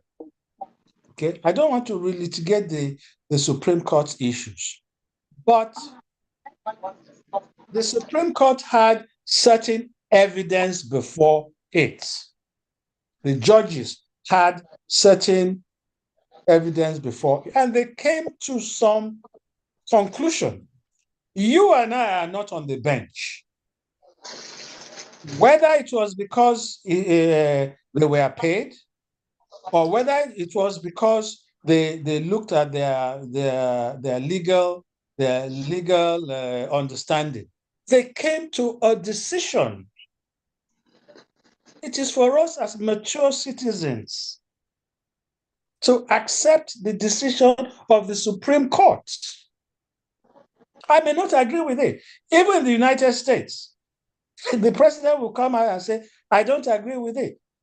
Then he will make a judgment. If it is something that he can legislate so that the next time the Supreme Court does not have that same power, fine. So what I'm getting at is that every one of us, to look at what the Supreme Court agreed to or made a judgment about. If there are certain things so clear that we think they should not have made that decision, let us go to our legislators and ensure that that decision is not made, it cannot be made by a Supreme Court. But until that occurs, it is part of democratic maturity to accept the rulings of a Supreme Court until laws are made that tie their hands. Thank you. Thank you. We really appreciate your input. And before we take any other question, please, we want to hear from our guests, Barrister Ifeanyi Onyeike, so that we'll be rounding up this segment and give room for the next. Our time is already well spent. So, Barrister Ifeanyi Onyeike, please, kindly speak up.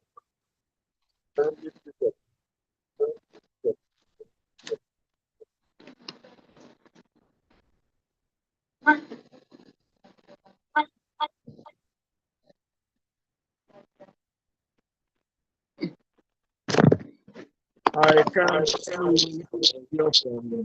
I find it. I think we can barely hear anyone. Okay.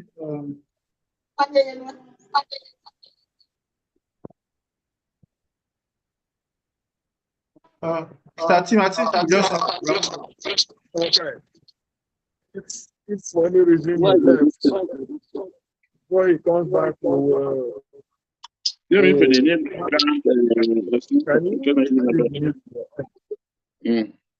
us take maybe one more question from Mr. Femi Alaro. Did you just drop your hand? One last Yes, I question. think just dropped his hand. Okay, go ahead.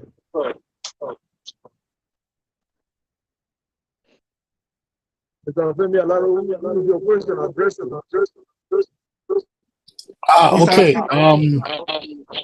You want me to go ahead or?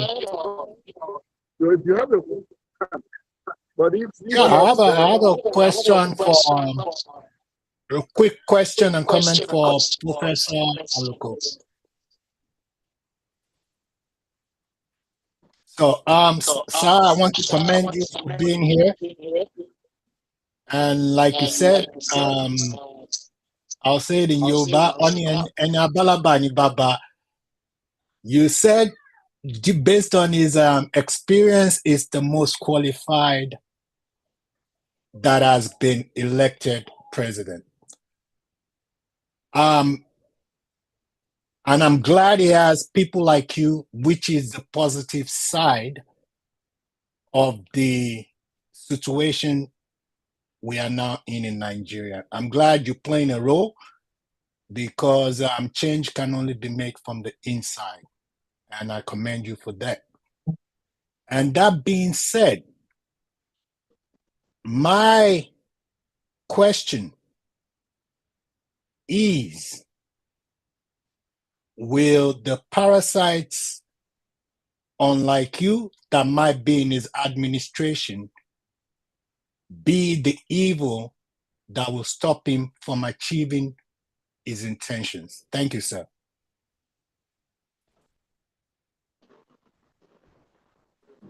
Thank you for your question. I will also respond to you by quoting the Yoruba adage that says,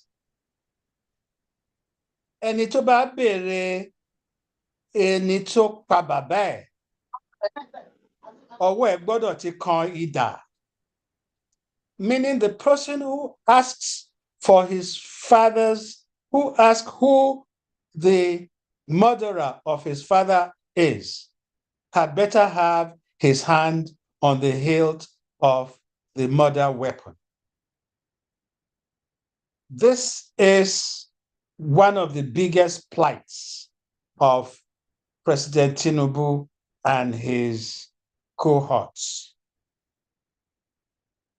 For example, the dollar naira variation that we've been seeing is abnormal. There is manipulation behind it that is abnormal.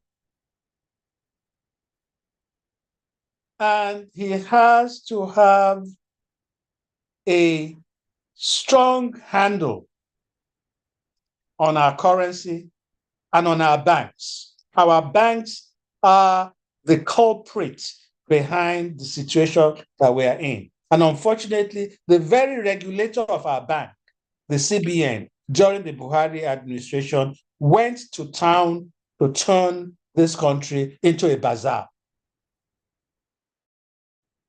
Turn this country into a forex bazaar. And that's what we're getting now. And what's happening is that it is spiraling. And the government, the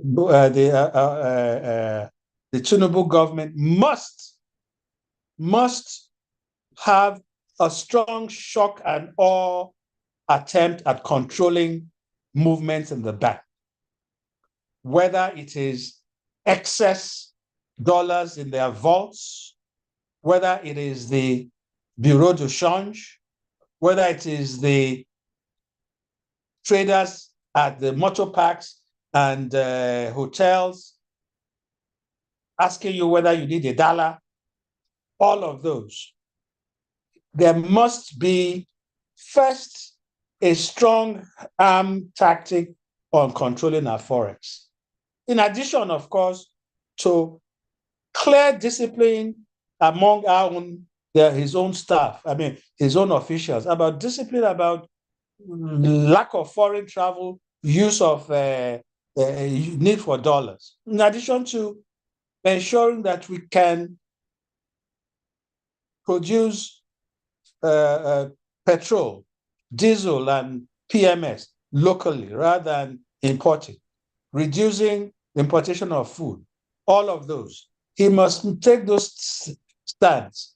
But in addressing the banks, we know that these are powerful people who have used their money to buy the loyalty even of churches. Many of these people who have stolen money give money to Redeemed Church, to Anglican Church, to Catholic Church, to the mosques, who pray for them. So these are powerful people. That's number one. Number two is that immediately he starts to arrest certain people. Yoruba will start to count the number of Yoruba he has arrested. Igbo will say, Mbano. The Northerners will say, oh, we voted Muslim. Now he's attacking us. So all those primordial issues about people who have been bought off with money, powerful people, ethnic issues, religious issues, he has to be prepared to solve those. So now, of course, I will tell you that he too has friends, all kinds of friends. Okay? He's not a saint himself. He did not get to where he is without having friends among these people. So he has to make a judgment as to whether he is prepared to lose a lot of his friends, and he must for the sake of the country. Let me stop there for now.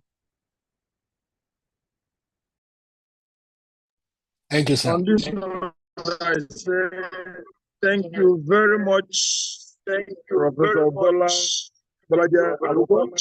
I also thank Barrister Frank Ketia and my first guest, Dr. Franco Yunusa, who have made my presentation quite lively and interesting. It seems one or two persons have questioned, but unfortunately my time is spent. We hope that another opportunity will fall when we have another lively discussion, and we will have opportunity to please hear your views. In the meantime, may I remind us that Diaspora Digital Media is interested in what is happening in Nigeria and in the diaspora.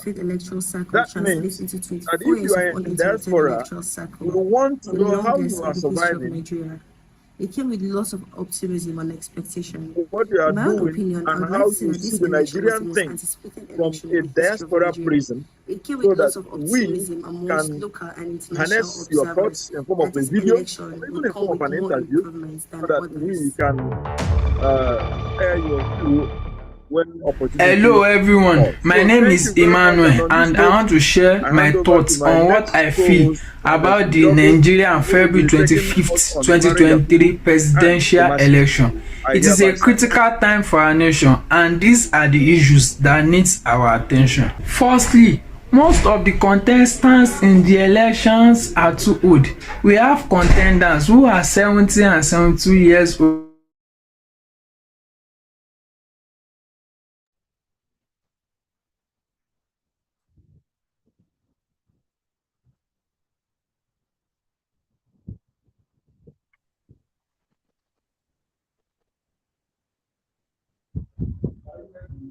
Yeah.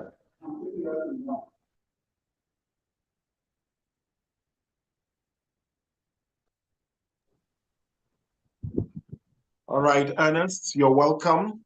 I guess you're taking us on the next ride. Good evening. And good Yeah, evening, good evening. Good evening, everyone.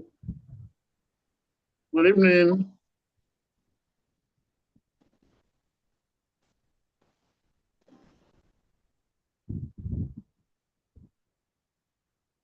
Good All right. evening. Can you all hear me? Yeah, I can say good evening, sir, and good to have you on the show. Yeah. Okay. So far, it has been an interesting show. Our guests have spoken well. The discussion has been going smoothly, and in fact, a lot has been said about the February 25th, 2023 elections in Nigeria. This is the anniversary. But very importantly, in my opinion, I think we may be missing something. You know, just like we know it, every INEC chairman in this country is being appointed by somebody, is a political appointment. I mean, before somebody becomes an INEC chairman, he gets appointed by the sitting president, in this case, Muhammadu Buhari. Now, so far, of course, blames have been shifted to Professor Mahmoud Yakubu, but then,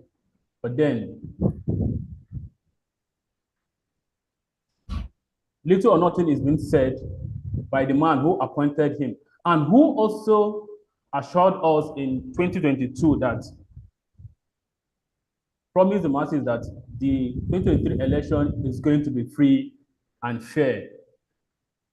But unfortunately, during the election, ex-President Muhammadu Buhari, was the first person to commit the first blunder of that election by publicly displaying his vote before casting it. With me to discuss this is Mr. Paul Ejime, who is an international media and communication specialist and also Comrade Viamoro Ulu, who is the Honorable Speaker of the international president of the Just Now International. It's good to have you, sir. Thank you for having me. Mr. Vic, are you with us? Thank you too. It's a pleasure being here. Okay, thank you for coming. Now, like I said earlier, Muhammadu Buhari, nobody seems to be saying anything about him. He appointed or reappointed Professor Yakubu as the INEC chairman, and every blame seems to be shifting to Professor Yakubu.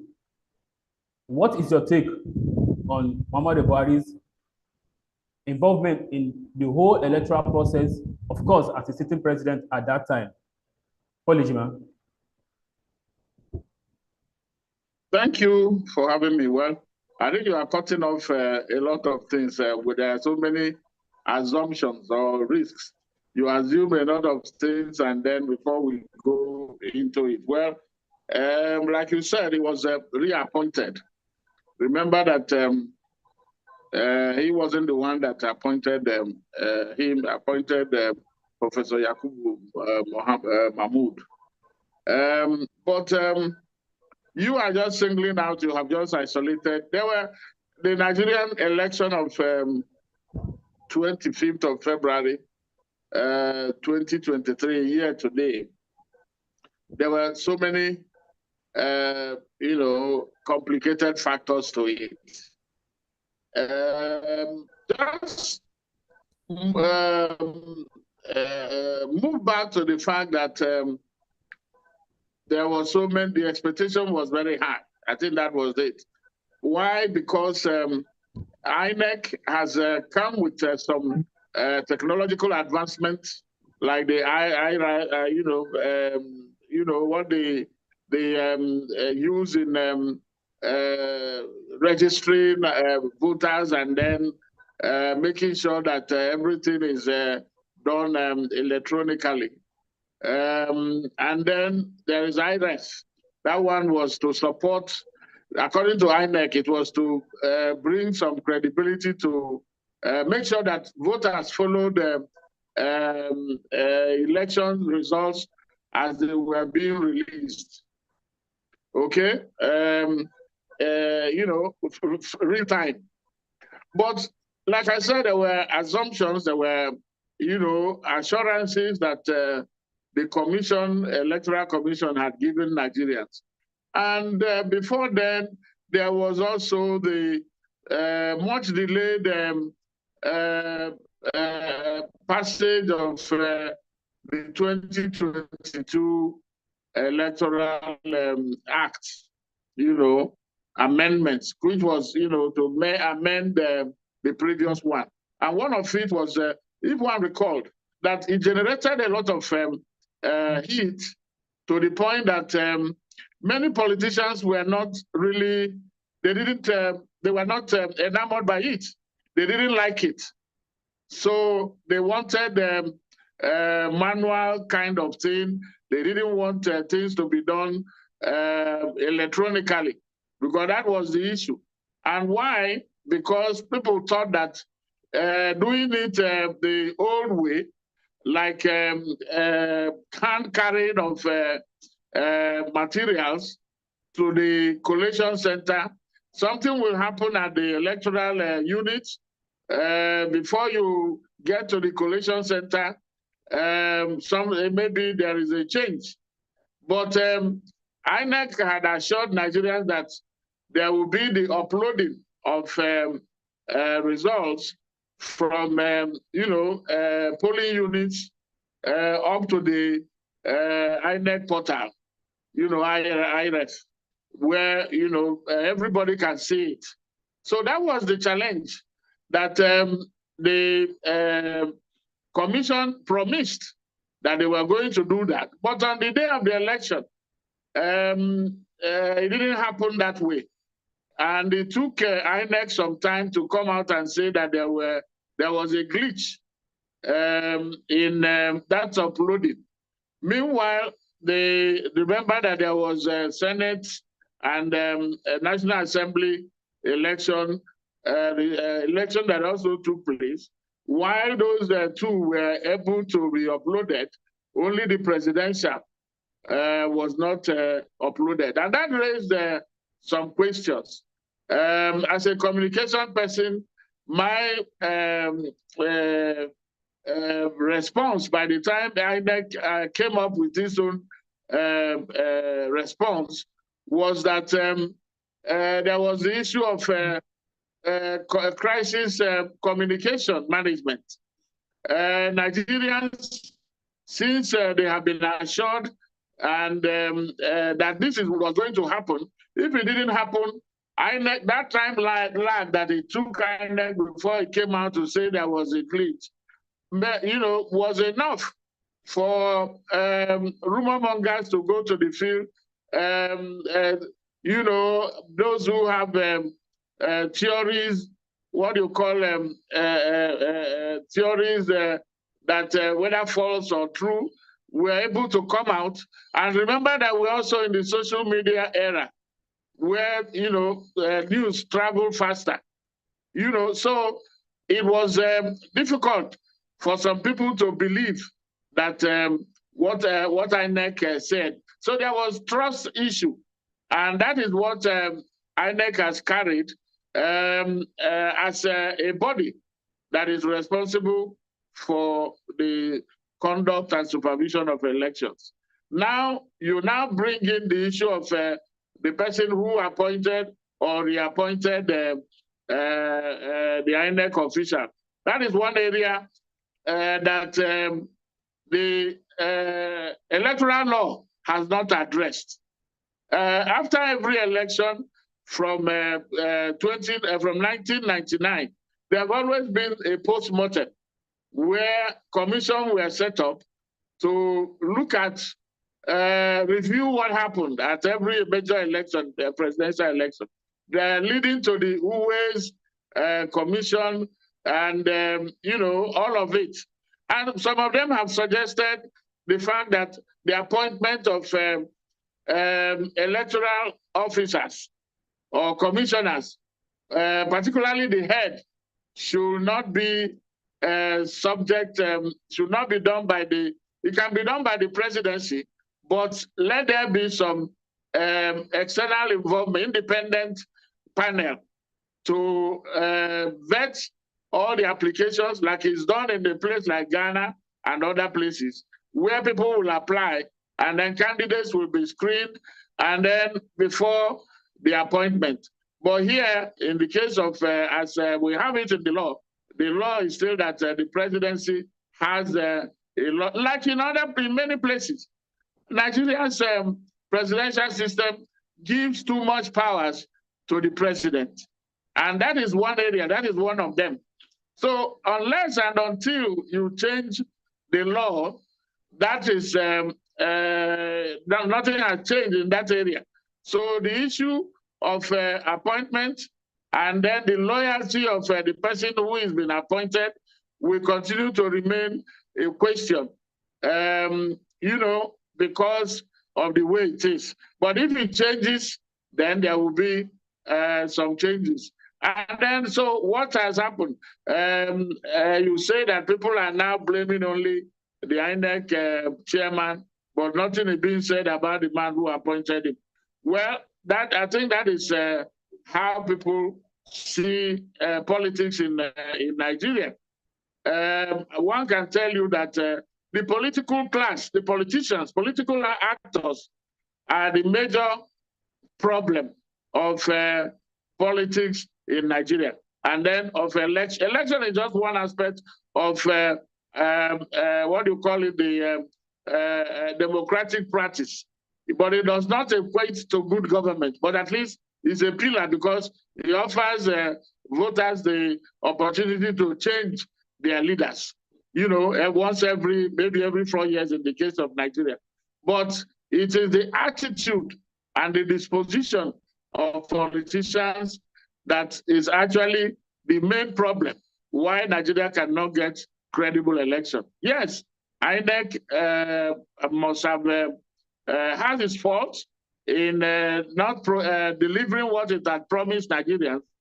But I can tell you that the major culprit here are the politicians, starting with the presidency, the one who makes the appointment, and then the politicians, the way they conduct themselves. So until, and I agree with some scholars who have said that if a sitting government does not want a change in government, there is little anybody can do about it, because they have the instrument of power. They can coerce, they can pressure, and they can do a lot, and there is still a lot of pressure. And there are those resident electoral commissioners. Remember recently, some of them, a set of them were appointed. The civil society came out to complain, but nothing happened. Those politically influenced individuals tend to play the part of those who find them there, and then at the expense of credible election. Let me stop here and then give others the time. All right, sir. Thank you very much, sir, for that.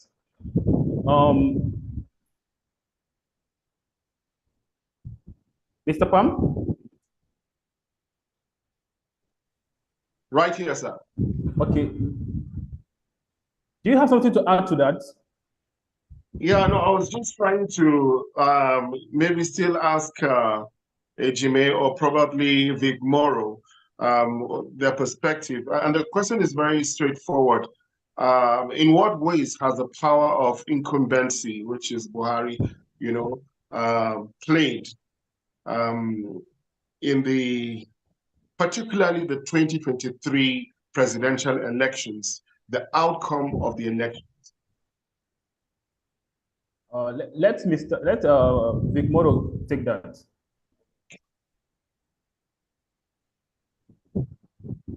Vic Morrow. Yes, a very good evening to every one of you from Abuja. I don't know if you are hearing me. I have network issues here. Is the house hearing me? Can I hear you clearly, sir? Okay. Okay. I sincerely salute the organizers of this important meeting. We are colleagues in this business of trying to fix this country, and it's a deep pleasure. And I want to say something a bit different from the conventional. Well, the topic offered that I'm taking on is Buhari, Yakubu, and the masses. The last caller made something here, and I want to start from that point, that when he said the missionaries is in the hands of the government, and there is nothing absolutely somebody can do. I beg to differ from that position, because fact remains. I am not disregarding your point, but you see, why we are gathered here is because we believe that something can come out of this situation, and that is why we have to continue in this business. I would like to say something here, but as I'm talking, I just want to be sure the house is hearing me, so I don't speak to myself. I have issues of network here. Sorry once again, is the house hearing me? Yes, you are very audible, Yes, sir. we can hear you. Yes, we can hear you. We can hear you. Okay, this is a point. I have a belief system here, and it is anchored in the point that the powers of the people will remain greater than the people in power. That is my belief. That's my driving force. That's my guiding principle, and I stick to that to the end of the world. Now, as we speak, I want us to understand that if we do not have a mindset to change the future because of the condemnation of yesterday, then whatever I am doing and what you are doing amounts to nothing. Because this set of people we are talking about are reasoning anti-clockwise. While we are reasoning this way, they are going this other way. But I want you to understand that we have seen 99 in this part of the world. We are not afraid of 100. They have shown us how election is rigged. They have shown us all the shenanigans and everything. It is left for me and you to see that The damages and the condemnations of yesterday is our driving force to fix the future and ensure that we save the political soul of 2027. If we do not anchor our mind and our understanding to make sure that as we are falling, we pick something from the ground, then it means that everything we are doing here is just an academic exercise. And I do not want to be part of academic exercise if the implementation is not put in place. They have shown us how to do the rigging. They have shown us everything, or rather how they do the rigging. I think what we should be doing is how we can ensure that everything going forward should be channeled on how we can save the political soul of 2027 from being rigged, from being mastermind. Let me tell us something. You mentioned about Yakubu here. Yakubu has no business as long as this matter is concerned. He that pays the purpose, he takes the tune. We must first of all look at the institutionalization of electioneering process. Why is it that the Nigerian leaders are greater than the institution? Why wouldn't the election be rigged? Why wouldn't the day of election be postponed? Have you ever had that election in America and Europe and other places where most of you are postponed? No, because they have institutionalized that day. Just like as a Christian, the Bible says at the end of the 6th day, at the 7th day, the Lord rested. Which means it has been impressed on us to also work for 6 days and rest on the 7 days. It is a system, and we must find ourselves in that light. Let us also look at how we can make everything humanly possible to engage this institution, establish that understanding that the institution must remain greater than the people. If the institution is greater than the people, who the hell is Yakubu to run the biddings of the president? It's not possible. It's absolutely not possible. We're also looking at the topic that also incorporates the masses themselves. I want to beg you.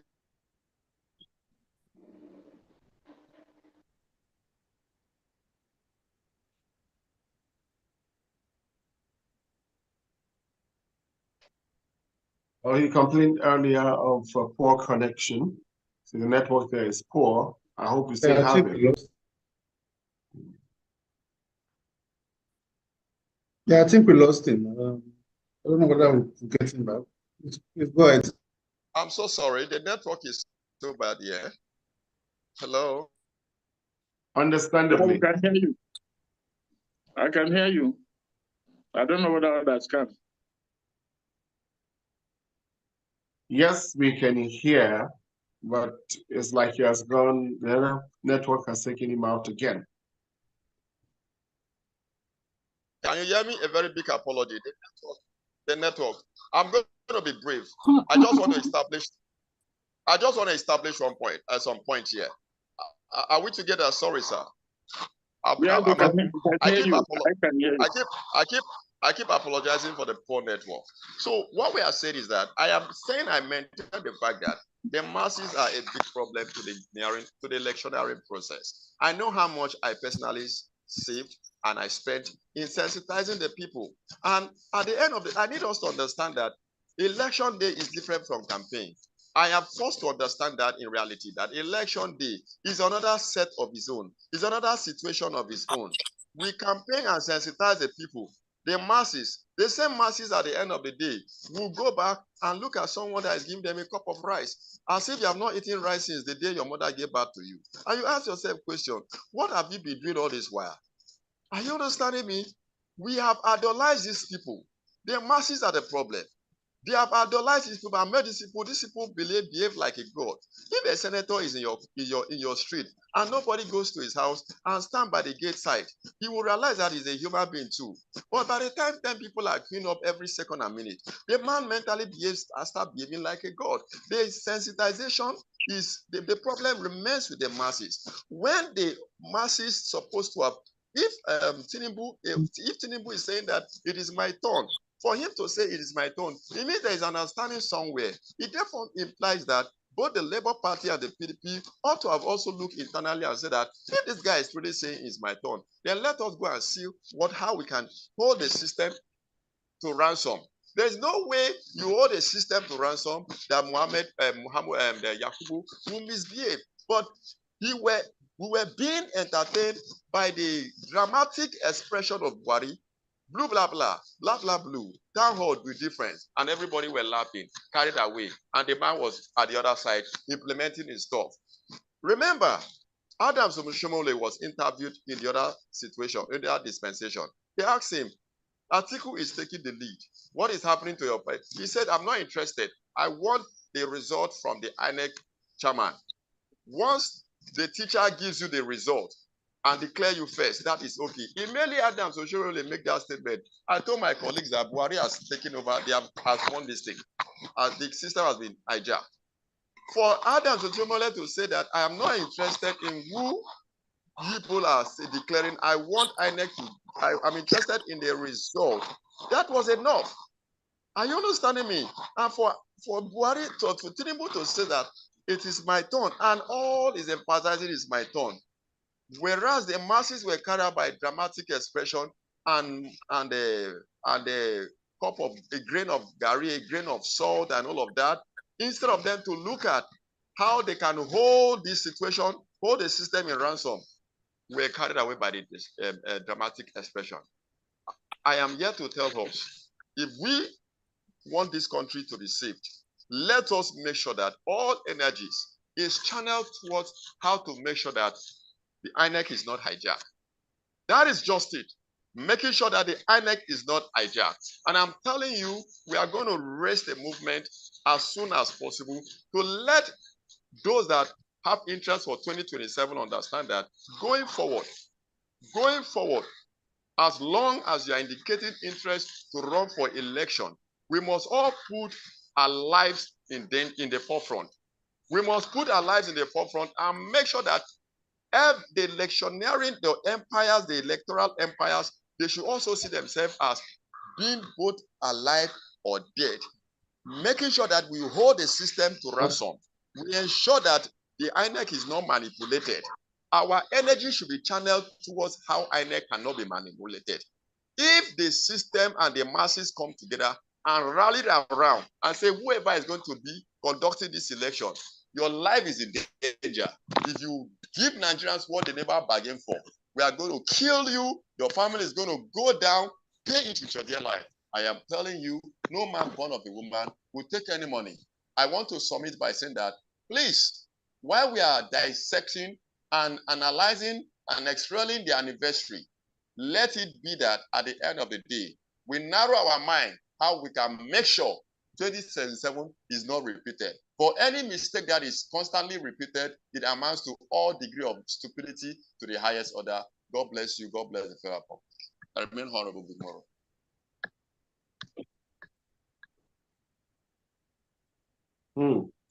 Thank you very much, Vic Morrow, for that detailed, encouraging perspective.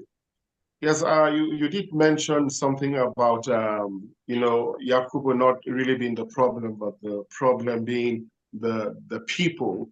And I think I'll push this to Paul Ejime. Yes, it's a democratic regime, power of the people, for the people, by the people. Do the people know that the power is actually theirs? And if not, why don't they know? Paul Ejime? Yeah, big Pam Junior. Our friend Morrow, in trying to apportion blames, at one point he said the masses are the problem, and then if you solve the problem of the masses, then everything is solved.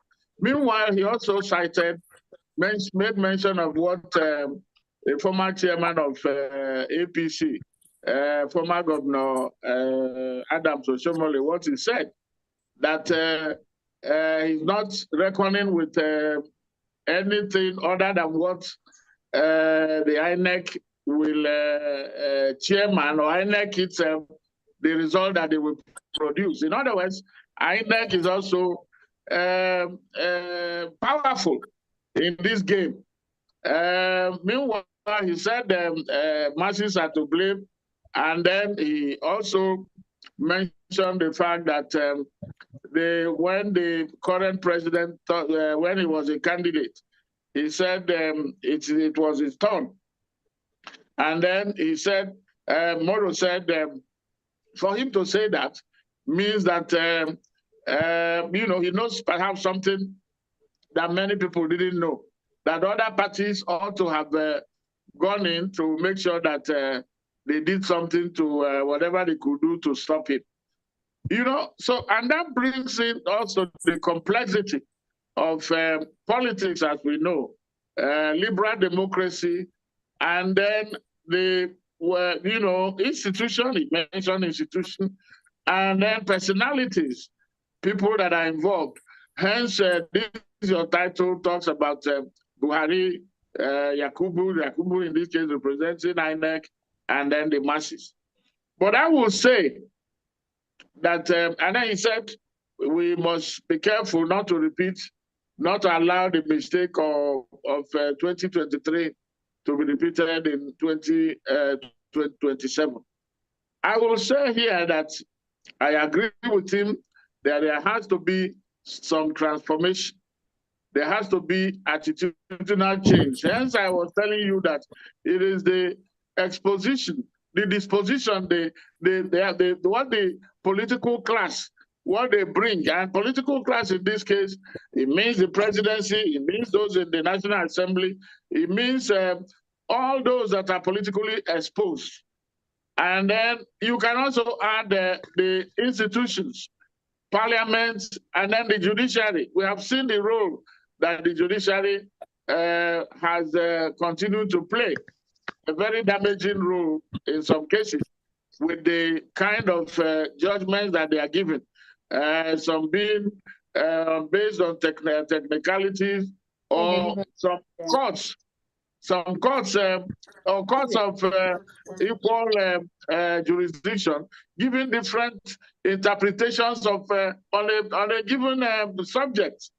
And then you wonder, where does that lead us when we know that, or it is said that the courts or judiciary is the last hope of the common man. So this is a hybrid, this is the labyrinth of issues that we need to look at. And I will say, for us to, the masses cannot just move on to the streets. We are not in the, you know, Roman era, where people, you go to the market square or the village square to take decisions. We have what we call the Constitution. We have electoral law that are drafted by the people, and then they play by that rule. What is happening is that, you know, first and foremost, many people have argued, including the former Secretary General of the Commonwealth, Chief Emeka Anyaoku, Chief Afe Babalola, the foremost educationist and owner of one of the universities, and then Olisa Abakoba and others. The people have problem with the Constitution that is being run, is being operated. It is said, and that is true, it was handed down by the military. But most constitutions have the preface, "we the people." This one, there is no imprimatur of the "we" in what was given. It was a case of in 1998, after the deaths of Abiola, and then what's his name, Abacha. The man that the mantle of leadership fell on, the former military ruler, Abdul Salami Abubakar, cobbled something that allowed him, that we now said is now our Constitution of 1999, you know, that as amended, to run this, to run governance in Nigeria. And he was done within 8 months, the transition, for which he is being praised, of a military man handing over to civilians. That seems to be what we are doing. For people doing what they are supposed to do, they are rewarded in Africa and then in Nigeria. That is an abnormality. But let's face it, what we have as a ground norm, what should be, people should have what you know, they have to define the modus, what they have to be to coexist, and that should be in the Constitution. the ethnic minorities in Nigeria, all of them are crying. Some of them are talking about marginalization. Some are talking about injustice. Some are talking about, domination. So this has to be addressed. The piecemeal constitutional amendment that the National Assembly is carrying out, apart from being too expensive, the last time I was hearing how much they were using, spending, I think they have done more than 24 billion on it. And it is a piecemeal thing today. It's not going to wash. There has to be, let there be convocation of a National Constituent Assembly. I know those in Parliament today will tell you we have a Parliament, so we cannot outsource our responsibility. But if Nigeria means business, you will have to have a brand new constitution that will get all how you get the ethnic minorities, the interest groups, religious groups, and then all the pressure groups, the labor, civil society. Let them have representation to have and define and come out with a brand new. They may borrow from the constitutional reform of 2014 that President Buhari said he was not going to touch. But unless and until we do that, so that we define what is the role of the president, what is the role of all the arms of government, and then also devolve power to the states. The concentration of power in the presidency and the federal government is part of the problem that we have. When all these are done, I'm not saying that a good constitution can give you good governance, but at least that should be the starting point, so that everybody will know their role. And if you are not playing your role, you can be called out. I'm afraid we have to pause here a bit. My question was, going by what Vic Morrow had said, that we have an issue of ignorance or something like that on the side of the people, because we have Mahmoud, which is the empire. We have Buhari, who was then the president incumbency, and we have the masses. Now, so far so good. We know democracy is for the people, by the people, and that the by means, like Vic Morrow said, the power actually belongs to the people. But the question is, do our people know that they have the right to actually make these changes, to put an effective government, instead of complaining about the governor, the presidency, and who appoints the INEC chairman or who the president? Do people know they have power? If not, what should be done? Please, can I come in briefly?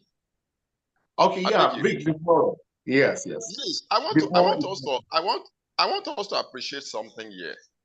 Yeah. You see, one of the things we must appreciate is that we are a developing democracy. And that tells us that all of these things is expected. And that is just the truth. I need us to understand one thing here, that whether you like it or not, we must continue to emphasize and take responsibility of failure. When you cease not to recognize that you have failed in a thing and you keep pretending, you are heading to unprecedented colossal damage. In Adamawa and Abia State, to be candid, to be briefed, we all witnessed how the people stood up in Adamawa and said, to hell with you. This is who we voted for. They manipulated this thing, Jesus Christ of Nazareth. They manipulated it. But when the people rose and they said, this is what we want. Life, death, this is what we want. I tell you, the system had no choice but to allow peace be. You came back to Abia State. They manipulated to bribe the commissioner, the INEC commissioner. The lady says, no money can change this business. I'm going to declare who they want. Why? Because the people stood their ground. The day we rise up to say enough is enough, the system would align.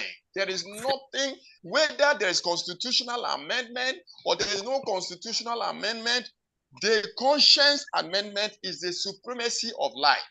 The Bible says, and when the people gather to build for themselves an empire to go to heaven and see what is happening, Bible says they moved because they had one mind. Did God have to look at it and say, what are these people up to? Let us come up with languages to destroy, to stop this war. The emphasis is that they came with one mind. Nobody can convince me that the people do not have what it takes. The mentality of the people is so naive and very annoying.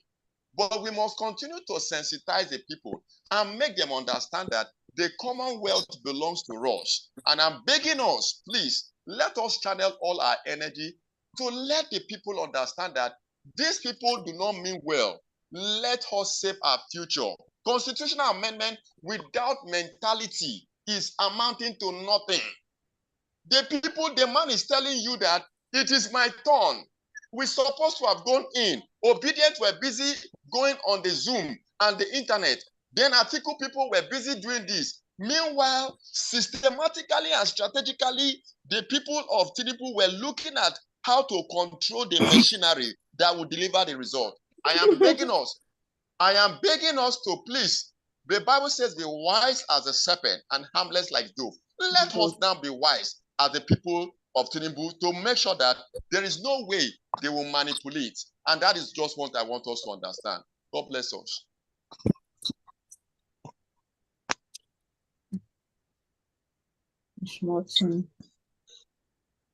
Thank you very much. Okay, thank you very much, Mr. Vicmoro. We would like to take reactions from, I see some hands up. Let's take first from Martin Igbe. Martin Igbe. Let me see. Okay. Yeah. Good day, ladies and gentlemen. This is Igbe Martins. I've been listening to so many of the conversations in this discourse, and I agree with most of them, but most of them I don't agree with. The Nigerian people, yes, they ought to have had the power in their hands, but the Nigerian people have been beaten down so low that they don't even have any power anymore. They only assure them that they have power. Well, let me speak to, excuse me, the topic of INEC and Muhammadu Buhari and the rest of them. What is going on in Nigeria for the past few years is not election. What they do is selection. Until we understand that there is no election in Nigeria, what they have there is selection. They decide on who they want to select. And until they, excuse me, we start to hold people accountable in that country, nothing will change. The same Muhammadu Buhari on national television, you can Google it, it's out there, said that someone had amassed 200 billion naira for the election. That's the president speaking, probably from his security agents. If Buhari knows who has 200 billion in his house for election, if he had the interest of Nigeria at heart, what to do is break into that fortress, bring out 200 billion naira, which I know is a lot of money, even if it's in 5,000 naira bills. Call the international press. I tell you, whoever is running for that election will run undercover, and he will be persecuted for keeping such a huge amount of money in his house. But they are not going to do it because they are all the same. I keep going back to Babangida, who messed up the democracy in Nigeria, and nobody's calling his name. After he canceled 3 elections that the Nigerian elites were involved in, on the 4th election, they didn't know whether he was going to cancel it or not. And most of them have already spent all their money. So what did they do? They didn't participate in the election. Then the thugs and the thieves took over power. And if anybody thinks these thieves are going to give up that power on a platter of spaghetti or amala or whatever, you are joking. It has to be wrestled out of their hands. Tinubu is not going to change anything, I promise you that. Because it favors him. The same thing with the governors. The only thing I have for the Nigerian masses is this, like the last speaker said, sensitization. If we on our own can go to your own community and let them know how powerful they are. I don't say don't take the money on, because their money they are giving you is your money. It's not government money. So please, let's sensitize these downtrodden Nigerians and let them know what their rights are. Thank you. Okay, thank you very much, Egbe Martins. Can we hear from James? Odeyaba James. Your hand is up. Odeyaba James.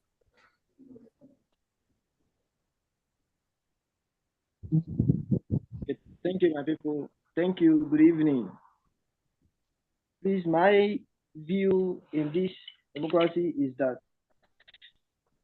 there is no how this country gonna be okay without a perfect simulation in which the president have to, ensure that the dividends on which they dispose to those states and local government to be able to reach those people, I mean the suffering people in the state. Let's take a look at Anambra State now, for instance. There are some billions of naira. There are some billions of naira, about 16 billion naira they disposed to Anambra State based on federal level, of which our government, Professor Charles Soludo, could even give a bit. So with this, I don't know, I don't see our future. Why people select the party they vote, they select people they vote in, whereby we capacity personnel that's supposed to handle the affairs running in the state. So this is the major problem we have. It's not here, it's not down in the Imo, it's not only in the east, all over the nation.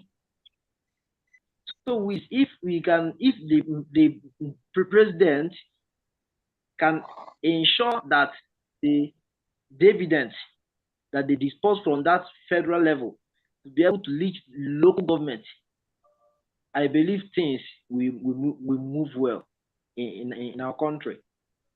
Secondly, down here in Anambra State, our governor couldn't even host local government election up till now. So these are the promises they fail. Why people out there are confused on a daily basis. They are even tired of all this in government. So I urge our president, Mr. President, with due respect, if he can ensure that all these things are.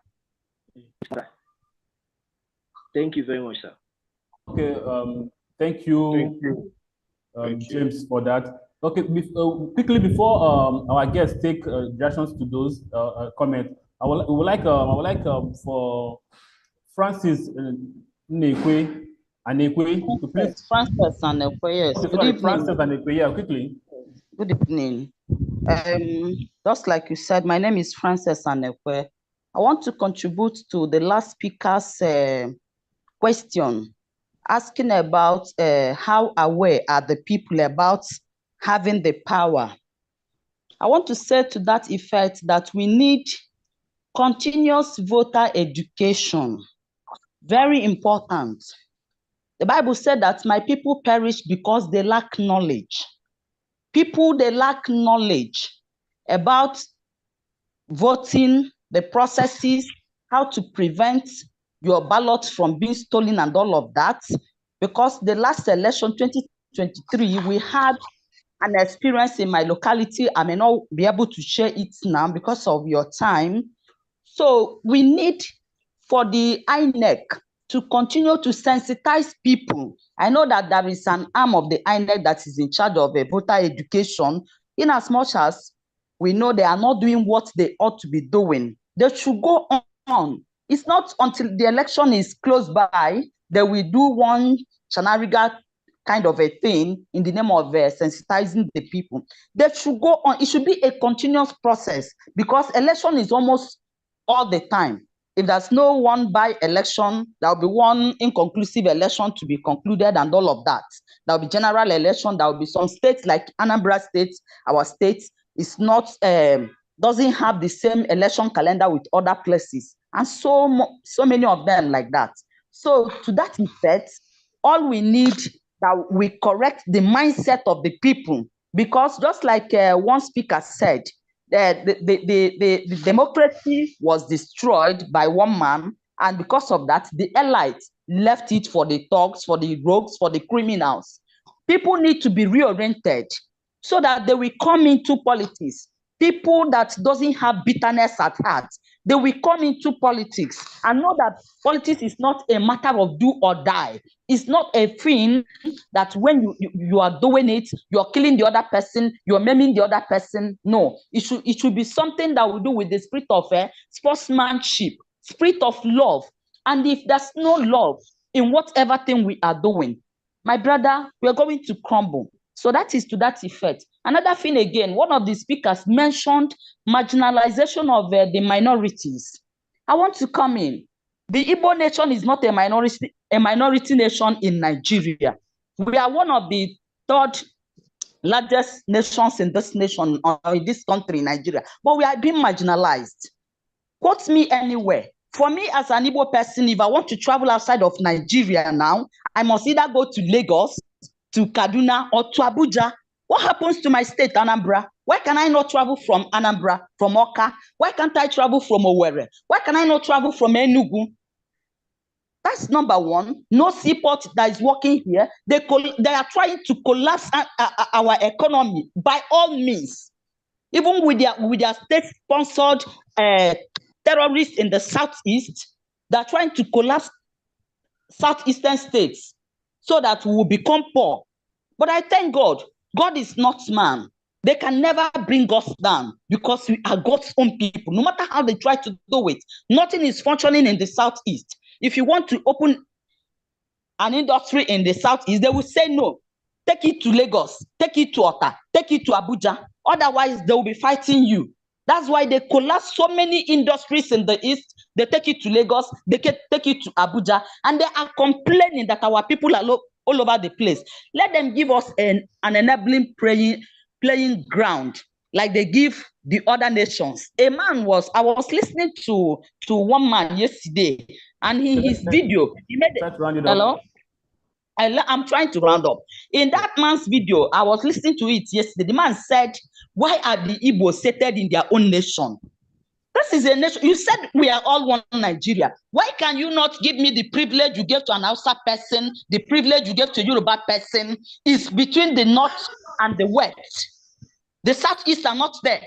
We are not mentioned. Once you call an Igbo person, it becomes a taboo.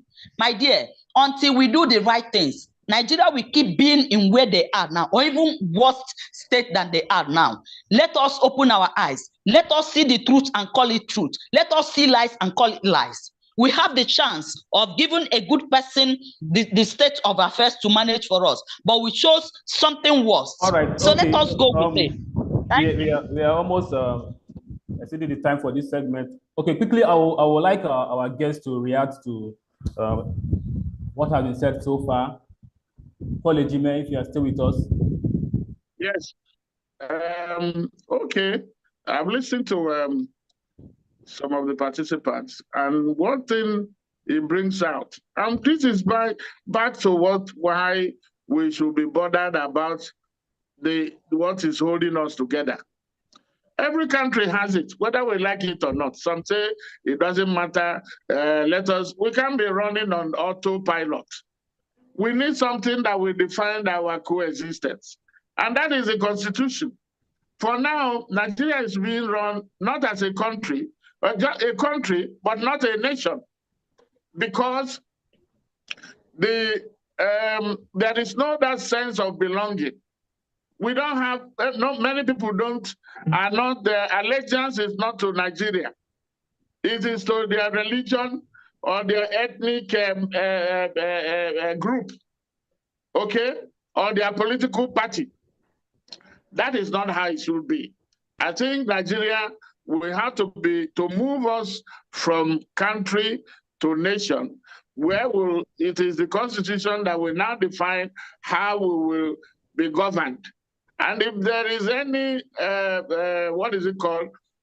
infraction or bad behavior, we make sure that it is punished. I agree that there is a need for more voter education, in fact, political education, for everybody to know their rights and their, responsibilities. We tend to, every time it's about the right. But right goes with responsibility. How many Nigerians know that they have to pay tax? How many Nigerians, some will tell you where they are not paying because they cannot see what the government is doing. But it's the same masses that are the ones that are used every 4 years to legitimize this the aspiration of the political class. I have said they are part of the problem. When they don't want you to win an election, there's nothing you can do. Look at Imo State. You will not tell me that because they will deploy the instruments of states. The whole place will be militarized to make sure that they get the kind of result they want in an election. The people can shout and shout, there is nothing they can do about it. And even if they don't get it there, they will now they are doing it at the court. You know the expression, go to court. They are telling you go to court because they know they can buy decisions. So these are some of the things. When Nigeria was made up of regions, every region knew their rights. Money devoted. Look at now, what they do is that they share money to governors, the state governors, who decide who becomes a local government chairman or local councillors. That is what is happening. Because we concentrate on the center. What about the states? There is no local government in functioning. All they do is to share what the governor allows them to share. You hear some governors saying that they were the ones that paid the deposit for everybody that was running an election. What does that tell you? We have a provision for security votes that allows governors to steal the resources of the state. This is in the Constitution. That needs to change. That's why I'm talking about part of the transformation that we need to see should be about how we govern ourselves. That ground norm to remove, for instance, remove immunity. If you are a governor and you have committed a crime, you can be tried. Look at some places where governors and former heads of state or anybody are being taken to and sent to jail. But here in Nigeria, you are given almost total immunity from prosecution. And then what is the need of this security vote that we're talking about? The same thing. And then the federal government carries some of the things that the state should be doing. And then state government is handling most of the things that the local government should be doing. And these are all in the Constitution. Until and unless we retry that, we cannot get anywhere. And then the fact that Nigerians have to see themselves as belonging to a nation, not a country, a geographical expression, where your ethnicity or your religion is what matters instead of your identity as a Nigerian. It is the Nigerian, of course, you say, you are a Nigerian first, but you are an Igbo, yes. You are an Hausa, a Yoruba, before you become a Nigerian. But you cannot substitute that. All of them are supposed to, one will dovetail to the other. So my brothers and sisters, let us, unless we get it right. Otherwise, if the 2027 election is also allowed to run on this same constitution that we have, I can assure you that nothing will change. In spite of all the political education that we may have, or in spite of the knowledge of the power that the voters have. Somebody has said that those who determine the results of election are not the voters, but those who count the ballot. Have we had that? What does that say? It says that those who have the power, and that is the state, that is the president, that is the legislature, that is the judiciary. These are the politicians. They are the ones that count the vote. They are the ones that determine who wins, not the people who vote. Because they have weaponized illiteracy, they have weaponized poverty to the detriment of the people. So until they change their behavior, the politicians, until they have to change their mindset, that politics is not a do or die affair. And then for the people themselves to also realize that the rights they are giving them at the during campaign, or how much the money they are collecting belongs to them. It's from their. It's like somebody has stolen money from you or some property, and then they are giving it back to you, and then you are clapping. You want to make yourself available as a thug to be killed when the man, they have taken his own family and his children abroad. So this will be my contribution. Let us address the issue of the Constitution. Let the politicians change their mindset. Let there be a political education for voters to recognize that they have a role to play. But the greatest culprits in all of this are politicians. I rest my case. Thank you, Olejime, for that. We still have Comrade Vigmoro with us, I'm sure. Yes. Vigmoro, are you still with us, sir? Okay. I am very much here. Yeah, just okay. Just a quick reaction, sir. I am very much here. Okay. Hello, sir. Yes, please go ahead. Are you hearing me? I can hear you. Please go ahead. Are you hearing me? Yes, I can hear you. Yes, I am not here to challenge anybody. Please let us get that point. But with my 2 decades in this work, and with the reality of 25th February 2023, I stand to disagree with my big friend that just spoke that everything is on the politician. Who gave you the power to become the politician? Is it not the masses? I need us to appreciate one fact, that you cannot count 2 if you don't count 1. You cannot count 3 if you don't count 2. It must be systemic. We are failing to understand one thing here, that everything begins and ends with the mindset. The politicians are product of the masses.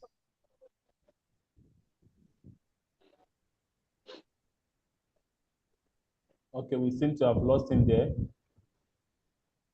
All right. Okay. Why we get back? I would like Mr. The politicians are the product of the masses.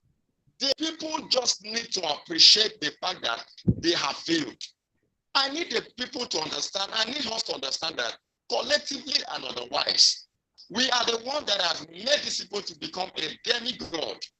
And the day we cease to make them realize, become that demigods, they will align.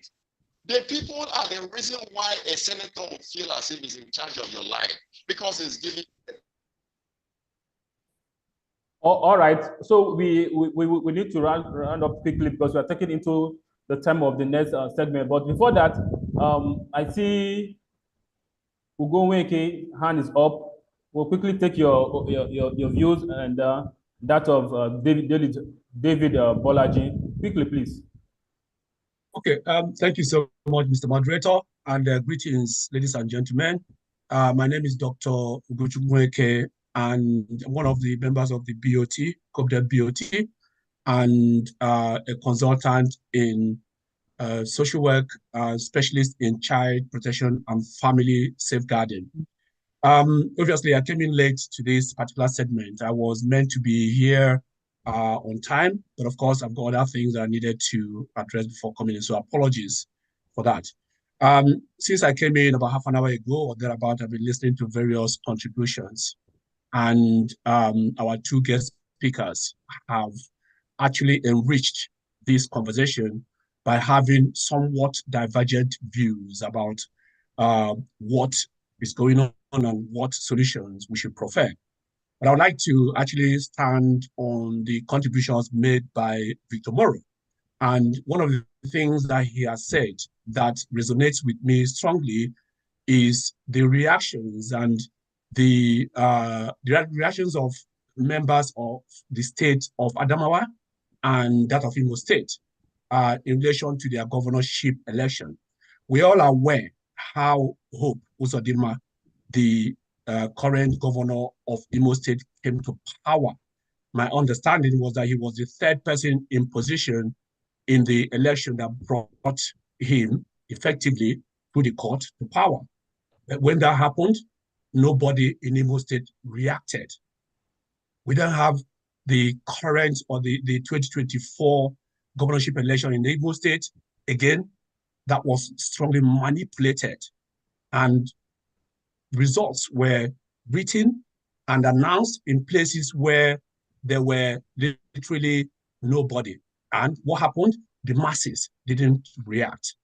However, contrast that with what happened in Adamawa State, where the masses stood their ground and said that actually this person that was announced by the court or by the judge was not the person we voted for. What happened? The system buckled and they gave in. What happened in Kano State, where they attempted 3 times to remove the elected governor from the party? I've forgotten the name of the party. What happened? The masses revolted, and in the end, the system had to give in. My point is that I think I would agree with the contribution made that the masses, the Nigerian populace, is the problem. The power actually belongs to the masses. However, what has happened over the years is that the masses have been indoctrinated and made to feel that they are not worth it, that they don't have the power. And how was this achieved? Through religious division, through tribalism, through poverty. These 3 arms of derogation is what the politicians have used to limit the powers of the masses. Now, we all know what the role religion is playing in Nigeria. You're a Muslim, you're a Christian, and why would we have Muslim ticket? Why wouldn't there be a Christian? All sort of narratives. And then the tribal issue is one of the major fundamental faults that Nigeria has. Why do we not have a nation state? Why do I have to state where I come from? Why does anyone have to say, well, this person is my person because he is from my region or my tribe, he is the right person to rule. And whatever happens, even though the other candidate is clearly a better candidate than the person from my region, I feel because from my region, therefore, I have to vote for him. And then poverty, it being one of the major issues in Nigeria currently, is actually being utilized by the politicians to control the masses. Look at what's happening. People are queuing up for a bag of rice of 5 kilograms. How much is rice? 5 kilogram rice. Poverty, hunger has been weaponized to put the people down. So my point in all of this is that Nigerian masses the ball is in your court. You have to respond to the current situation. If you allow the politicians, if you think that in 4 years' time that things will change, my dear, sorry, nothing is going to change. You are the one that has the power in your hand. You need to emulate what happened in Adamawa State, in Kano State. One of the things that I want to highlight here is the issue of fear. Fear has actually the fear of death. People are scared to death, even though they are alive. So when people want to revolt over what belongs to them or their rights, they're scared of being killed. Somebody has to sacrifice. We know about, if you go to the history of how the American independence happened, a number of people, 12 people sacrificed their lives. And they say, look, let it be. If we die, we die. We perish, we perish. What we want is an independence from the United Kingdom. And they signed the Declaration of Independence. What happened? They survived it. So why can't Nigeria take leave from those kind of movements? Why can't Nigeria take leave from what happened in Sri Lanka in the Arab Spring? Why can't Nigerians take leave? The reason is because people are so scared of death. And if you're scared of death, I'm sorry, you will not be able to conquer your fear. So I submit here my point in conclusion is that the masses, regardless of what Buhari did or Yakubu did, the power belongs to the masses. Until the masses rise up and take what belongs to them, we'll be going around in circle. Thank you. All right, thank you very much for that. In fact, I wish we can take more reactions. Just eating so much into the time of other program. And coming up next will be the DDM video competition presentation. But by and large, this has been a very interesting discussion. In fact, I wish sentiment can be taken away from how the populists view Nigeria's situation. But then we'll keep our fingers crossed. It's been nice having everyone here on this segment of the show, and I'll allow the next one to take place.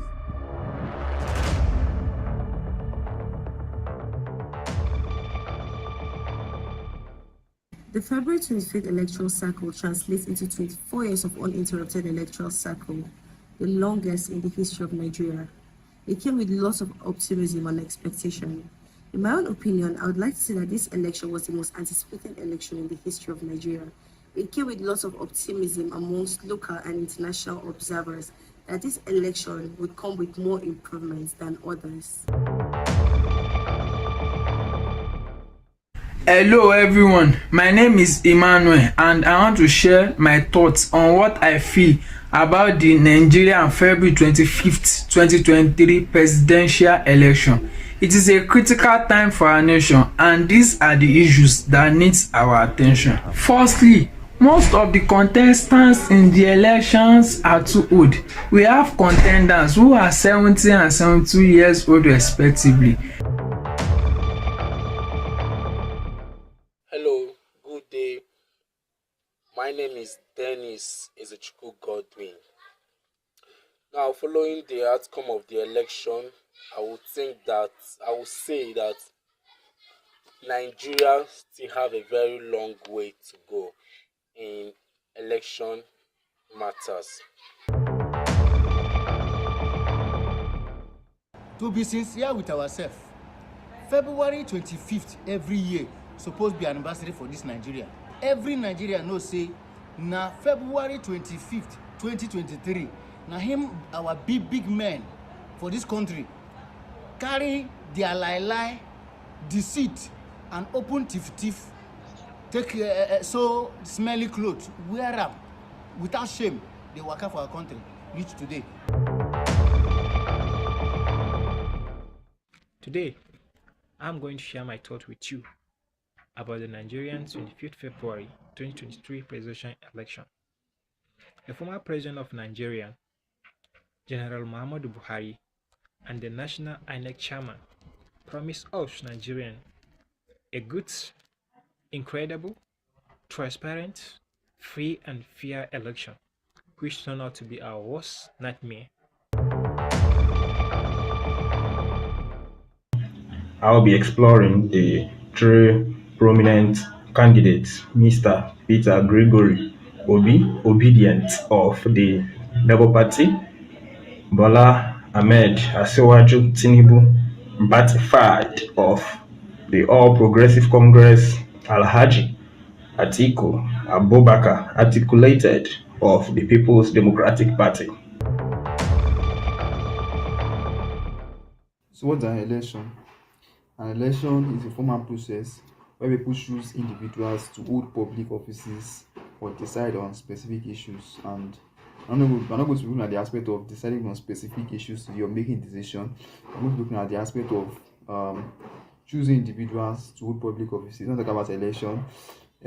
Eligible citizens, I'm not Nigeria, citizens from 18 years and above are the ones that are eligible to vote their representative.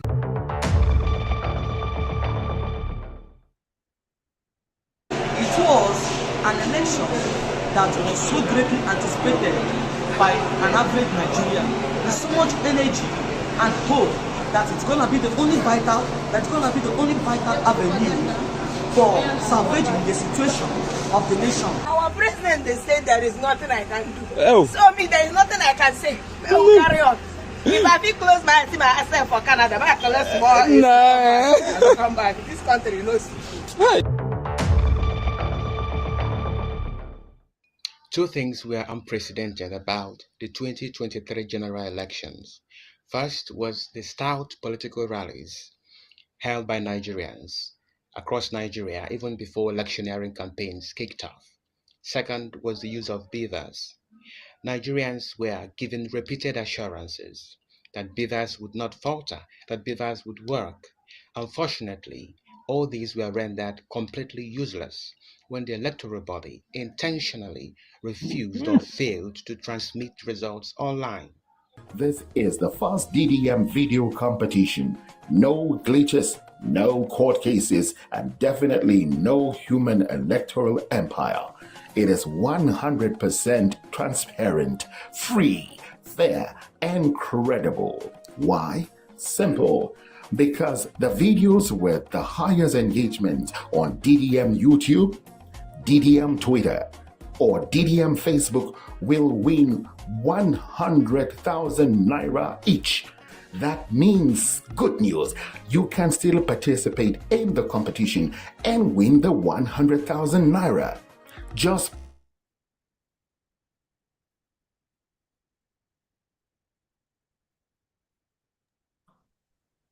Yeah, you're all welcome back. Kevin. Kevin, should I go on, or do you have something? Please go ahead, sir. Go ahead, sir. Okay. Thank you, everyone. I would like to sincerely thank our guests and our contributors. It has really been a very Telethon, a very interesting and insightful one at that. But it wouldn't be complete if we don't make some people happy. So with regards to our video competition that has been ongoing for some time now, we have our winners. It has been a very competitive endeavor, and we really sincerely thank all our contestants who submitted videos, who took the time to do the video and articulate their thoughts on what they what the election of last year was about. So we thank all of them. You did very, very well. Like in all competition, in all contest, there must be winners. Not that any of you has lost, but you're all winners. We sincerely thank you. We sincerely encourage you to keep coming back to DDM, because we will have these competitions every now and again, so that you can key in and see if you can be our next winner. So without further ado, I would like to go from the third place to the first place. So contestant number 8, which comes in at the third place, is Mesoma Miriam. She scored 306 views, 210 likes, and 24 comments. She is at top place. That is Mesoma Miriam Okadike. She came in at third place with 306 views, 210 likes, and 24 comments. I forgot to mention that the way we decided this competition was according to how, number of views each contestant, garnered from various platforms, the YouTube, the Facebook, particularly. So that's how we decided this results. It's not anything to do with us. We didn't contribute to, we didn't make the decision. It's the public that made the decision, as the advert that just ended, illustrated that this is no, there's no glitches on this one. It's just from popular views and popular, clicks and likes. So at number 3 again, we have Okadike Mesoma Miriam. She came in with 306 views, 210 likes, and 24 comments. Please, is Miriam Okadike here? Mesoma, is she in this program? Is Miriam in this program? Please, can you make yourself known if you're here? Okay, I don't think she's here. Now we go to the second place, which is contestant number 6. Is Orizu Ejike Kasa. He scored 662 views, 146 likes, and 169 comments.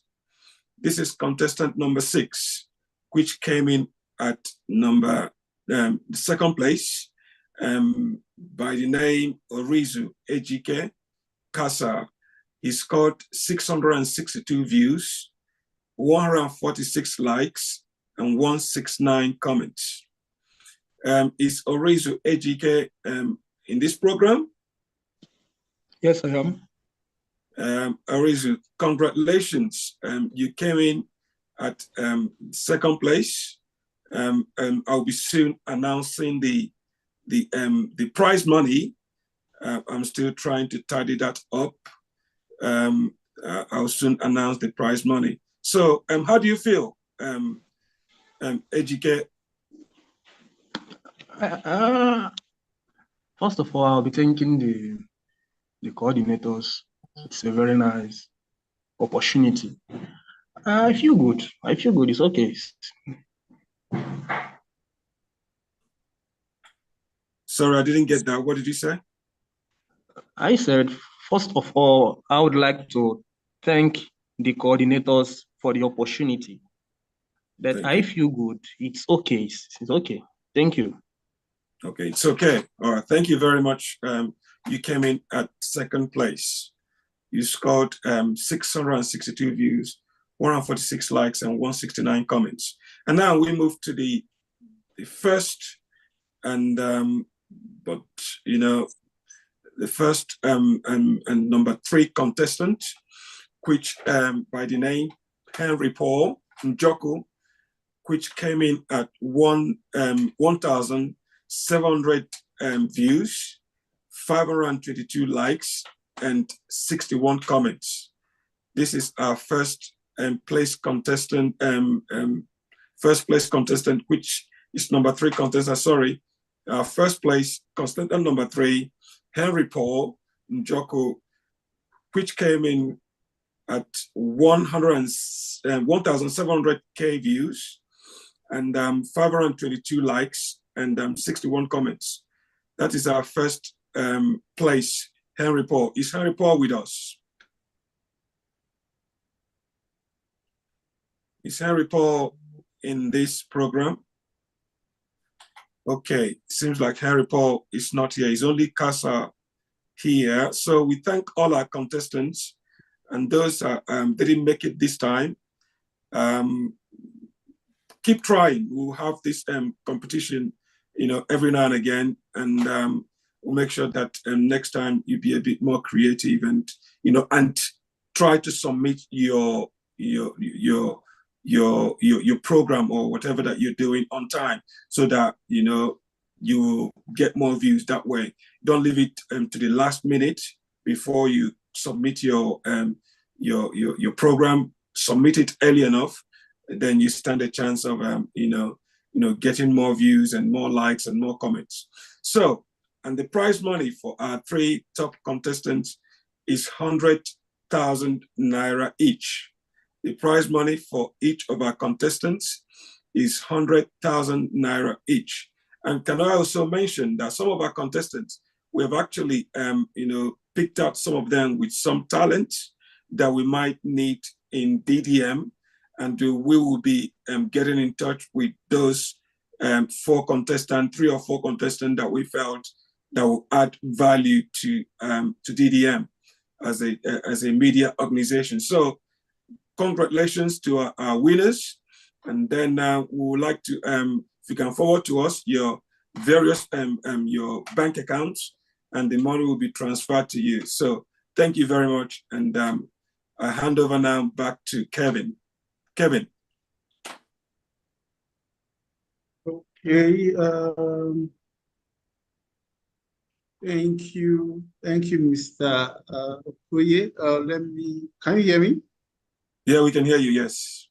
Okay, thank you, Mr. Okoye, for taking care of this prize giving ceremony. I want to formally invite Mr. Rankam, who is the director of this event, to continue from where we stopped. Mr. Rankam, sir, are you there?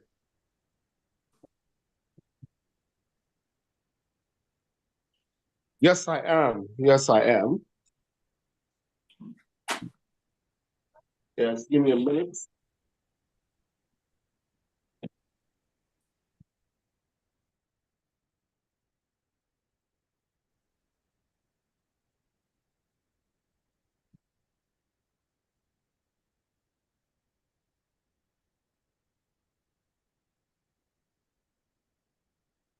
I think Mr. Ogoweke's hand is up. We would like to say something. Mr. Ogoweke, your hand is up.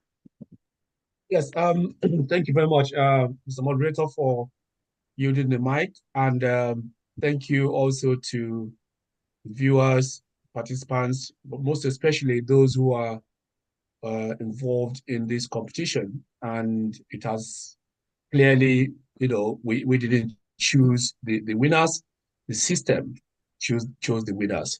But can I just quickly ask for these 3 winners videos to be replayed again for the benefit of the members of this particular group, so that we can all see how and why they have each won. Thank you. Yeah, back to you, Kevin. If you can play. Hello. Observation.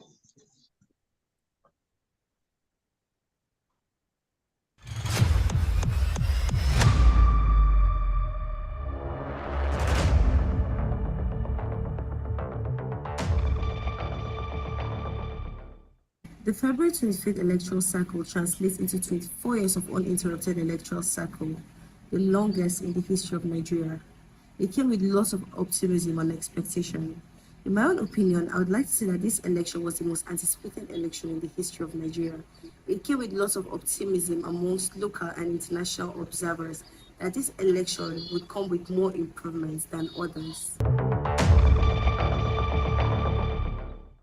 Hello everyone, my name is Emmanuel and I want to share my thoughts on what I feel about the Nigerian February 25th, 2023 presidential election.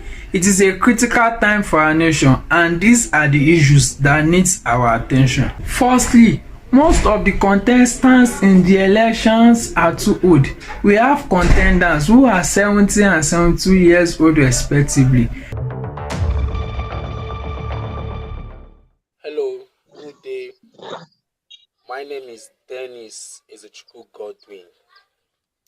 Now, following the outcome of the election, I would say that Nigeria still have a very long way to go in election matters.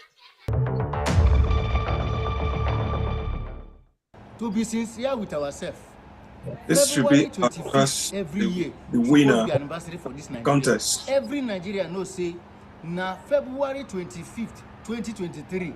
Na him our big men for this country carry their lie, deceit, and open thief. Take so smelly clothes, wear them without shame. They work out for our country. Reach today.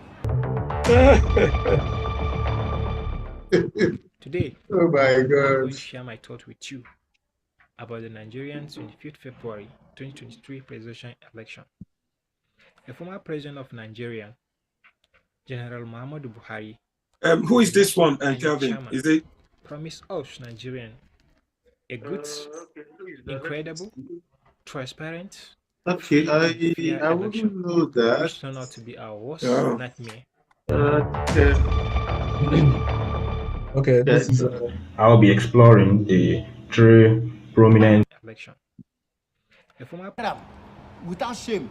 They That's work out number for our first. country. That's the first. The person the first. The one okay, this is I'm going Adam to share my Gori. thought with you Okay. about the Nigerian 25th February 2023 presidential election.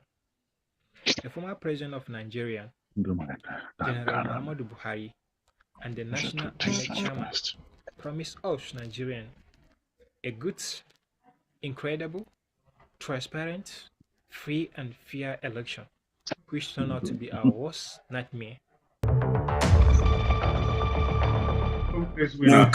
I'll be exploring the three prominent candidates, Mr. Peter Gregory Obi, Obedient of the Labour Party, Bola Ahmed Asiwaju Tinubu, Ratified of the All Progressive Congress, Alhaji Atiku Abubakar, Articulated of the People's Democratic Party. So what's an election? An election is a formal process where people choose individuals to hold public offices or decide on specific issues. And we're not going to be looking at the aspect of deciding on specific issues you're making decision. I'm going to be looking at the aspect of choosing individuals to hold public offices. Don't talk about election. Eligible citizens, I'm not Nigeria, citizens from 18 years and above are the ones that are eligible to vote their representative. Third place winner. It was an election that was so greatly anticipated by an average Nigerian with so much energy and hope that it's gonna be the only vital avenue for salvaging the situation of the nation. Our president, they say there is nothing I can do. Oh. So me, there is nothing I can say. We'll carry on. If I feel close my see myself for Canada, I collect more. I don't come back. This country knows. Two things were unprecedented about the 2023 general elections. First was the stout political rallies held by Nigerians across Nigeria even before electioneering campaigns kicked off. Second was the use of beavers. Nigerians were given repeated assurances that beavers would not falter, that beavers would work. Unfortunately, all these were rendered completely useless when the electoral body intentionally refused or failed to transmit results online. This is the first DDM video competition. No. I think Comrade Moro's hand is up. Comrade Moro, you have something you want to say? Yeah, hello. Yeah, please go ahead, sir. You have a comment? Please go ahead, sir. Yeah, two things I want to observe here. Sorry, I'm trying to decline a call here. Can you hear me? Yeah, I can hear you clearly, sir. Okay. With due respect, this is a very important meeting, and I also needed to let go a lot of things I'm not saying my presence or not being in this place will drop the credibility and credence of this meeting, but sometimes it's important we also understand that this is an online program and it's very demanding. So some of these things should, if it can, repeating it in and in and in and in is not so nice, so that we can also make sure that next time this program is called on, we know that at so time we are going to be leaving, and all of that. I just want us to look at the timing, the time factors, and try to streamline some of these things so that when we have some of these programs, we let go other things knowing that at XYZ time we'll also be exiting and leaving, and all of that. So I think, and then secondly, the three winners of the program, ordinarily it should be announced. If all the contestants are having all the monies equally, then the spirit of competition is not expected. But if they are the three winners and the overall winner is being announced with so amount of money, it tells you that next time you need to bustle up and make sure that you get it. If everybody is announced equally, giving all the stuff the same, then the spirit of competitiveness and zealousness will not be increased. So this is my two observations. The time factor is critical. Please, let's consider that. Thank you. Okay, thank you, sir. Thank you. Your observation. It's been a observation. nice program. It's been a nice program. I sincerely must comment. Thank you. Thank you. Thank you, sir. Your observations are noted about the prize winning. That we also noted that I believe maybe in subsequent meetings, events like this will definitely improve on that. And I think in terms of our timing, I think we're also behind schedule. We actually started by 12 and we're scheduled to finish by at most by 8. And once we are still on course. I know a lot of people are out there in the comment section. They would also like to have one or two things they want to say. But before we continue, let me hand over to the director of this program, Mr. Rampam. Mr. Rampam, are you there? Yes, I am, Kevin. It's been a wonderful day, and Weldon would like to also thank our guests so far who have started with us from 12 noon, and making the telethon a success. And at this point in time, we arranged in the program is to announce the winners of the video contest. They had started from somewhere in early, I think should be early February, to bring in their own perspective as to what they think about the 2023 presidential election. So, and we made it a point that we'll make sure we give them their prizes today. And we are grateful that the winners have emerged. So also we have within us a very special sister, an advocate of education, one who gave us a history of how, she has been supported and got to America and made herself a name and a living. And please, let's put our hands together as we welcome Dr. Cordelia Udo for a word of advice, encouragement to the winners. And also for the winners, please, you can send your account numbers. If you're on YouTube, you can get your account number directly to Faith, your contact for the number you have been sending your entries to. So you can send them right away so you can receive your cash. Congratulations. In the meantime, Dr. Cordelia Udo, if you're around, the mic is yours. Yes, so I am Dr. Udo, Cordelia Udo, one of the board members and board members of Copton and a shareholder of DDM. So I thank the organizing committee for a great program today. For people like us, we just can't get enough of 2023 election. It is just captivating.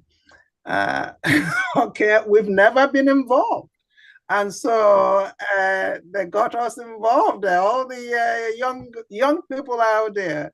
And so whenever they say anything, we are tuned in again to hear, to learn, to see what they think. So it was a great thing to have the young ones to send videos and of what they remember. And I hope we'll continue to do this, to draw attention, remind them. And as some of you are saying, education, education. So let's go to, and this is the prizes for the best viewed video, right? Regardless of where, and not necessarily the content of it, but the best viewed. So the first prize, Mr. Henry Njoku, I truly love that. The big dirty men who are holding our youths down. Yeah. It's I mean, man, when are you guys gonna let them be? So it was a great, I didn't know he was the winner, but I noted him. I said, just in case you guys didn't give him anything, I would. So I am glad you won, Henry Njoku. And then the second place, Ejike Oruzu, who was there calling the nicknames of all the political parties, articulated obedient, I know.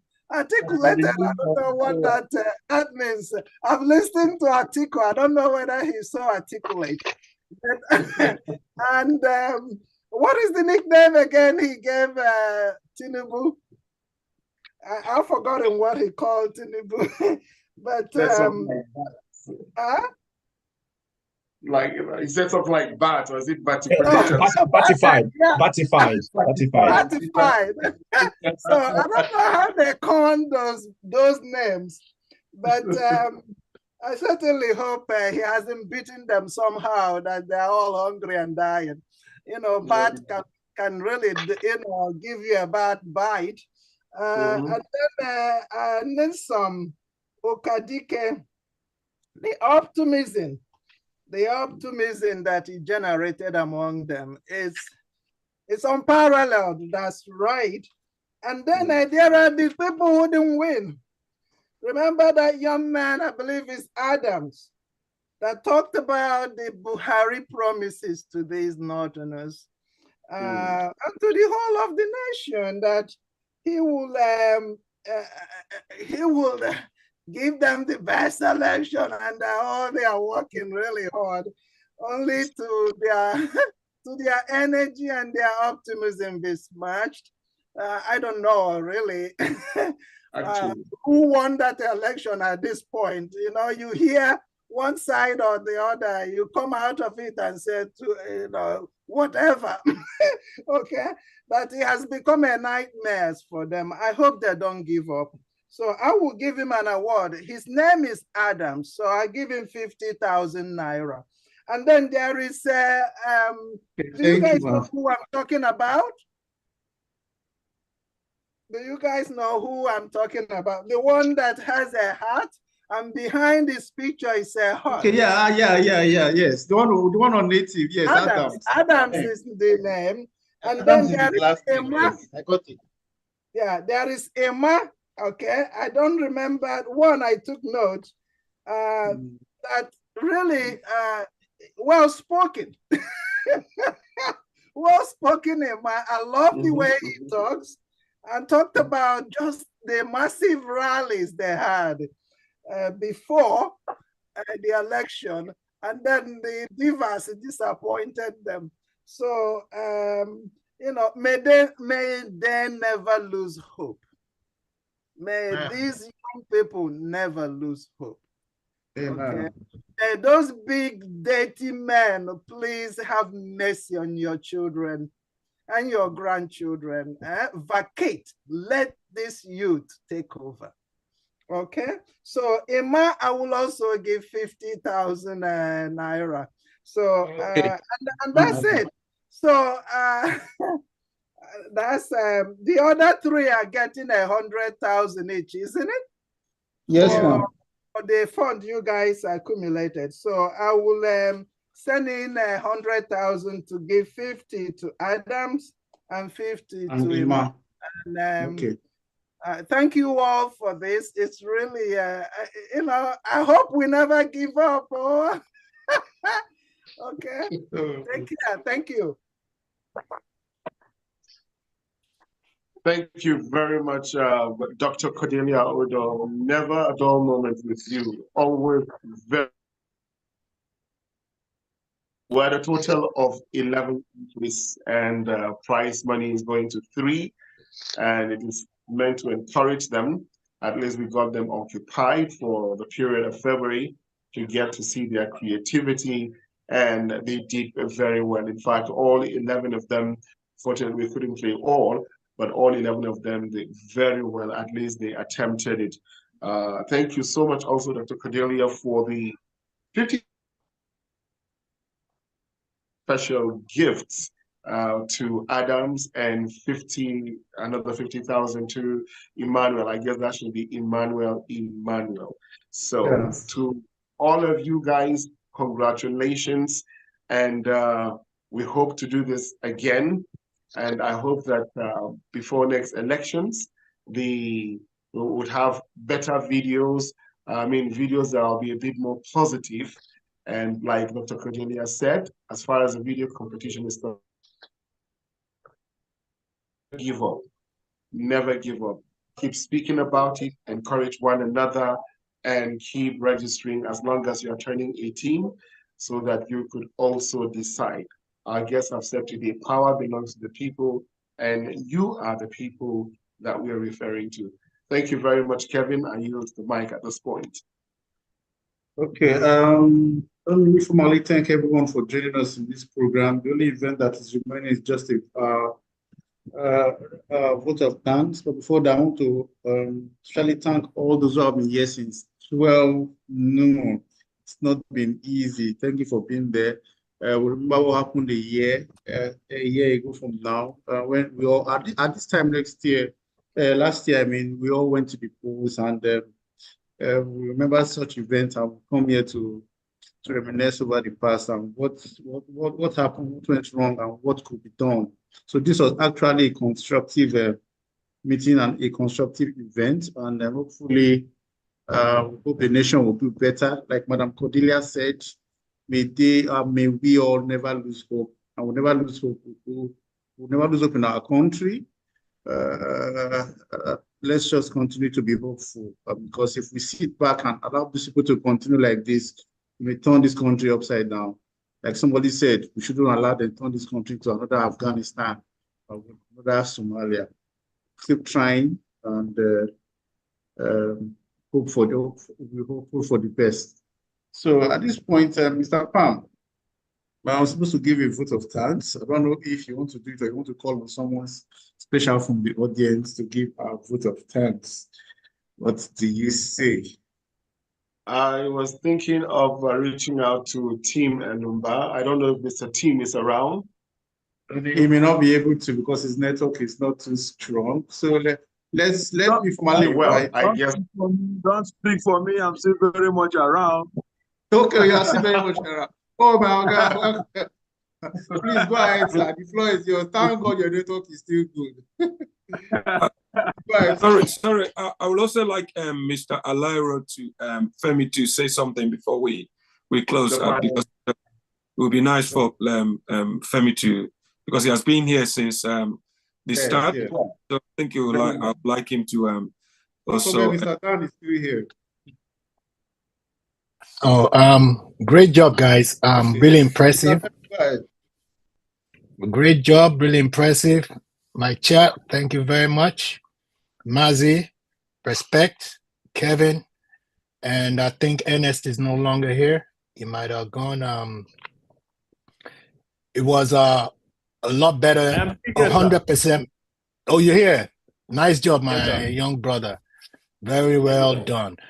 It's a professional output. I'm really impressed. More grace, and this is what DDM is all about.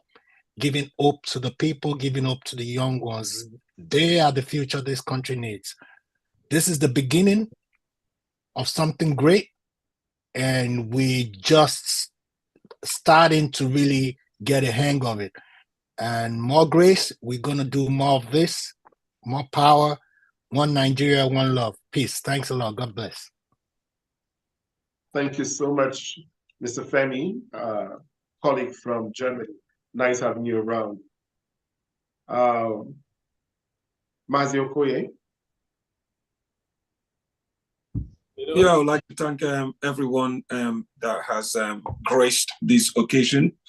It hasn't been really easy putting all this together, trying to reach out to people. Thank you, Pam Jr. You have done marvelously. Kelvin, with putting all the graphics together, all our back end staff who has done, amazingly, to put all this together, and all our guests who has taken out time, out of their, Sunday, relaxing or going to church or whatever they plan to do today to grace this program. It has been a very fantastic and insightful program, and we really look forward to having you all again, because as Femi said, we have only one Nigeria. We have only one nation. We are only one people. And the sooner we recognize this, the better for us. So thank you all. Thank you, Pam. Over from here. Thank you. Okay, Thank Mr. you. Pam, I think just a word from Mr. Dan. Mr. Dan Elomba, if you are here, a word from you, sir, before we Very well. No word from me. No, sir. Please, let's hear from Mr. Dan. Then Ernest. Correct. So if you never get ready, madam, now you be that. Okay, I think. I go know. How now? I know they know me again because I know they go in a church. How now? Francis. Okay, Mr. Pam, please go ahead. Okay, yes, I would give you the mic now to the head of DDM, but just to remind you all that you can get this on our social media. It is, as far as I know, the first telethon run for over 7 hours at a stretch, and I think we should get into the Guinness Book of Records as far as Nigeria is concerned. Well, the real thanks to the real people who made this happen, the guests we met, and they accepted our invitation in less than 12 hours. You guys are a miracle, but I would let Team Elumba do that, and thank you so much, everyone. Yes. Kevin? Mr. Tim? Yes, I'm very much around. Please vote a vote of thanks before we conclude, sir. My shout out to all you guys. I mean, it was amazing. I never really thought it would be so free flowing. I expected technical glitches, if you don't understand what I mean. But unfortunately, we beat INEC to it. No technical glitches. Everything was smooth sailing. I think we should document or package this our template and give it to INEC so that next time they won't have any more technical glitches. It was free flowing, and I'm very proud of Diaspora Digital Media. I mean, it's commendable. My shout out to you guys. I mean, hands in the air. Thanks. Okay, thank you so much. So as we sign up, I want to formally thank everyone. And I want to encourage you to visit our website, visit our social media pages to get more information from DDM. And we hope to see you next time on having such events or subsequent events. From me and from all the crew, I want to say thank you. God bless and goodbye. Thank you very much. Thanks to all our guests. Thanks to those of you on YouTube. Thanks to all who are taking time. Have a pleasant day.